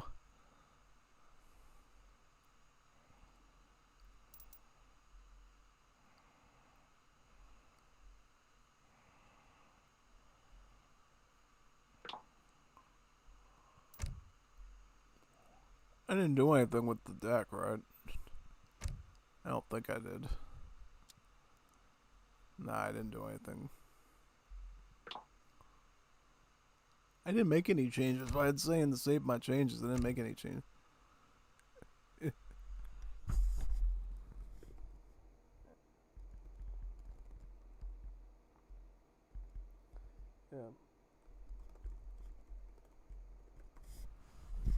Yeah, I'm doing it live, by the way. Yep. I do live stream every day of the week. Unless there's something very, very, very, very, very wrong. I live stream every weekday. And I stream on weekends, too. If there's something cool to do at night. I have a lot less time to do it during the weekend, so I'll stream at night if there's like a specific topic that I can get done within 2 to 4 hours. Ideally not casting, because I did that like 2 weeks ago and it wasn't a belly flop, but it was challenging, you know. If it's gameplay I can do it, but like something that keeps my energy up. But if it's casting, I'd rather do that during the week and start early on that stuff. Yeah. I'm just trying to do a Maya revolt in Black Forest nothing. Just to see how cool it is. Because I've been being by some here. What's the best for the map? What would you say? Probably Portuguese. Portuguese or Dutch. on average, typically Portuguese or Dutch are going to have a higher win rate on this map. I have seen some scary other civs too at times, but Portuguese and Dutch have the highest consistency on here by far. Yeah, the Portuguese get spammable trash units, the ordnance riflemen and the ordnance pikemen. Plus, they get a card that increases the range of their mortars, which is very good. I think for the Dutch, it's the fact that their bank economy and stuff gives them a nice edge. Yep. Oh, it absolutely, yep, it absolutely is. It's absolutely viable on there. No, it absolutely is. Especially if you play around mercenaries and natives. Because this map has a lot of natives on it that you can synergize with each other. And that can often lead to some good results. But it's a little bit taxing, but it's effective. I think I've won a couple of times going Germany here before.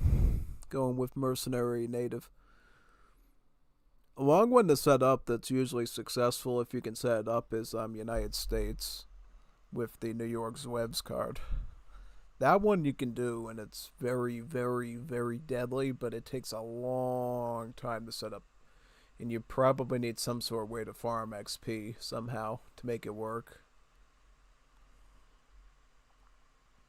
Pretty much, yeah. Could be a cool video to tell us of which civs are best for this map. Yeah, maybe. Yeah, perhaps.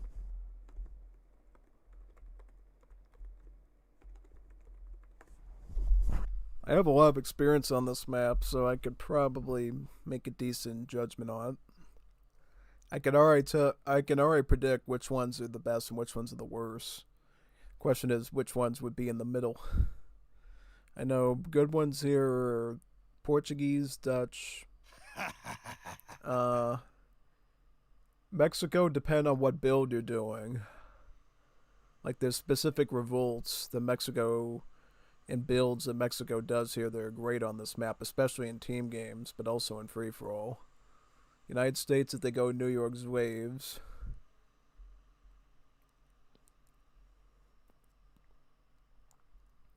And, ones that would be worse would probably be Lakota, because they just lack the artillery. I think the African civs are usually pretty poor on this map on average. Just saying. I've had bad experience in Malta here before. I don't know why, but I have. Russia, I really couldn't figure out on here either. I think they're maybe I don't think Russia's bad, but I just never figured out how to do them here.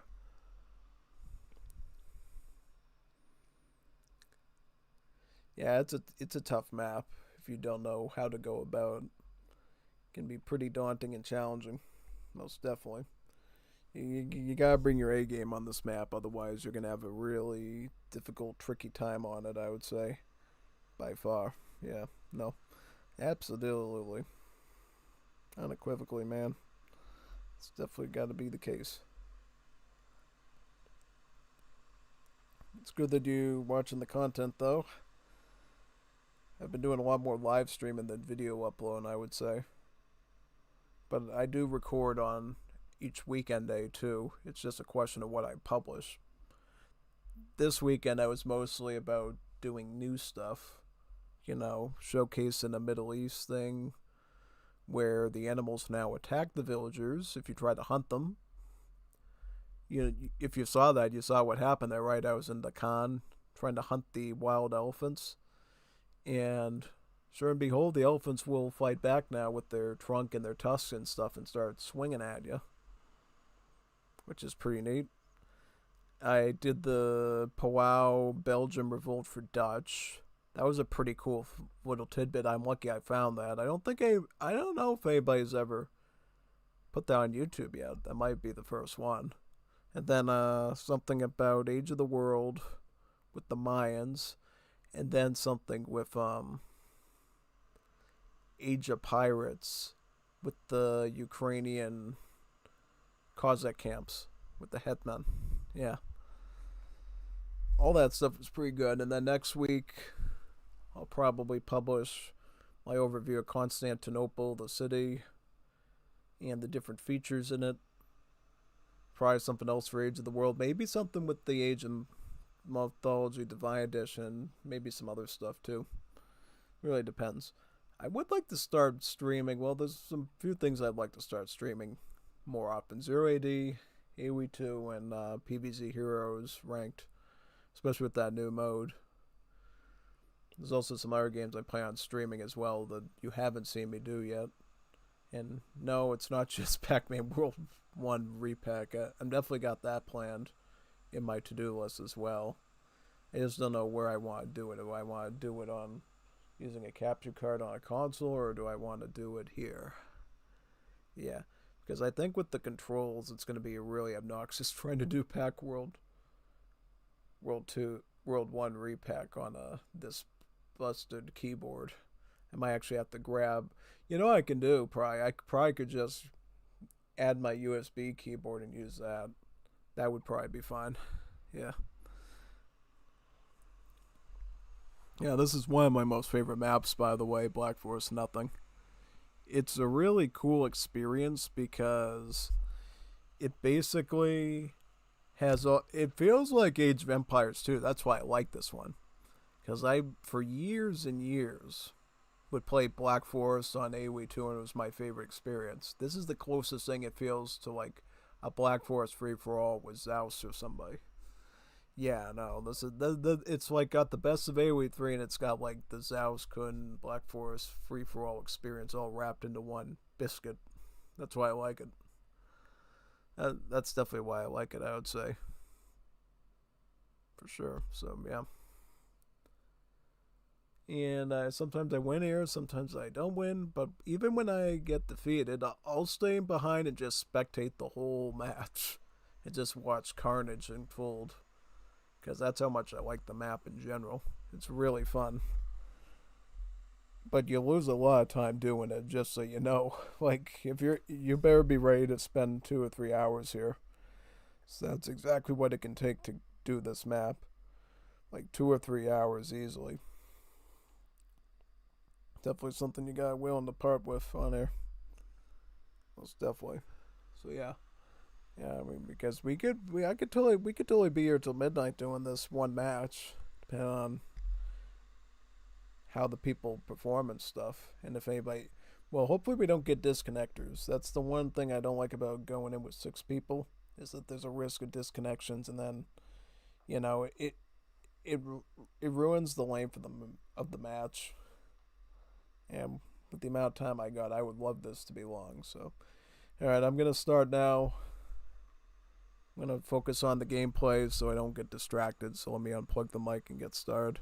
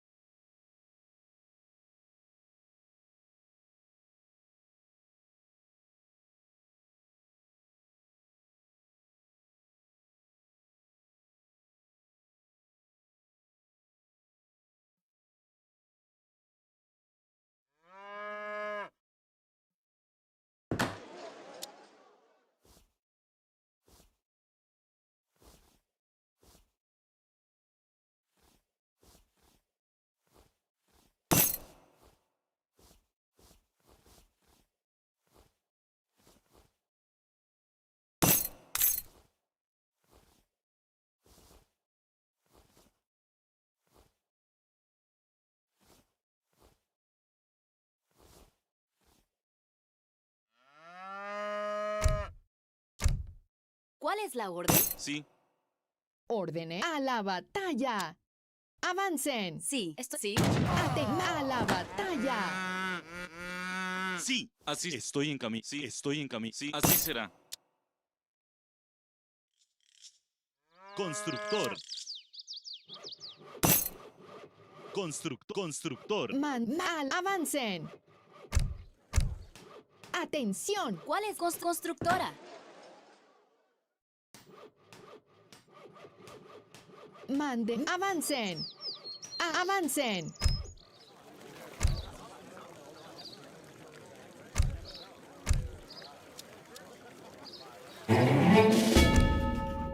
Hola. Leñador. ¿Cuál es constructor? Sí.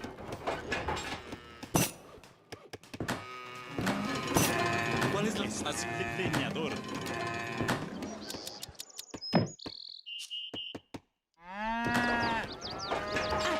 Marcha. Ya a la batalla. Mande, presidente. Avancen. Orden. Avancen. A la batalla. ¡Ataca!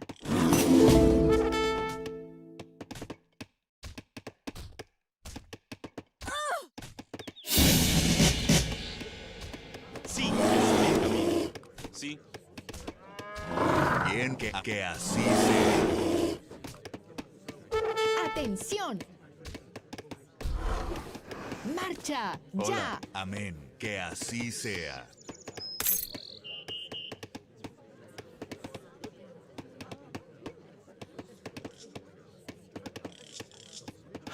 Mande. Amén. ¿Cuál es la orden? Así será. ¿Cuál es la orden? Constructora. ¿Quién busca salvación? Mande, presidente. ¿Órdenes? ¡Marcha! ¡Ya! ¡A la batalla! ¡Abajo con los opresores! Sí, así se leñadora. ¡Atención! Hola, leñadora.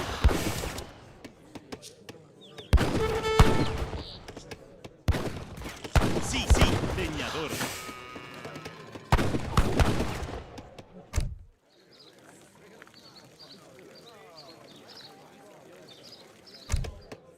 Hola, que así sea.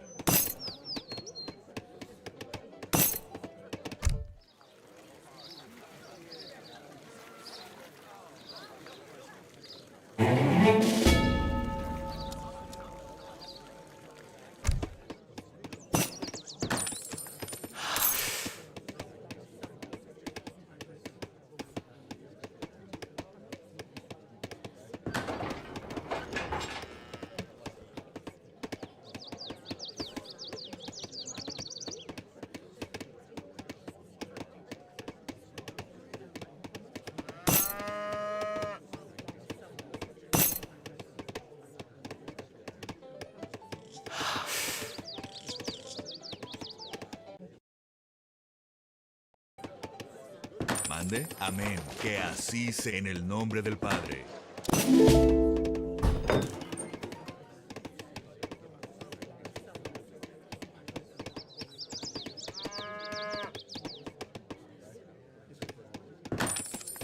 ¿Quién busca? Amén. En el nombre del Padre. ¿Cuál es la orden? Constructora.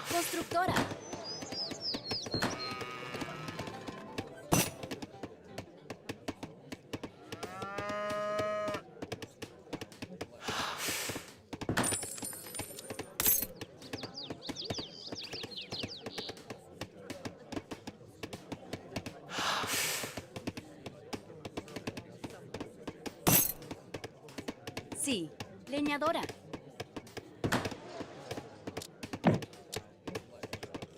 Mande. Que así sea.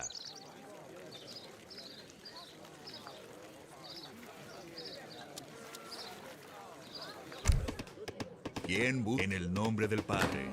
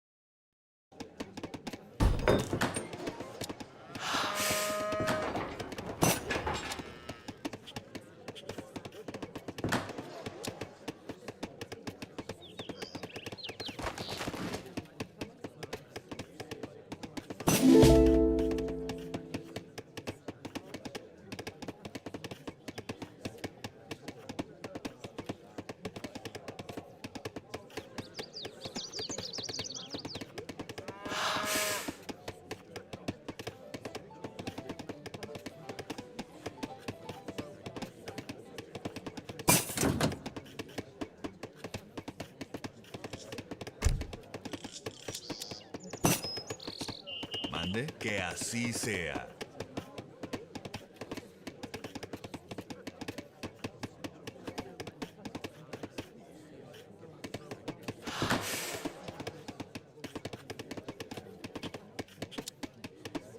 ¿Cuál es la?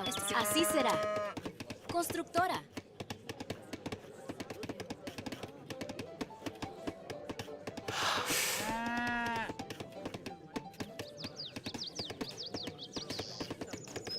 Sí. Constructora. Constructora. Hola, amén.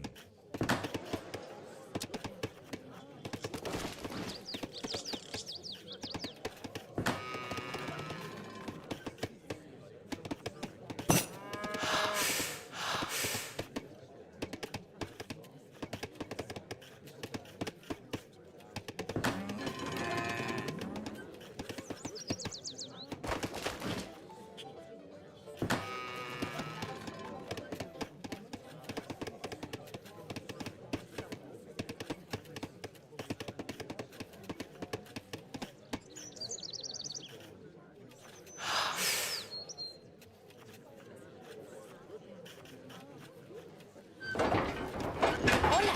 ¿Sí?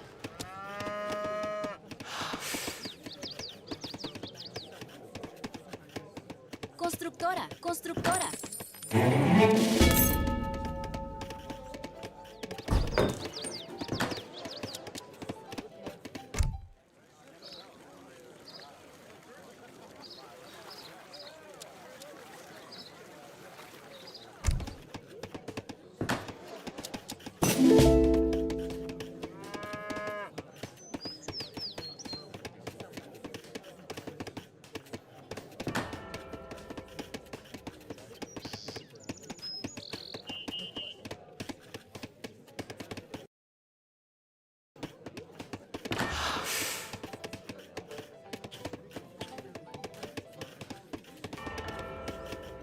¿Cuál es la orden? Leñadora.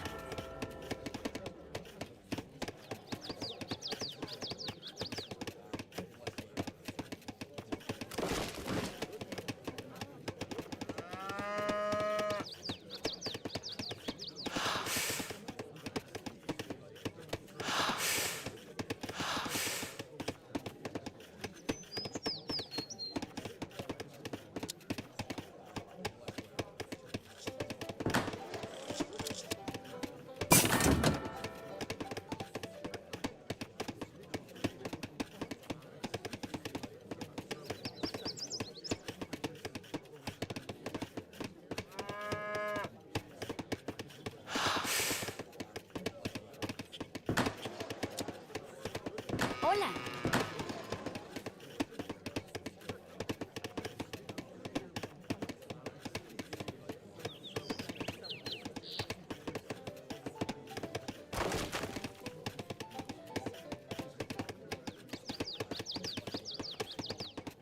Mande, en el nombre, amén.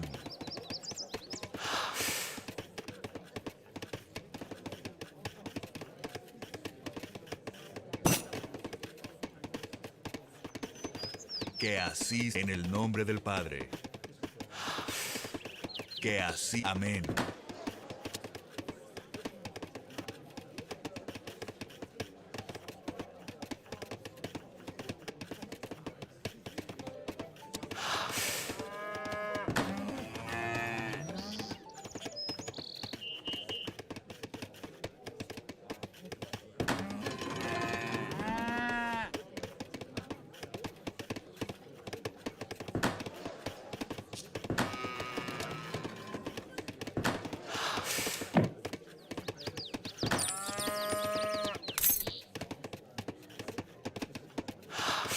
Hola, en el nombre del Padre.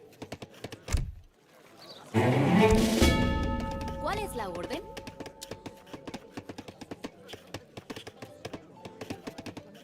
Constructora. Constructora.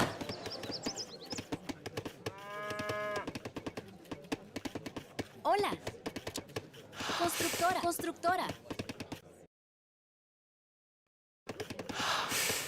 Sí, así será.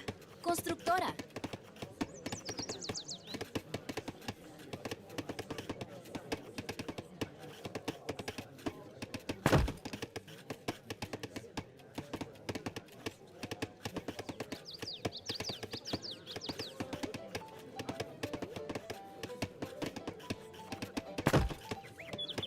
Hola, estoy en camino. Constructora.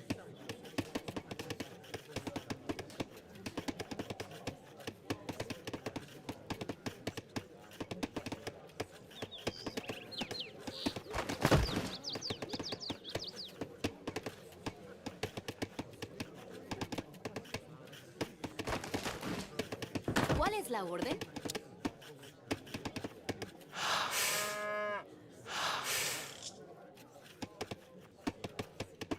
Leñadora.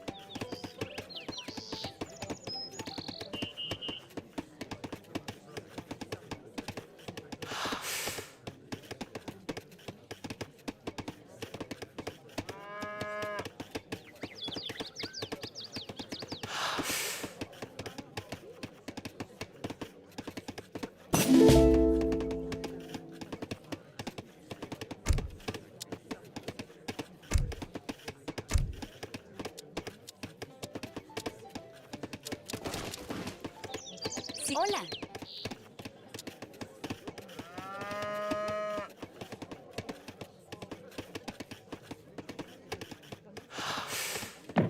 Constructora, constructora. Mande, presidente. ¡Marcha! Quien ¡Ya! busque así sea.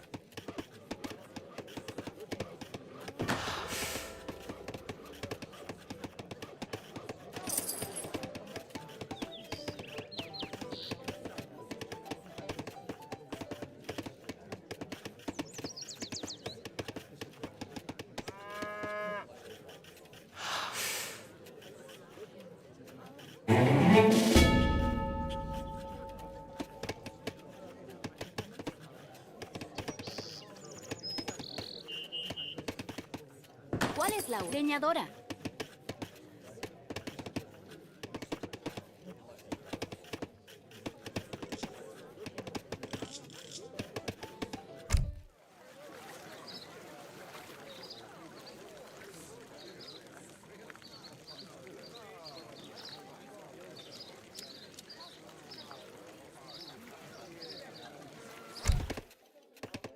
Sí, sí. Sí. Constructor. Constructor. Constructor. Constructor. Constructor.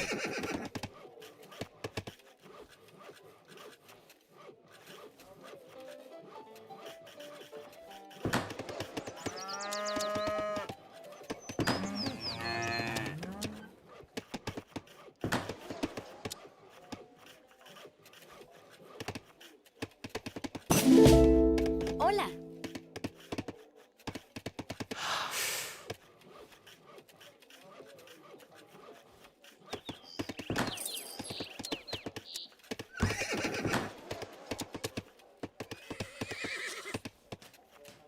¿Cuál es la orden? Constructor. Constructor.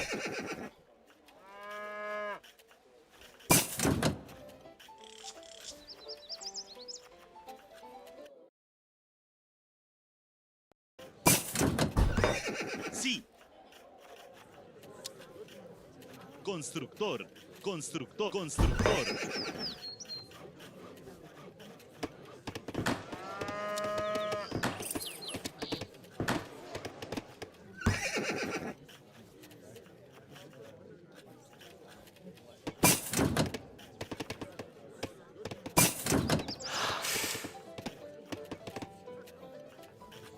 ¿Cuál es la orden?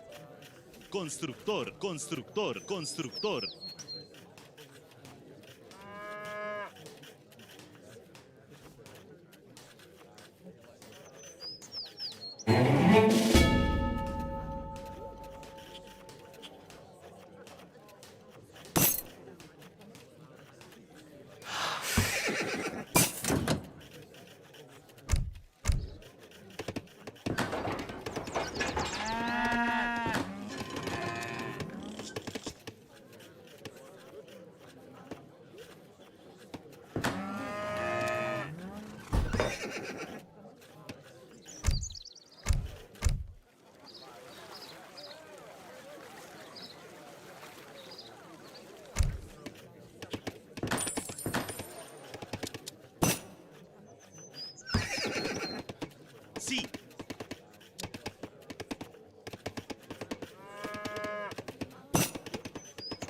Constructor. Sí, sí. Constructor.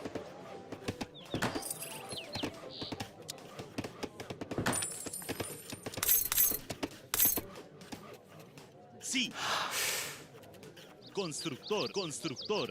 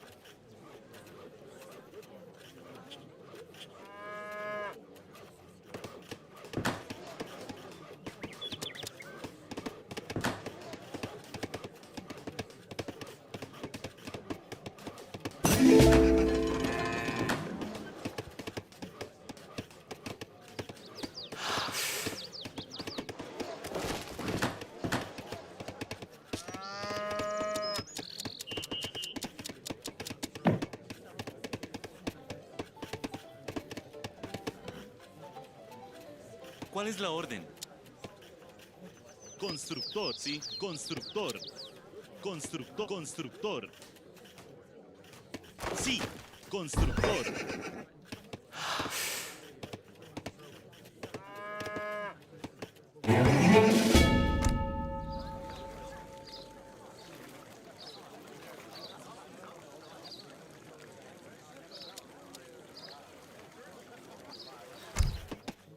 Sí. Constructor. Constructor.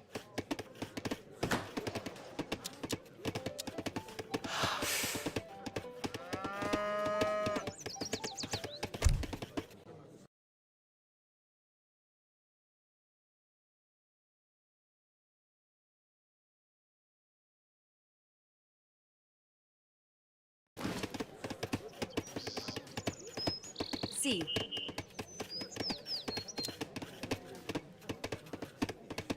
Leñadora.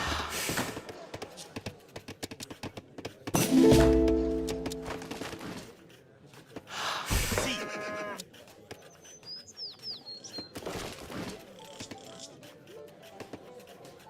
Constructor. Estoy en camino. Sí. Constructor.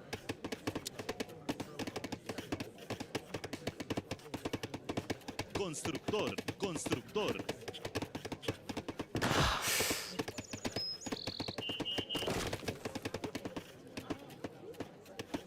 Sí.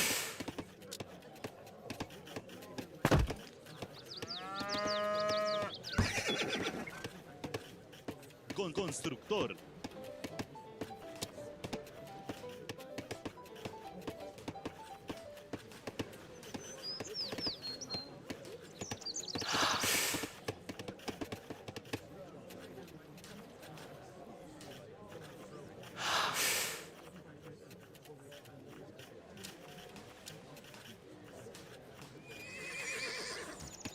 Sí. Constructor. Constructor.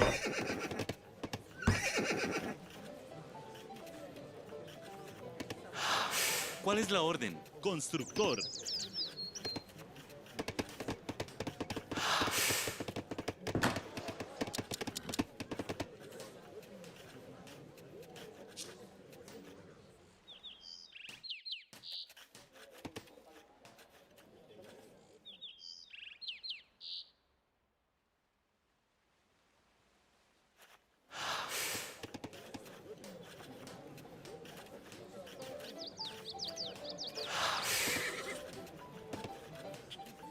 Sí.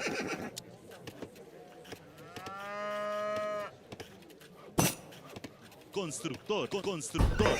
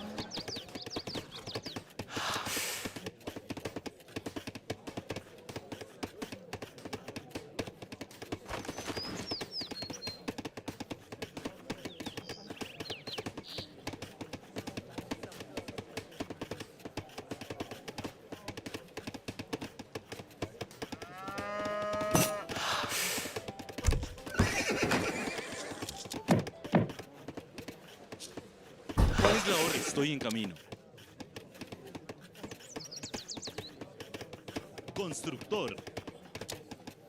Constructor. Sí, constructor.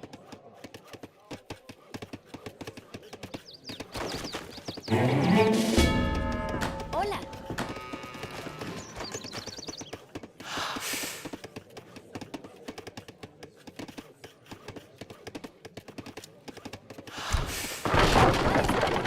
Leñadora. Sí, sí, así, sí. Estoy en camino. Constructor. Sí, así será. Es la orden. Constructor. Constructor.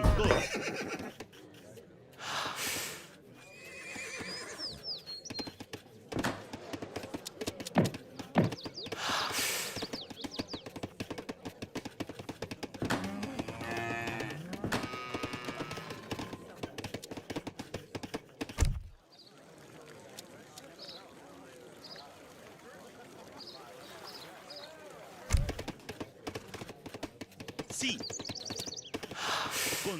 Constructor. ¿Cuál es la orden? Constructor. Sí. Constructor.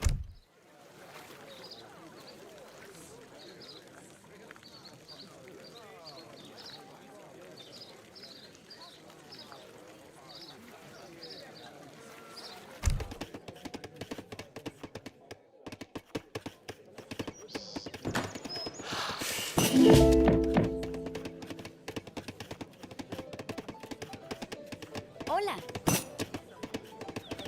Constructora.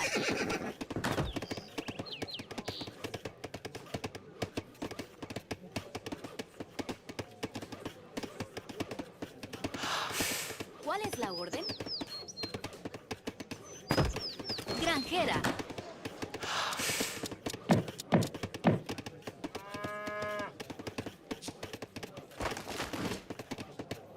¿Cuál es la orden?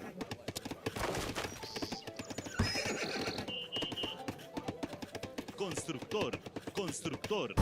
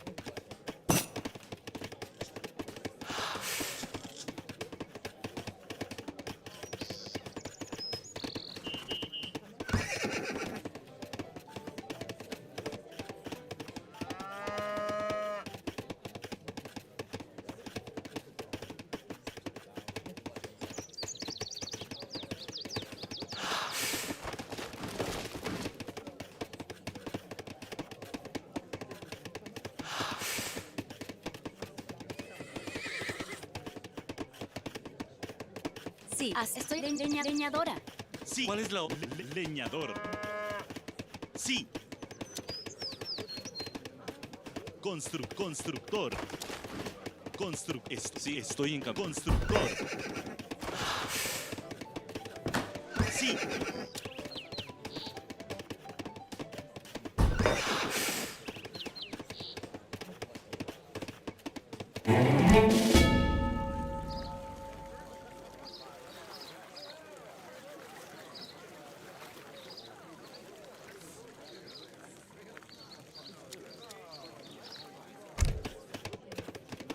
¿Cuál es la orden? Constructor.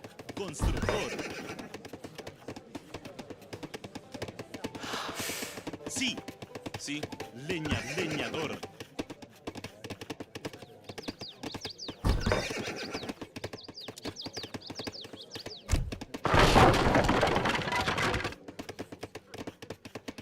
Sí.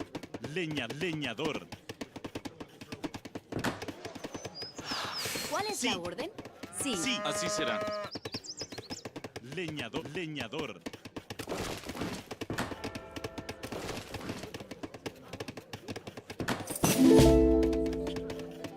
¿Cuál es la orden? Leñador. Sí. Leñador. Sí. Leñador. Hola. ¿Cuál es la orden? Leñadora.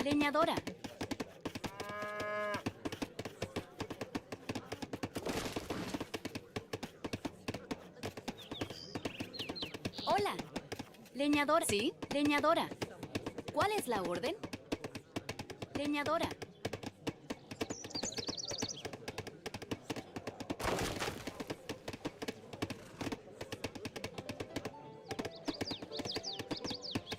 Sí.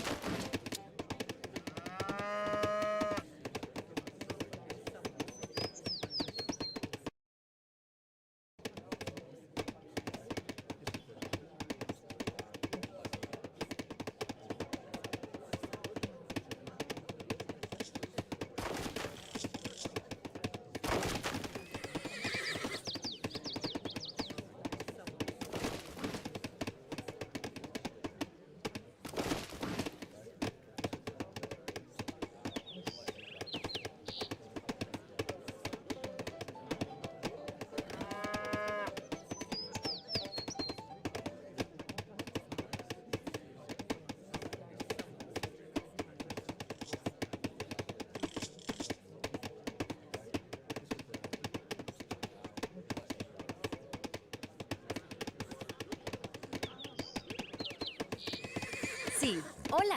Estoy en camino. Así será. Leñadora. Sí.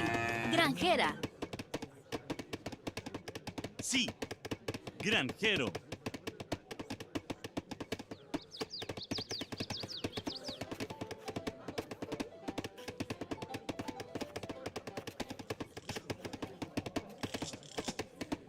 ¿Cuál es la orden? Leñador.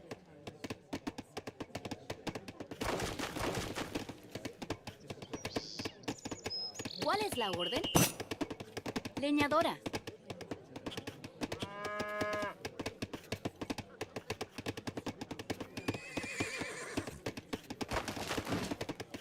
Sí. Constructor.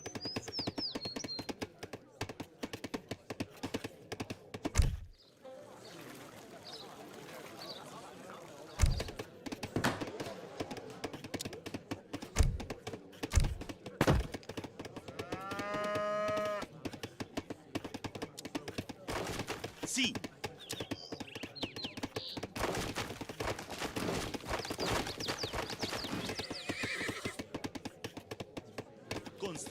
Constructor.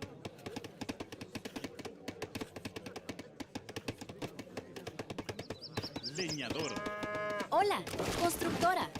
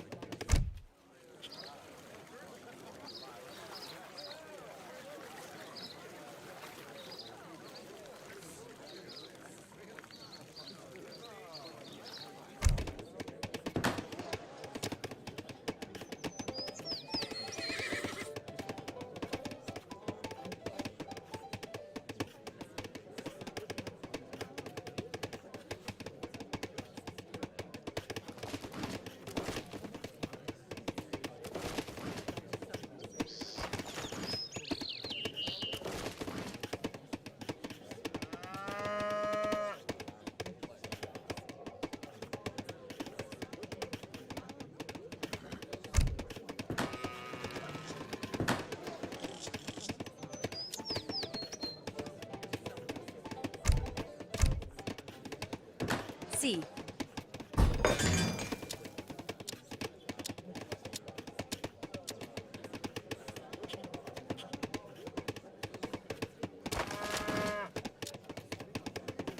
Hola, leñadora.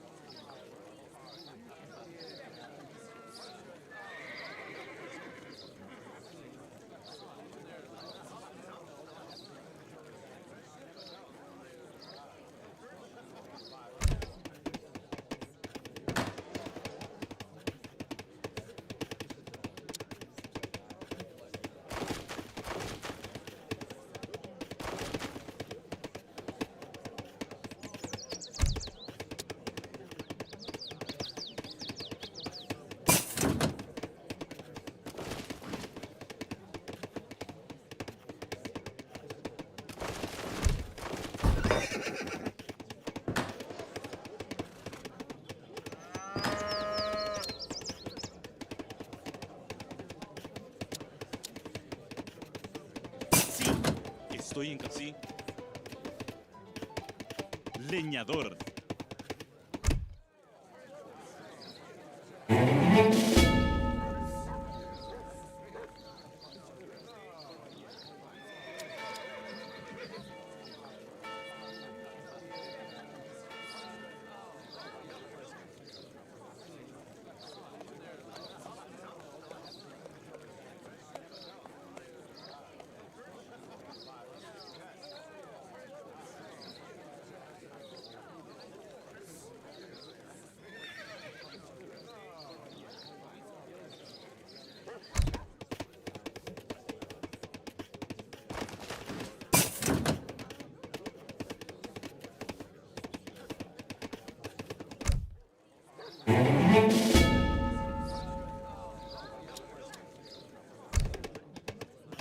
Sí. Leñador. ¿Cuál es la orden? Estoy en camino.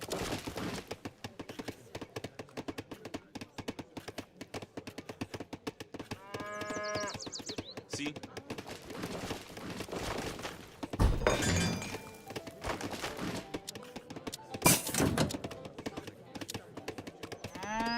Sí. Estoy en camino.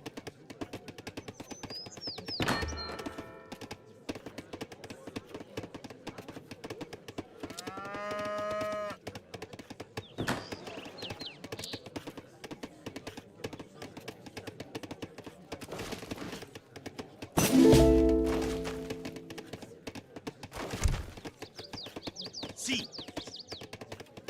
Ok, hijo. Atza. Hola, amén.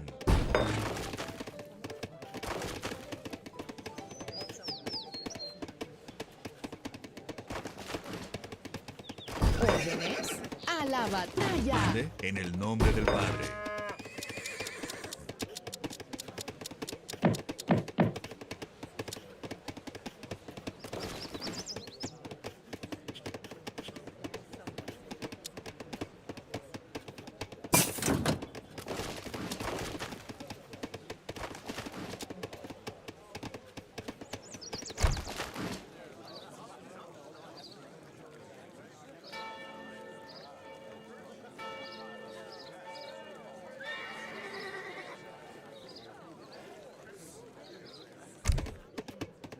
Sí, lo haré. Voy a hacerlo. Bien, que así. Amén.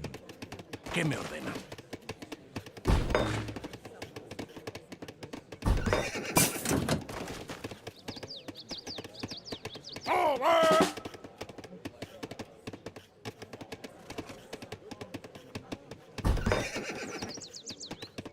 ¿Cuál es la orden?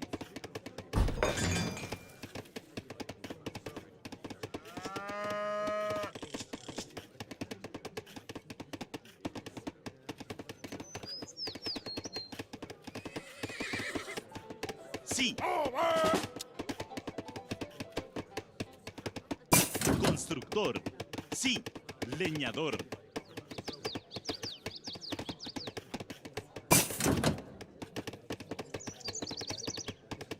¿Cuál es la orden? ¿Cuál es la orden? Leñadora. Sí. Constructora. Constructora. Constructora. Sí, leñador. ¿Cuál es la orden? Leñador. Hola. Leñador. Leñadora. Sí, leñador. Leñador. Hola, ¿qué hace? En el nombre del Padre. ¿Cuál es la orden? Constructora. Constructora. Constructora. Mande, que así sea. Sí.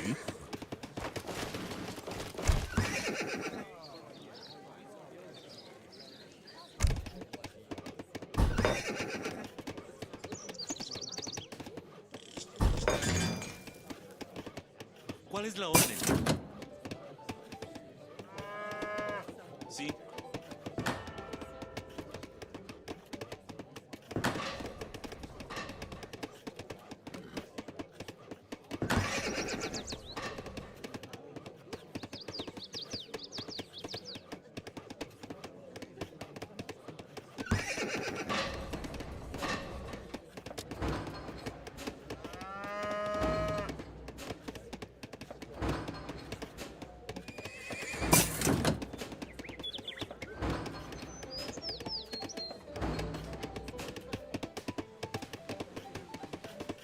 Hola. Amén. Sí. Constructor. Constructor. Constructor.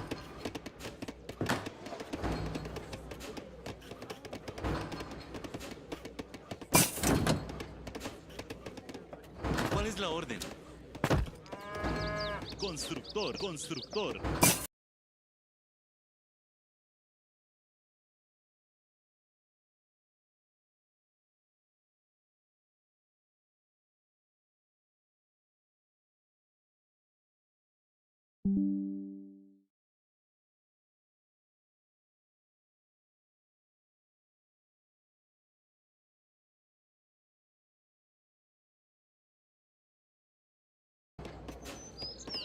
Sí, así será.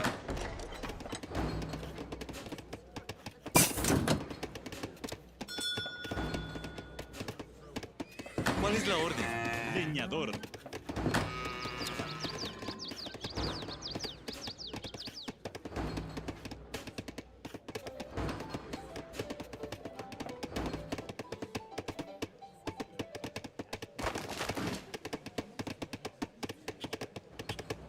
Sí.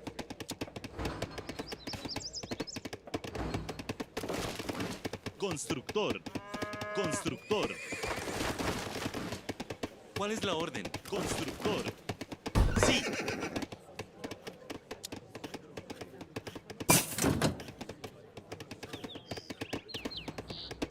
Constructor. Constructor.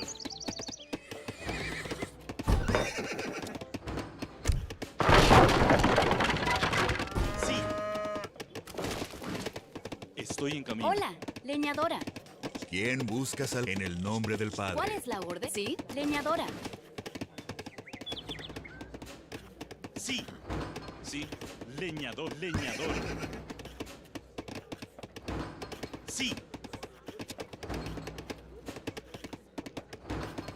Constructor. Constructor. Constructor.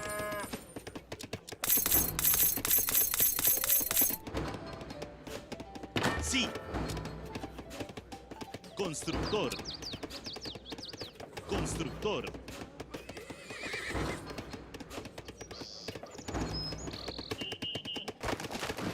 ¿Cuál es la orden? Leñador. Hola, ¿qué hace? En el nombre del Padre.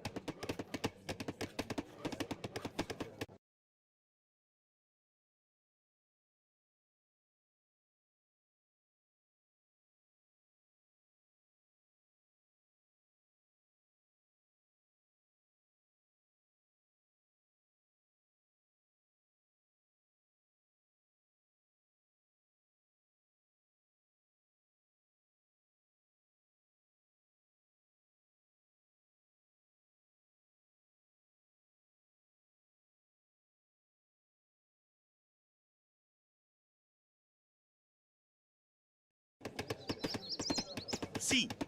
Leñador. ¿Quién busca? Amén. Sí. Leñadora. Leñadora. Sí. Leñador. Sí. Leñador.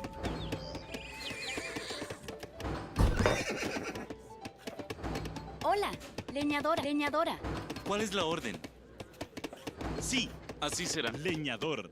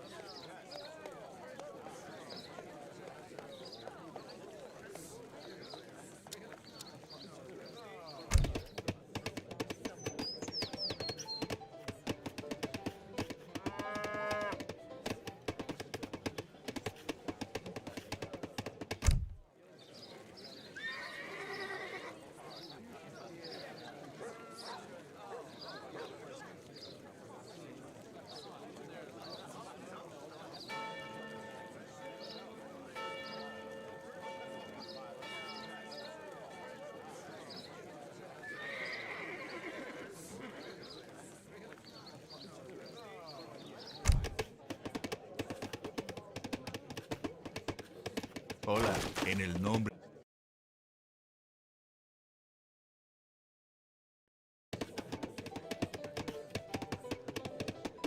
Sí.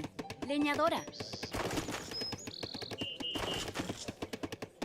Hola. ¿Cuál es la orden? Estoy en camino. Leñadora. Sí. Constructor.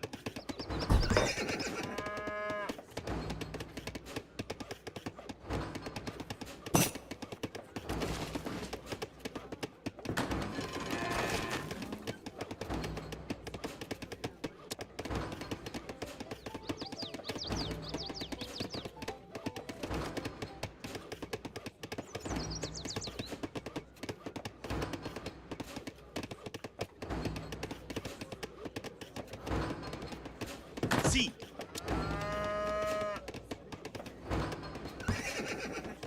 Constructor. Constructor. Estoy en camino.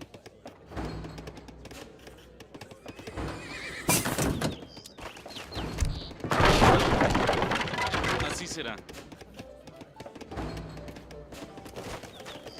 Estoy en camino. Constructor. Sí. Sí, constructor. Constructor, constructor.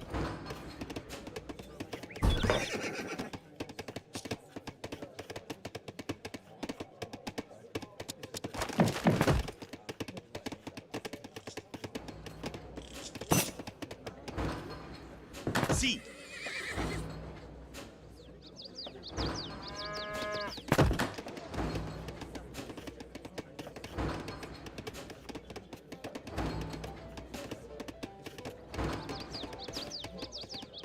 ¿Cuál es la orden? Así será. Sí. Estoy en camino. Constructor. Constructor, constructor.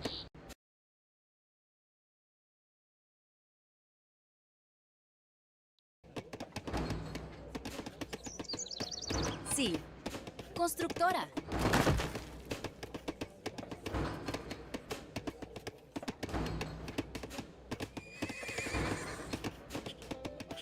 ¿Cuál es la orden? Leñador. ¿Cuál es la orden?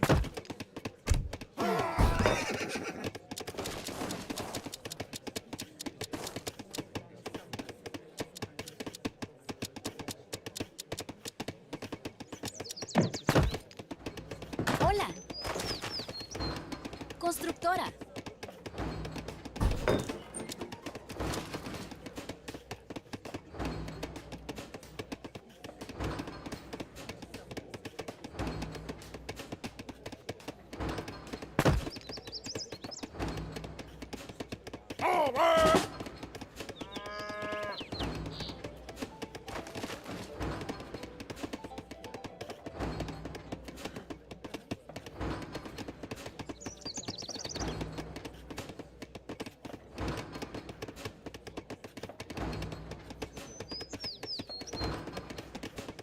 ¿Cuál es la orden?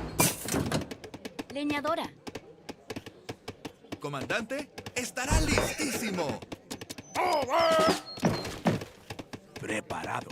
Sí, voy a hacerlo. ¿Cuál es la orden? ¡Adelante! ¡Sí! Sí. Constructora. Constructora. Constructora. Hola. Así será. Leñadora. ¿Cuál es la orden?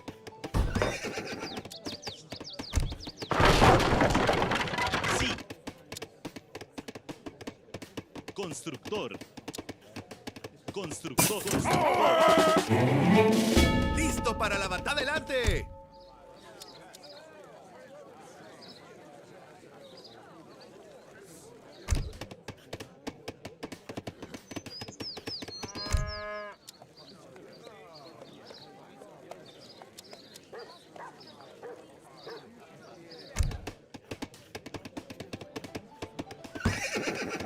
Sí.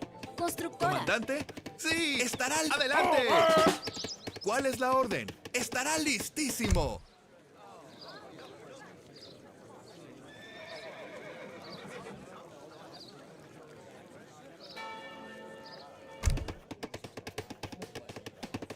¡Listo para la batalla! ¡Sí! ¡Estará listísimo!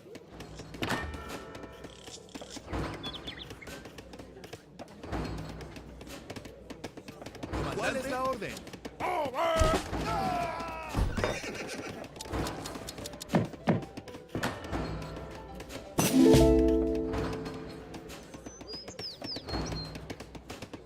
Comandante, adelante. Sí. Leñador. Hola. Leñadora. ¿Cuál es la orden? Constructora. ¿Cuál es la orden? Así será. Constructor.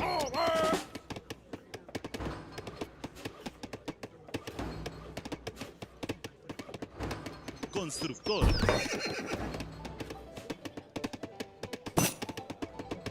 Sí. Constructor. Sí, estoy en leñadora. Sí. Constructor. ¿Cuál es la construcción? Sí. ¿Cuál es la? Sí, así será. Leñadora. Hola. Constructora. Sí. Constructor. ¿Cuál es la orden? Así será, sí. Así será. Leñador. Sí. Estoy en campo. Sí. Así será. Sí. Así será. Sí. Estoy en campo. Leñador. Sí. Así será. Estoy en campo. Así será. Estoy en campo. Así será. Leñador. ¿Cuál es la orden? Constructor. Sí. Constructora. Hola. Leñadora. Sí. Constructor. Constructor.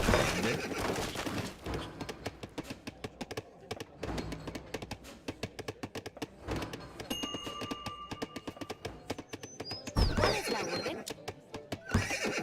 Constructora. ¿Sí? Constructora. ¿Cuál es la ¿Quién orden? busque a amén? Que hace en el nombre del Padre. Sí. Constructor. Constructor. Hola. Constructora. Constructora. ¿Cuál es la constructor? Sí. Constructor.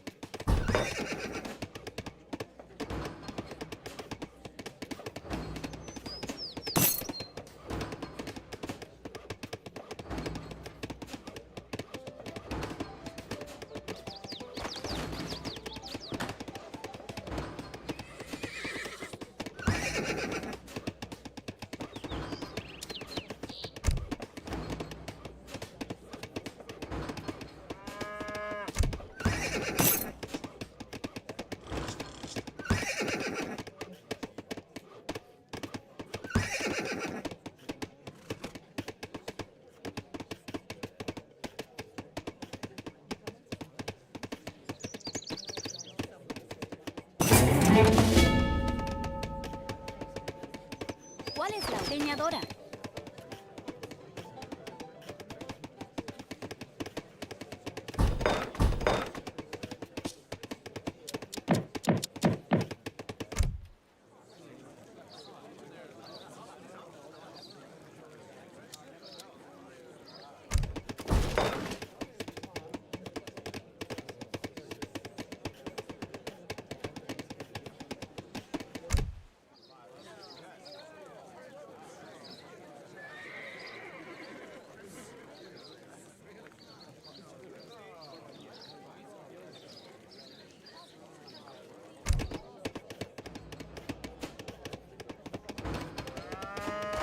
Hola. ¿Cuál es la orden? Granjero.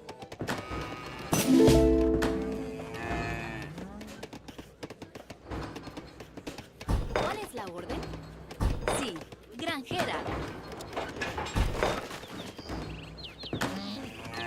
Hola, granjera. Sí, granjero.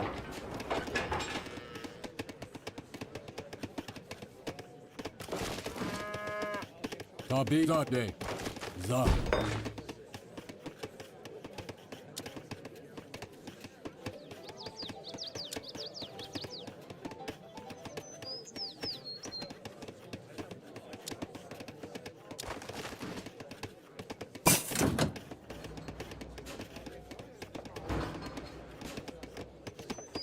¿Cuál es la orden?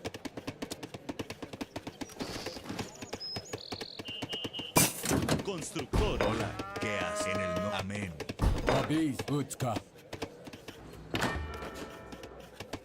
¿Qué me ordena? Voy a hacerlo.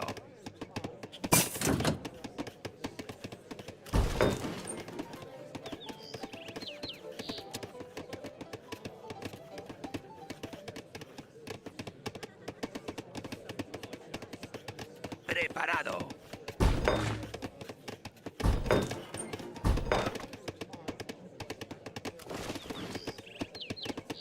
¿Qué me ordena? Sí. Sí. Lo haré. Voy a hacerlo.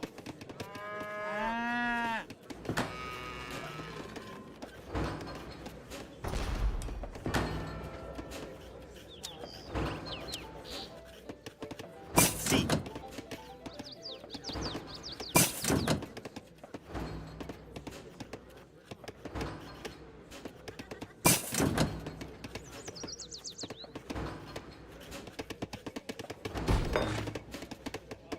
Sí. Leñador. ¿Qué me ordena? Lo haré. Voy a hacerlo.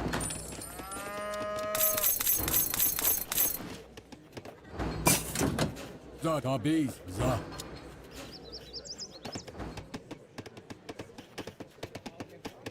Utska.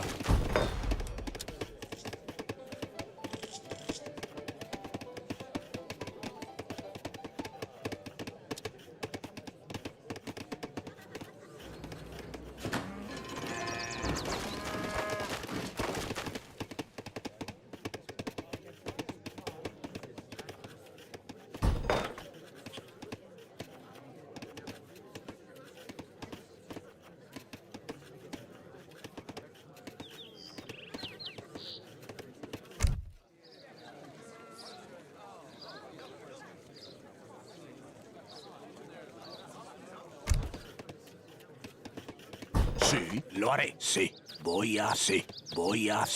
Lo haré. Sí, lo haré. Preparado. Sí. ¿Qué me ordena?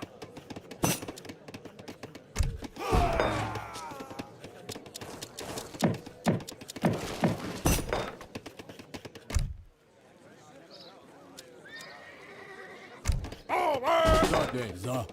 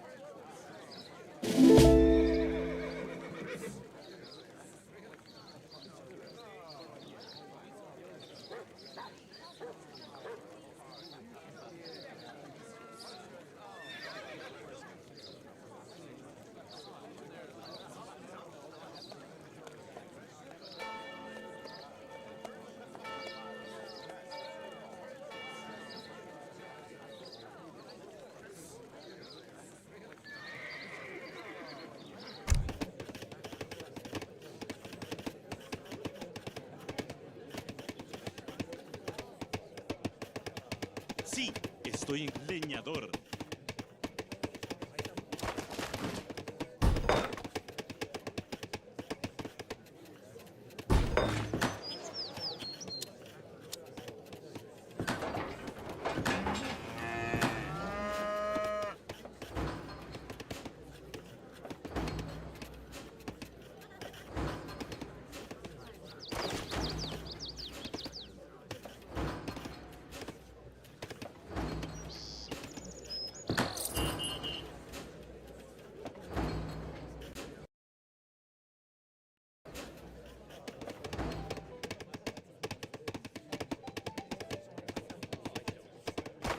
Sí, sí. ¿Cuál es la orden? Constructor.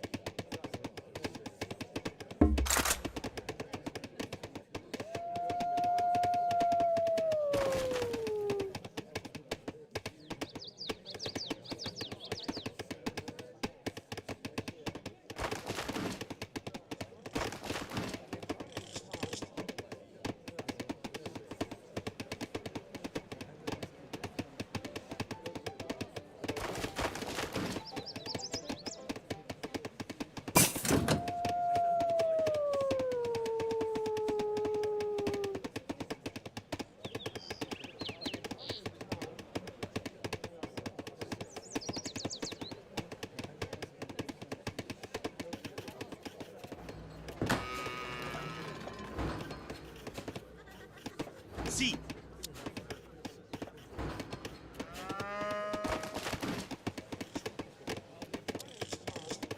¿Cuál es la orden? Constructor. ¿Cuál es la orden? ¿Así? Leñadora. Sí. Constructora.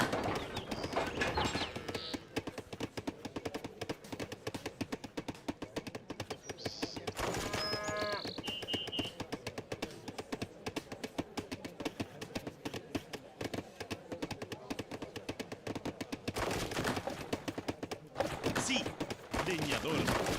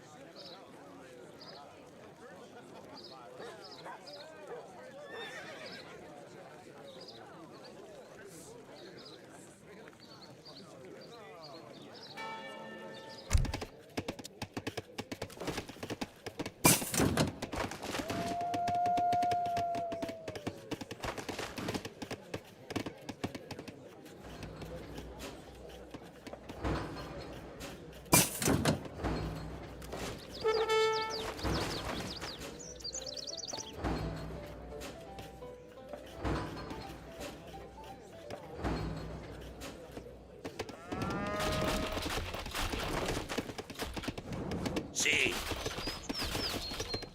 ¡A las armas!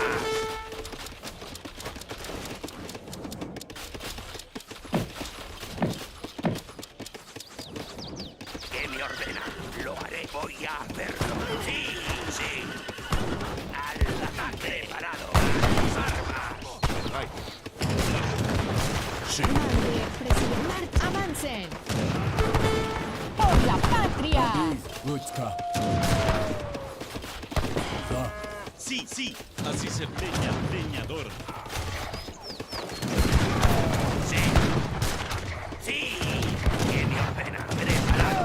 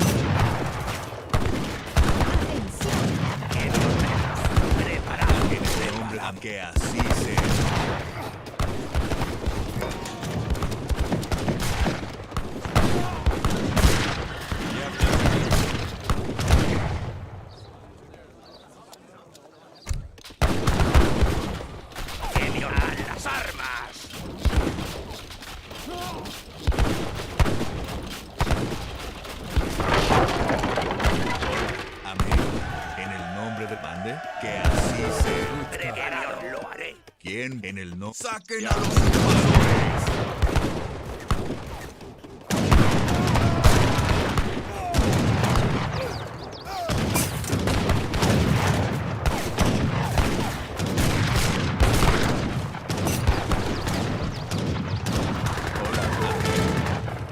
Por nuestra libertad. Amén. Que así sea. Bien. Amén. Sí, sí. Ja? Jawohl. Se voy a hacer.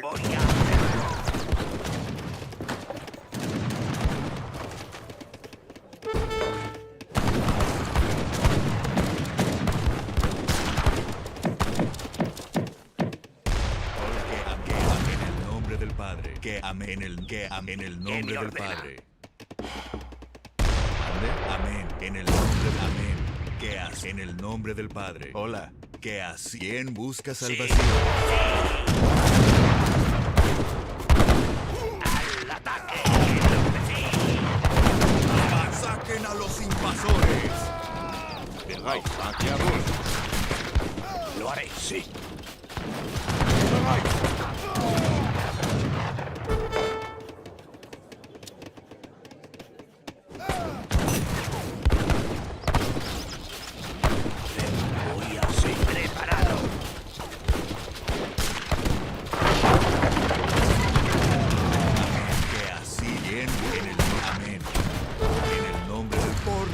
¡Saquen a los invasores!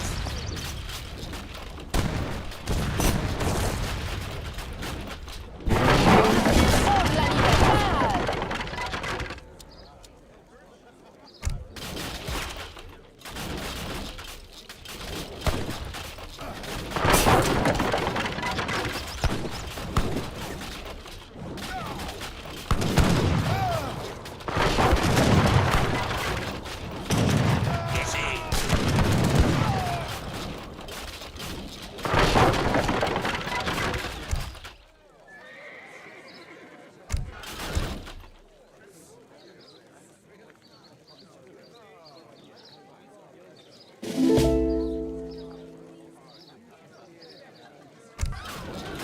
¡Prepárase a las armas!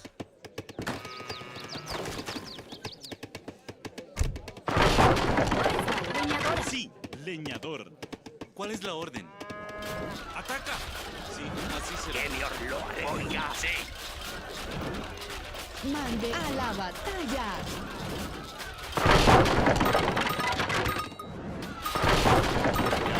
¡Atención! ¡Marcha!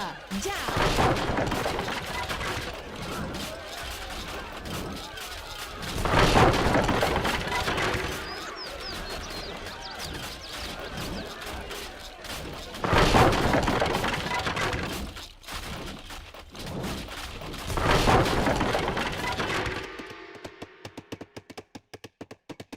Hola, leñadora.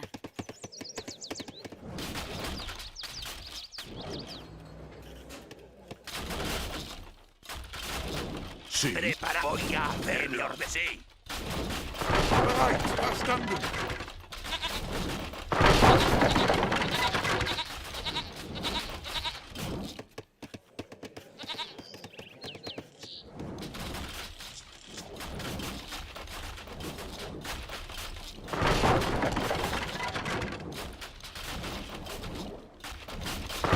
Sí.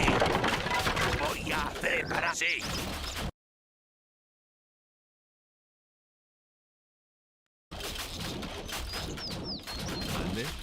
Sí, estoy en camino. Constructora, constructora. Constructor. Que mi orden. Sí, lo haré. Voy a hacer. Voy a hacer. ¿Cuál es la orden, constructor? Bereit. Ja? Jawohl, verstanden. Lo haré.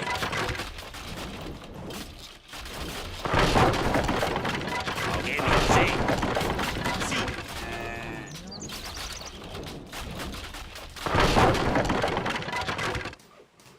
Constructor, constructor. Sí, lo haré. Lo haré.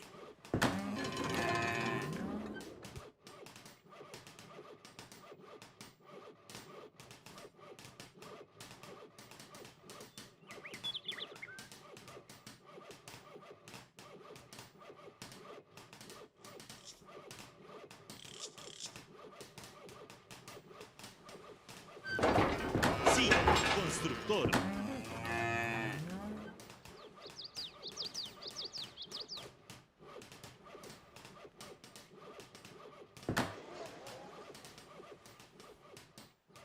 Prepara. Sí.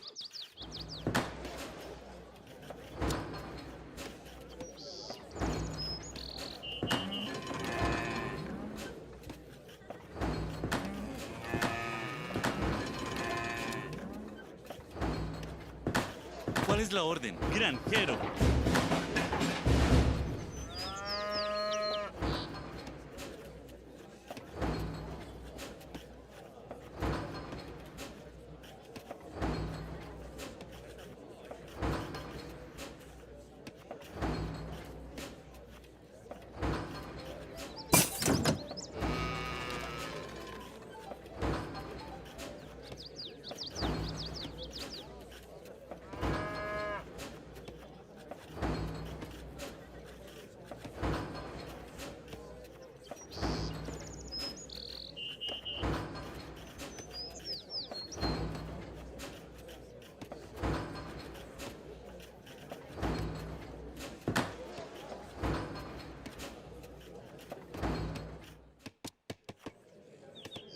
Hola, así será.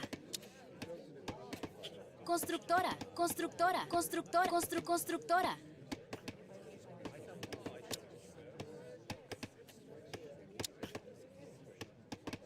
Constructora.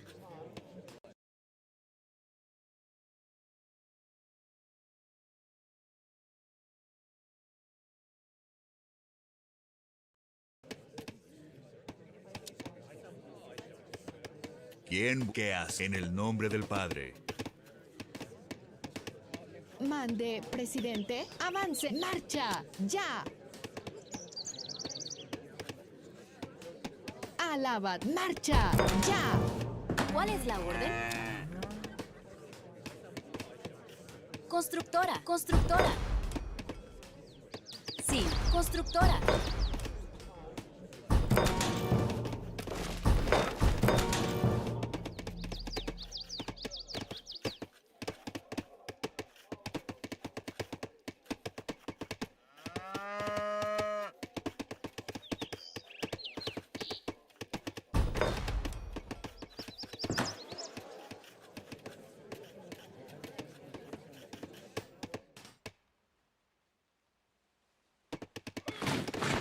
Hola.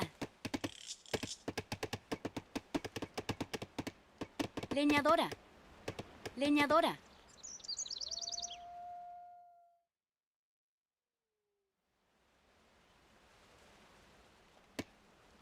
Leñadora.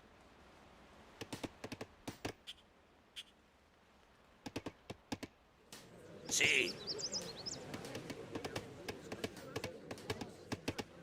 Sí, estoy en camino. Leñador.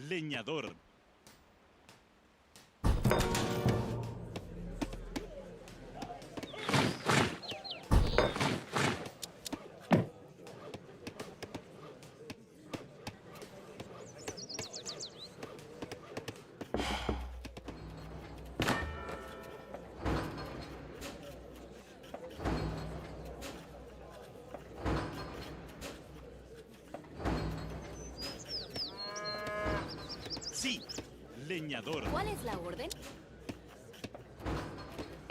Constructora. ¿Cuál es la orden? Constructor.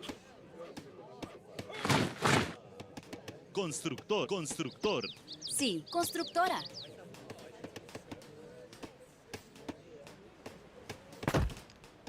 Hola. Constructora. Así será. Constructora. Orden. Alaba. Avancen. Mande, que así sea. Sí. Leñador. ¿Cuál es la orden? Leñador. Sí, estoy en camino. Constructora. Sí, así será. Constructor. Bien, amén. En el nombre nombre del Padre.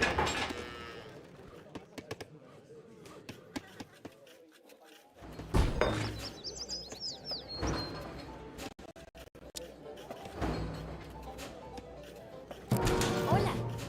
Así será.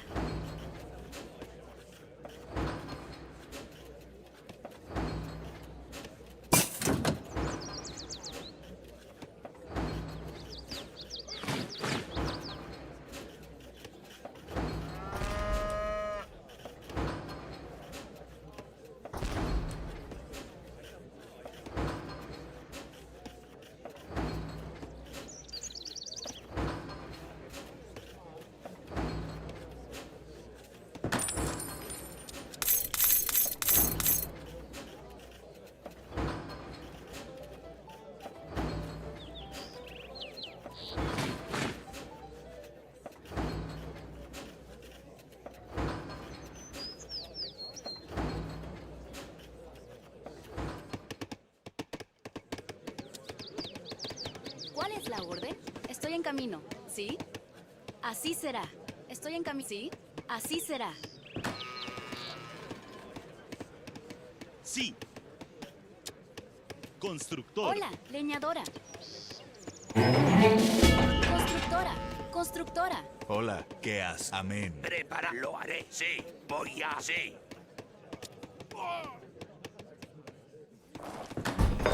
¿Cuál es la orden? Estoy en camino. Constructora.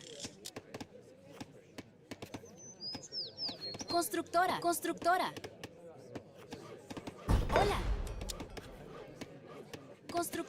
Constructora.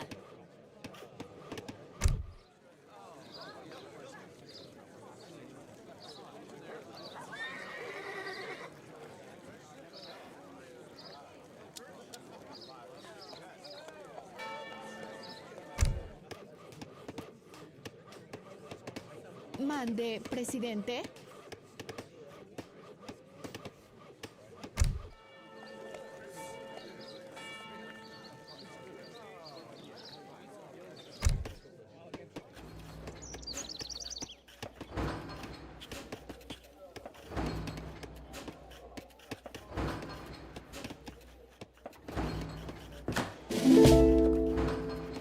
Sí.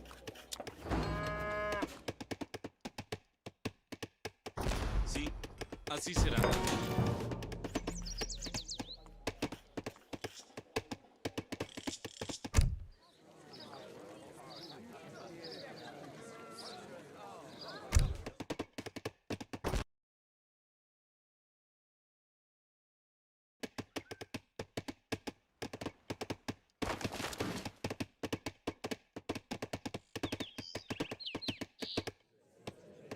¿Cuál es la orden? ¿Sí?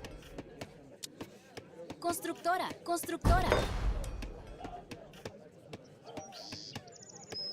Sí. Leñadora.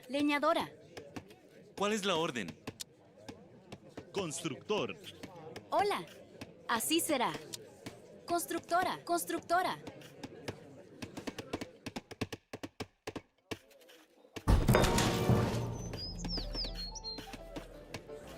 Sí.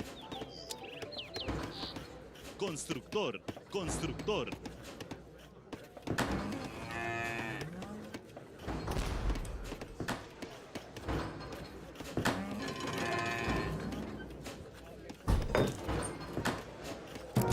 Sí. Leñadora.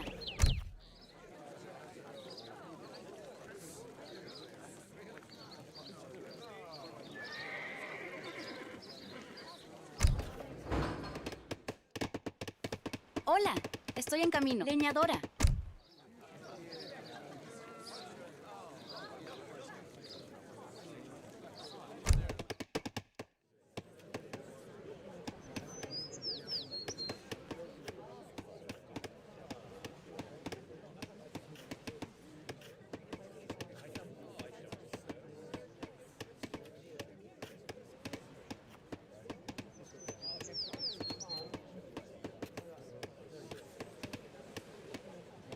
Sí, leñadora. ¿Cuál es la orden?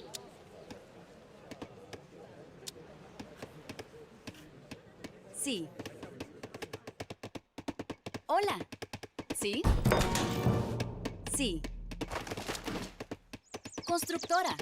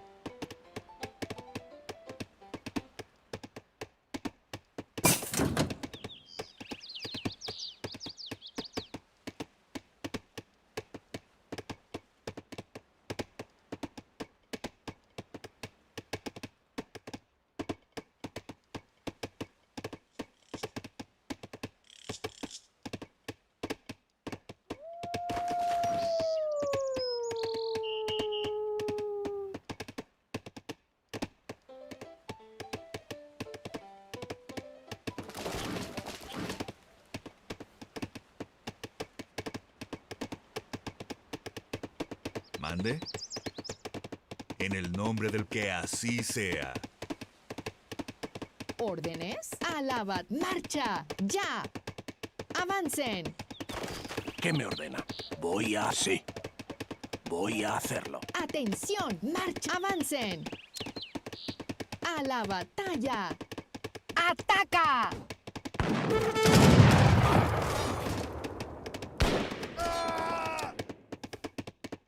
¡Marcha! ¡Ya! ¡Avancen!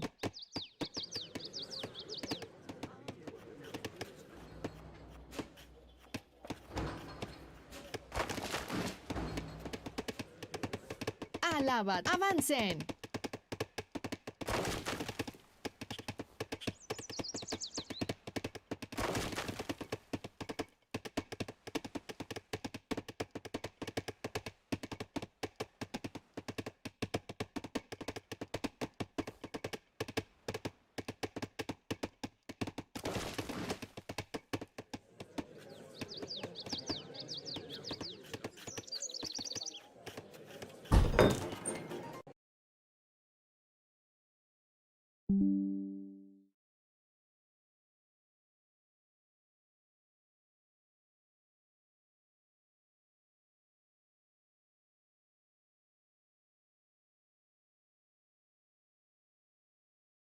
How you doing?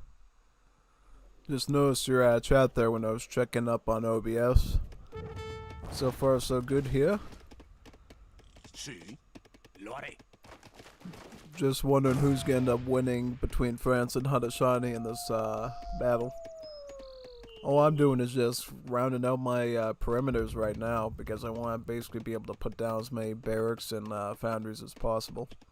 And probably go for the native villager tech next for my home city. Probably gonna be what I'm gonna do. Yeah, I think that would be the next reasonable thing to do here. Yeah, most definitely. Trying to stockpile as much stuff as possible resource-wise so I can be ready for when he comes at me. I'm assuming it's gonna be Haudenosaunee based on the score, but you never know, it might be the French. Excuse my French. Yeah, definitely.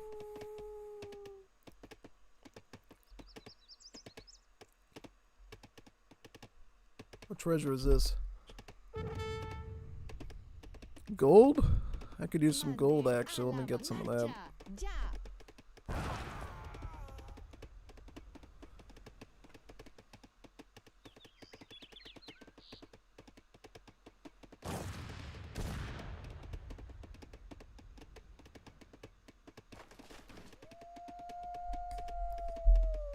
Avancen. A la batalla. Por la patria. Leave that villager alone. Por la libertad. There you go. Marcha. Beautiful. Ya. Take that. If only this was like Age of the World and you could set your factory to trickle XP. I feel like I'd be in much better shape right now. Yeah, no, I would love to have that ability. To be able to trickle XP with my factory. Because I want to cycle through these shipments much faster than I am just by sitting around in the north here.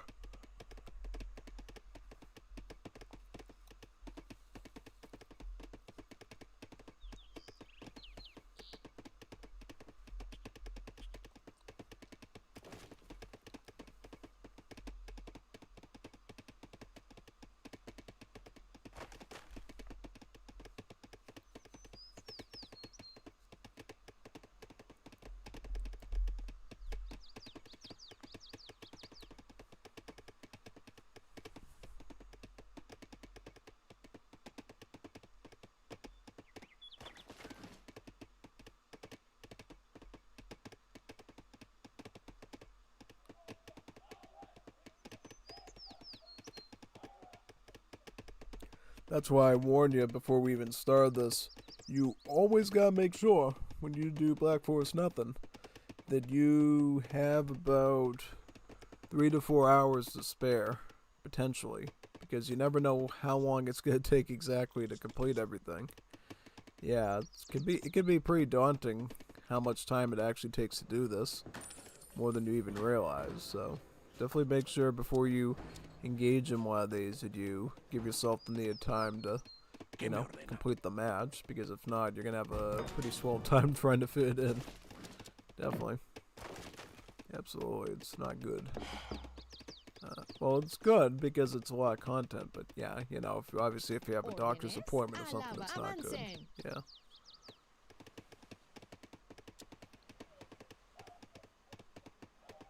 A la batalla.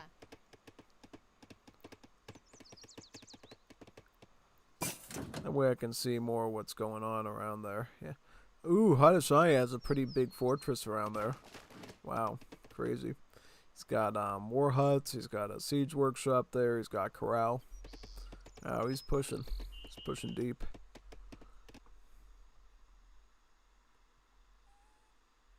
Alright, I'll probably just plug this out again and keep focusing on the match.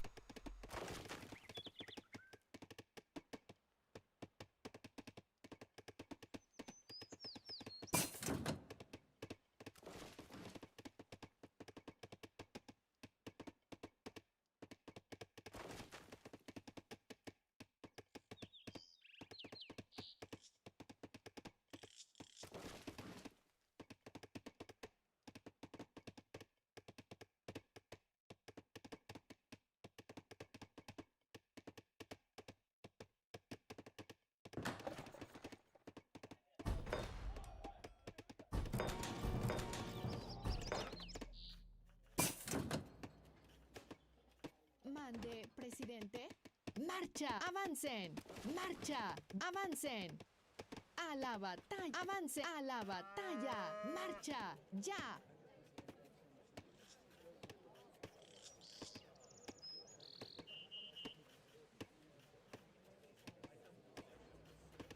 A la marcha, ya. A la batalla. Órdenes por la patria. Avancen. Sí.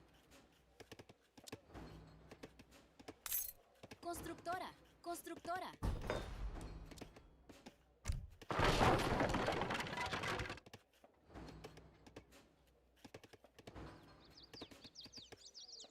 Constructora. Atención a la marcha, ya.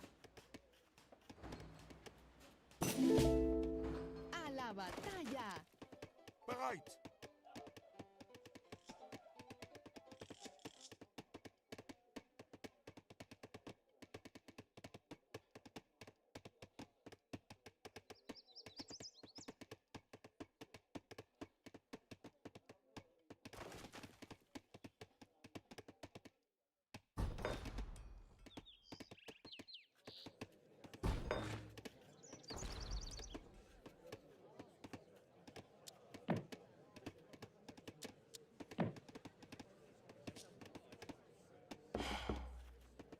Bees.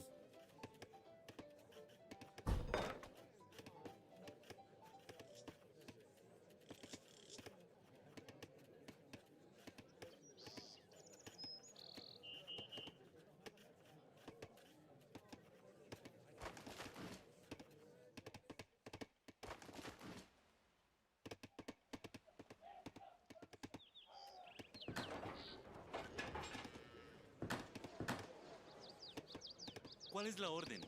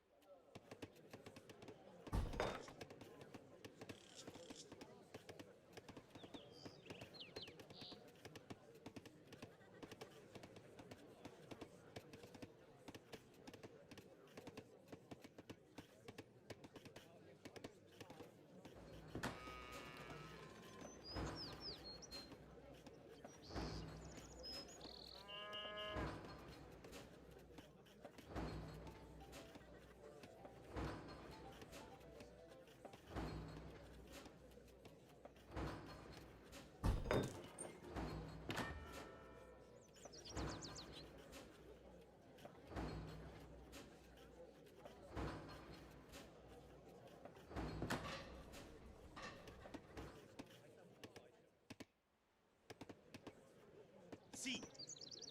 Granjero.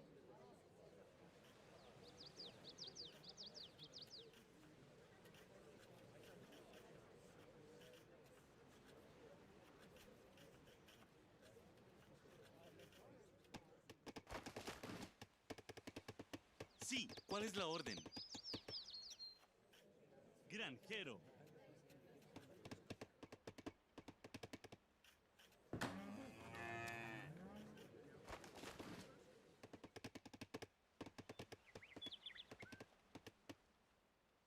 Zade. Za. Sí. Sí. Constructor. Constructor. Amén. En el nombre del ¿Cuál Padre. es la orden? Así será. Leñador. Hola. Genior, voy a hacerlo.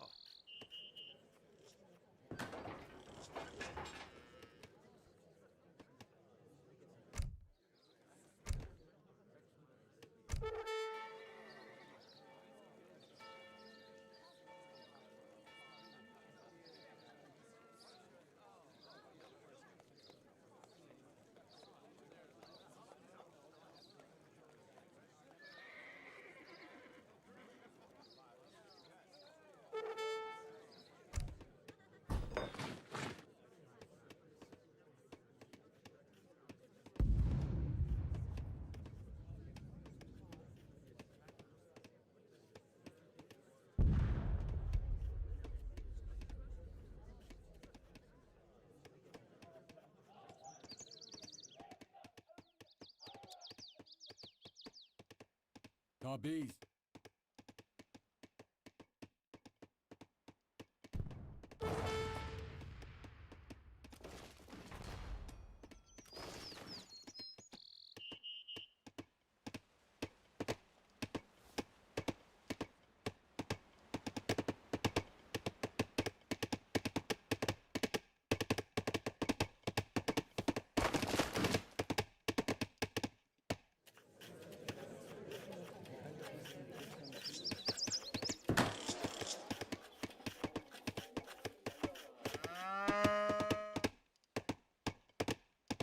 ¿Mande? Quien busque así sea. Constructor. Constructor. ¿Mande? Zade.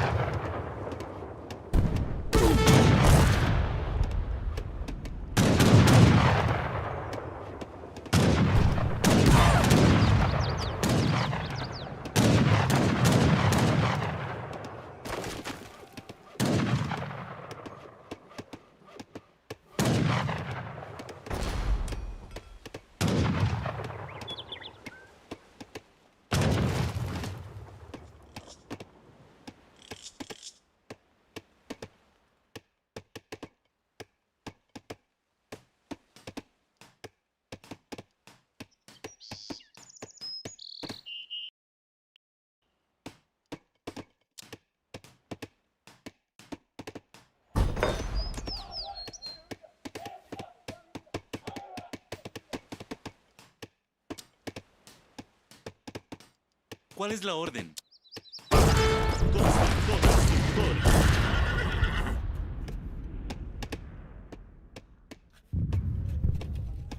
Hola, así será. Constructora.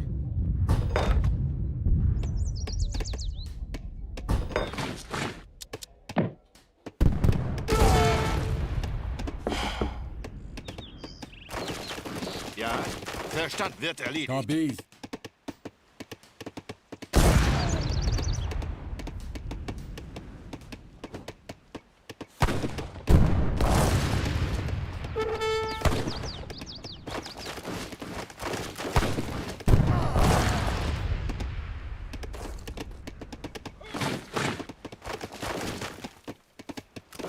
Preparado. Sí, lo haré. ¿Qué me ordena? Sí, lo haré. Voy a hacerlo. Sí, sí, lo haré. Sí, lo haré. A las armas. Sí. Voy a hacerlo. Sí, sí. A las armas. Ja, verstanden. ¿Qué me sí. Avance. Por la libertad. ¿Quién buscas en el Por la libertad. Por la patria. Ataca. Ataca, ataca.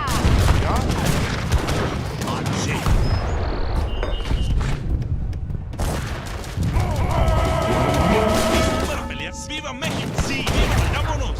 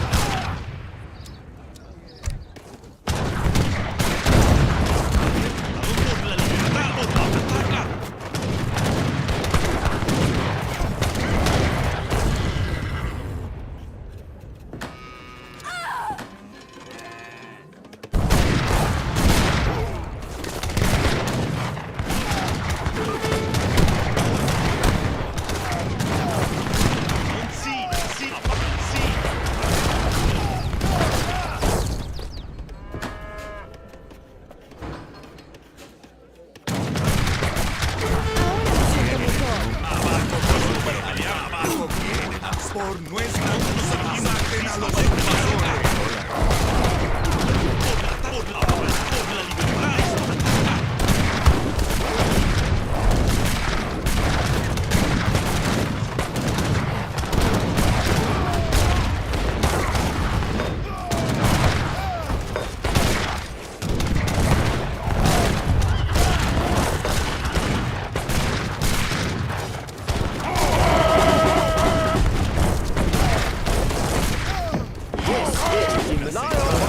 Yes, red, yes, he was.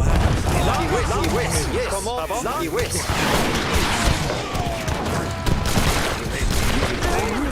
Yes, come on,